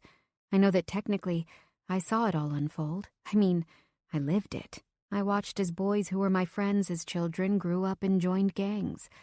I don't believe they were looking for bloodshed, at least, not at first. They just wanted to belong. Understandably, they looked for protection on the street and some respect from their peers. Isn't that all it is? Can I fault them for that? I look out into the audience, seeing some Blue House families gathered together with pride. Janelle's face stands out among them all. She's staring at me, glowing with joy. It hurts me that she never got to graduate, but at the same time, I know I'm doing this for both of us. The reality is, without her support, I never could have made it to this point. I drop my head for a moment and say a little prayer to God, thanking him for giving me my sister. As usual, Vincent's face comes into my head. I drop a line of thanks for him, too, because without him, I'd probably be dead by now. He may have only popped into my life for a short period of time, but damn did he manage to come at just the time I needed him most. When the graduation is over, Ms. Levine takes Janelle and me out for a surprise celebration lunch. We drive down into the Flatiron District and I see the restaurant. My throat tightens. We're at Italy, where Vincent picked up sandwiches for us all those months ago while we skated in Central Park. I walk inside, trying to keep cool as fancy-looking people walk with baskets full of fresh fettuccine and gelato. I see a line of people waiting for fresh cannoli. The entire place is like a vibrant marketplace, straight out of my dreams. I thought I was doing okay without hearing from him, that I could just take his help with Carlos and all the emotions he brought out of me and box them up in a quiet part of my brain. But the moment I see those special sandwiches on display, I have to swallow back my tears. Ms. Levine seems to notice my distress. "Don't you like it here? The restaurant is just around the corner over there." She points to a perfect spot that is roped off. "Riso e risotto." "I thought you would—" Her voice trails off as her face scrunches up as if I've upset her. Janelle looks at me, confused. This is one of the coolest restaurants right now, and I know that I'm so lucky to be here. They're probably sensing my unease and imagine me to be ungrateful. Meanwhile, nothing could be further from the truth. I shake my head, needing to say something to let them know how thankful I am. "No, I absolutely love it. I can't thank you enough for bringing me here. I guess I'm just nervous for college to begin." I shrug. She clicks her tongue, draping an arm around me in a motherly gesture. We walk into the restaurant where a beautiful and young hostess immediately seats us. "Don't worry, Eve." We take our seats. "You should be excited. Everyone is nervous at first, but just wait until it all begins." While we all scan our menus, the waiter takes our drink orders. We chat about move-in dates and signing up for classes. I already got my room assignment, and apparently I'm living with a girl from Texas. Janelle looks at me, a huge smile on her face. "Eve, there's something I want to tell you." "What's up?" I take a sip of my soda, my mouth around the straw while I look up at her. "Well, you know I only stayed at the Blue Houses because you were still there. Now that you're moving out, I decided I'm going to rent a place with some girls from the salon.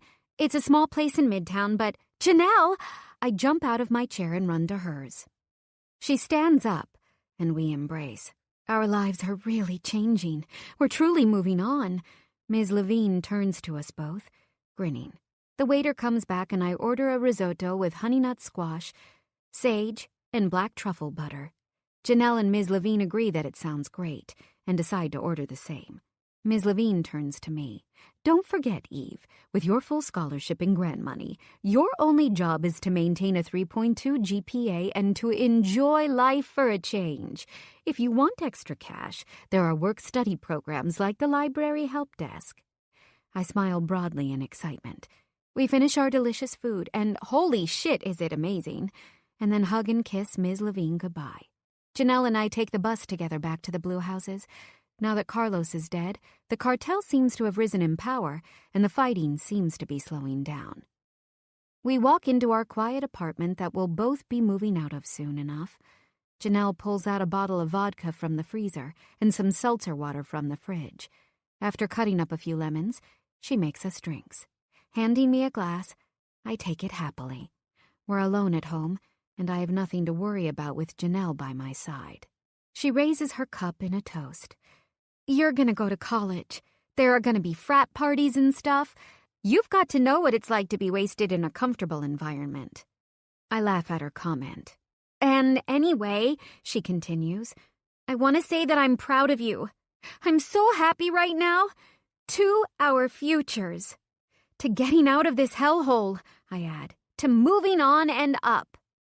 We clink our glasses together and moments later ask for another. By our third, I'm swaying as I walk to the bathroom. After I'm done peeing, I realize that I miss Vincent so much my chest aches. In fact, it hurts even more now than ever. I thought drinking was supposed to make me forget. I'm washing my hands and staring at myself in the mirror, becoming angry. Why am I being such a baby about him? Why can't I go ahead and text him? I mean, I'm all about women's lib. He doesn't have to reach out first. I take out my phone and find his name in my contacts. There he is. Me. Hey, Vincent. Hi. Where are you? I blink a few times when I see the dots show up, letting me know he's about to reply. Oh my God, he's going to reply. I jump up and down, squealing. Vincent, are you okay? Do you need me? Me. Yup. All's well. Just home with my sister. Vincent. Ah, that's good. What are you girls up to? Me. Just drinking too much. Smiley face. Vincent. I see. So this is a drunken text, huh? Me. Yup. Why haven't you called me? Vincent. Been busy. Me. Of course, Mr. Fanciest Pants on Earth. I laugh out loud to myself, thinking I'm the funniest person ever. Why did I never realize before how funny I am? Vincent. Ha. Not that fancy. I roll my eyes. Me. Not fancy my ass. Vincent. Smiley face. I huff. What is that supposed to mean? Stupid emoji. Behind my eyes, all I can see is his stupidly perfect smile, and I suddenly feel the urge to wipe it off his face. I've been waiting for him, pining, for fuck's sake. And he's what? Smiling with an emoji? The nerve. Me. You're an asshole. There. I huff out loud. Vincent. Question mark, question mark, question mark. Me. You heard me. You think you can just waltz into my life and then waltz out? Who the hell do you think you are? My heart pounds. I can't even believe him right now, and he isn't even replying. I deserve a reply. I'm a human being, too. Me. Ah, now you don't reply? I'm not good enough for your perfect world? Well, guess what? I'm going to college, starting summer, and I'm gonna be someone. And one day you'll see me and I'll be like, I'm busy, motherfucker. I slide down on the floor of the bathroom. Minutes pass and he still hasn't replied. Why won't he respond?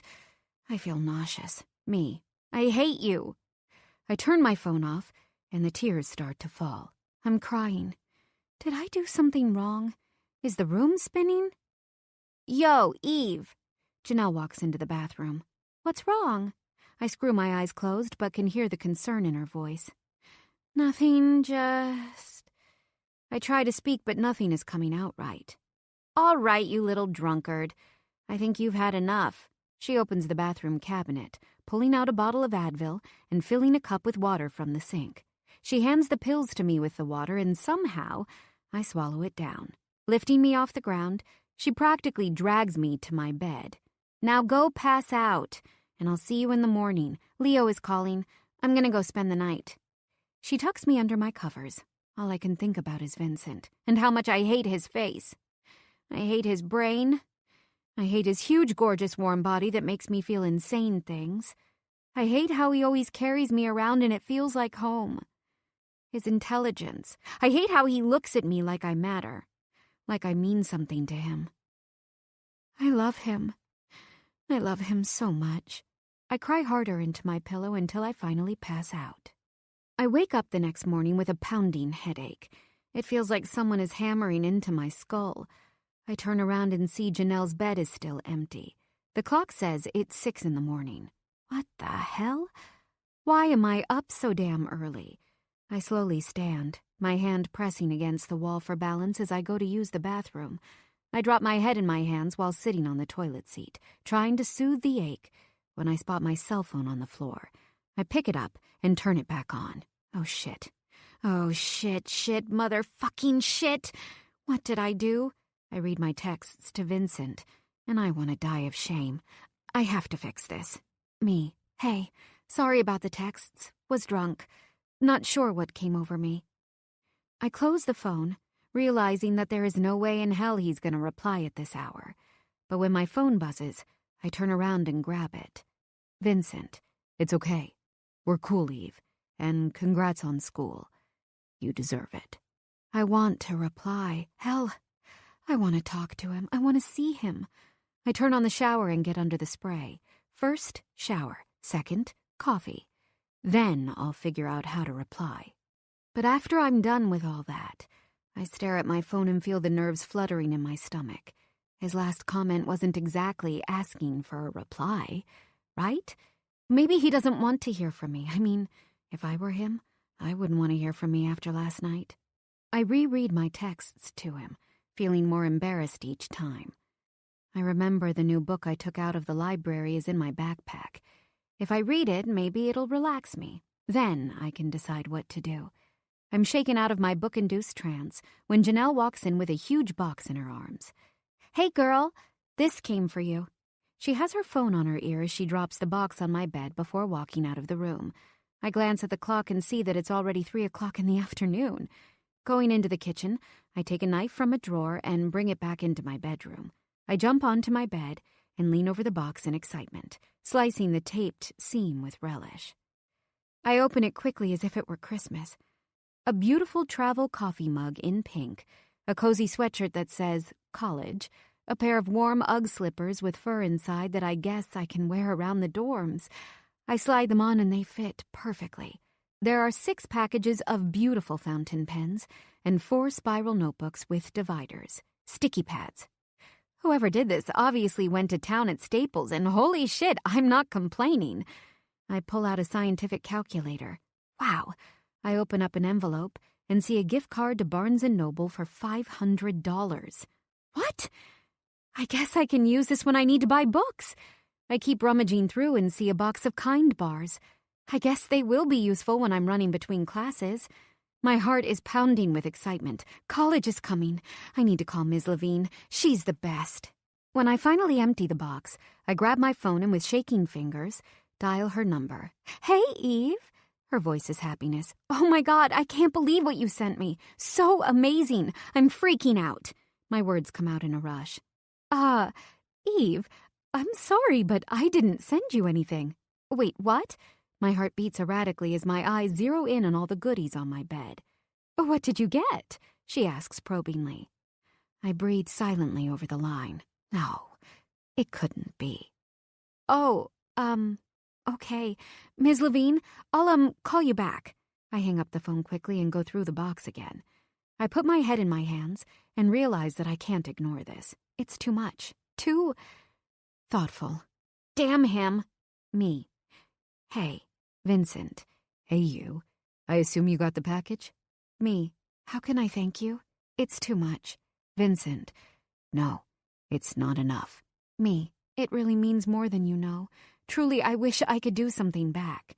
"Vincent, when you finish college and get into law school, that'll be my thank you. Don't give up. Focus. And don't party too hard." Me. "Thanks, Daddy. I'll be moving on June 23rd. Should I write it on one of my new Post-its and leave it on the kitchen table as a reminder?" "Vincent. Daddy, huh?" Smiley face. I roll my eyes but smile so hard my face hurts. Me. "Thanks, friend." "Vincent, my pleasure, baby. Kick ass. And good luck." I lay on my bed with all my stuff around me. Janelle and I are both planning to pack our things together in the next week. She'll help me move, and I'll help her as well. Being so close to home has its perks. "Vincent," I say loudly. I want him so badly, but I also know that he is staying away from me for a reason. Maybe it's for the best, and I've got an entire life to live, right? I know that until I reach my goals, I'll never feel confident or comfortable around him. I'll always be afraid that he just sees me as some nobody. I need to fix myself before I can be confident enough to be with a man like him. Maybe it's best that he backed off, and like he said, I've got to focus now anyway. I've got to get my head in the game. It's time to accomplish my goals. I stand up and decide to start packing my things. One more week. College? Here I come.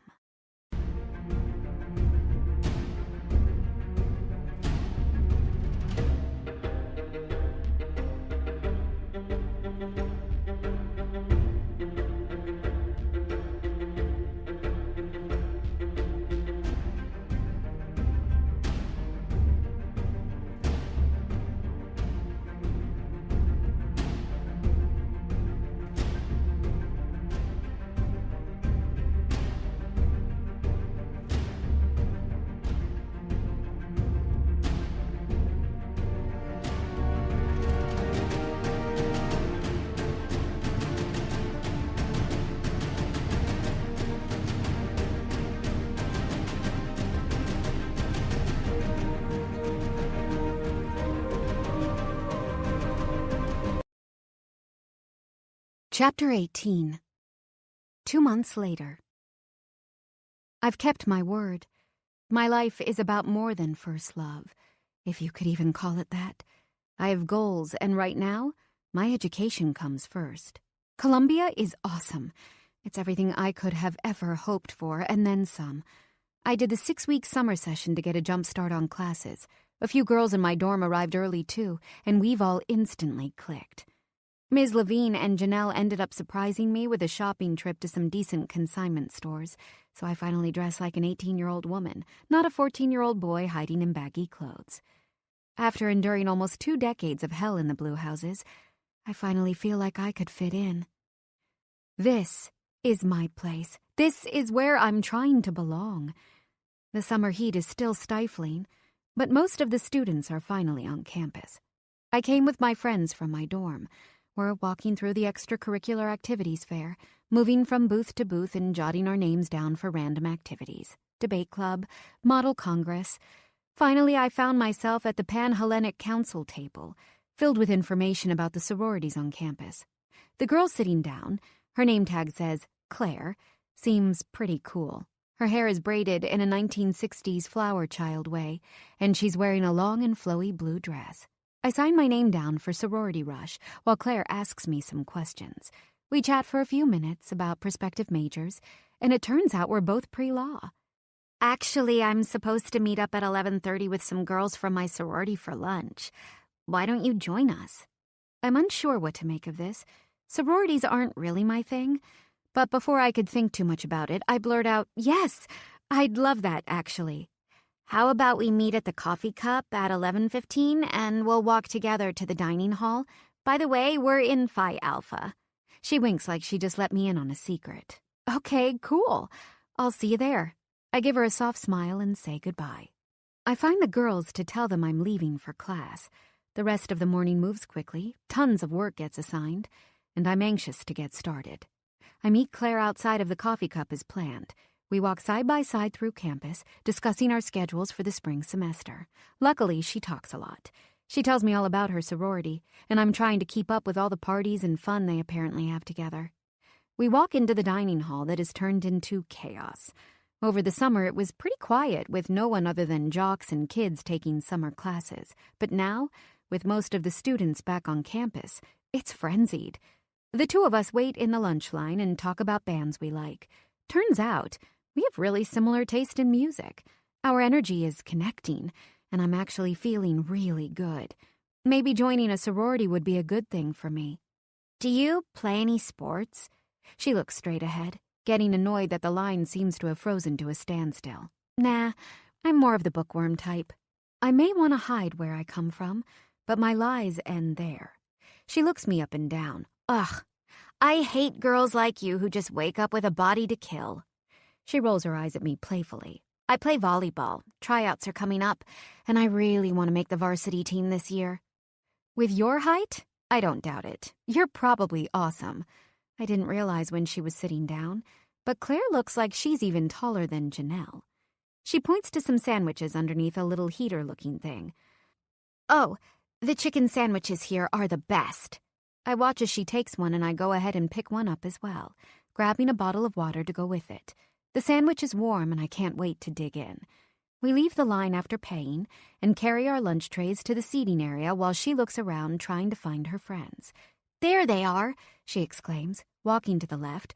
I follow her and take a seat beside her. All of her friends at the table are smiling and dressed similarly in blue jeans and collared shirts. I'm in Pleasantville. Hey guys, this is Eve. I met her during the extracurricular fair. They all look me up and down and say polite hellos. Claire goes around the table introducing them to me. A few of them are sophomores like her, and 2 of them are juniors. I give a small wave to everyone, feeling really nervous by their inquisitive gazes. I sit down and unwrap my chicken sandwich, realizing at that moment how hungry I am. Ms. Levine made sure the school gave me a food credit. I can eat anything in the dining hall at any time. It's like my personal pantry. Pretty nice of the school to take care of me like this. But Ms. Levine always says that you can't get what you don't ask for.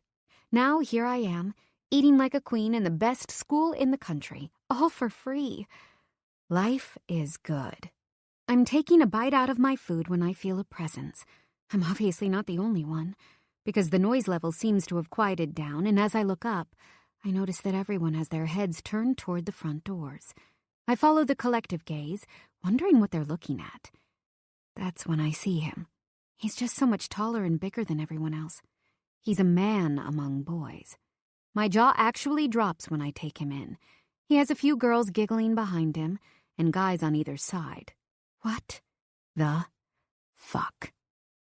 Wow, Claire says in a breathy voice, momentarily shaking me out of my thoughts.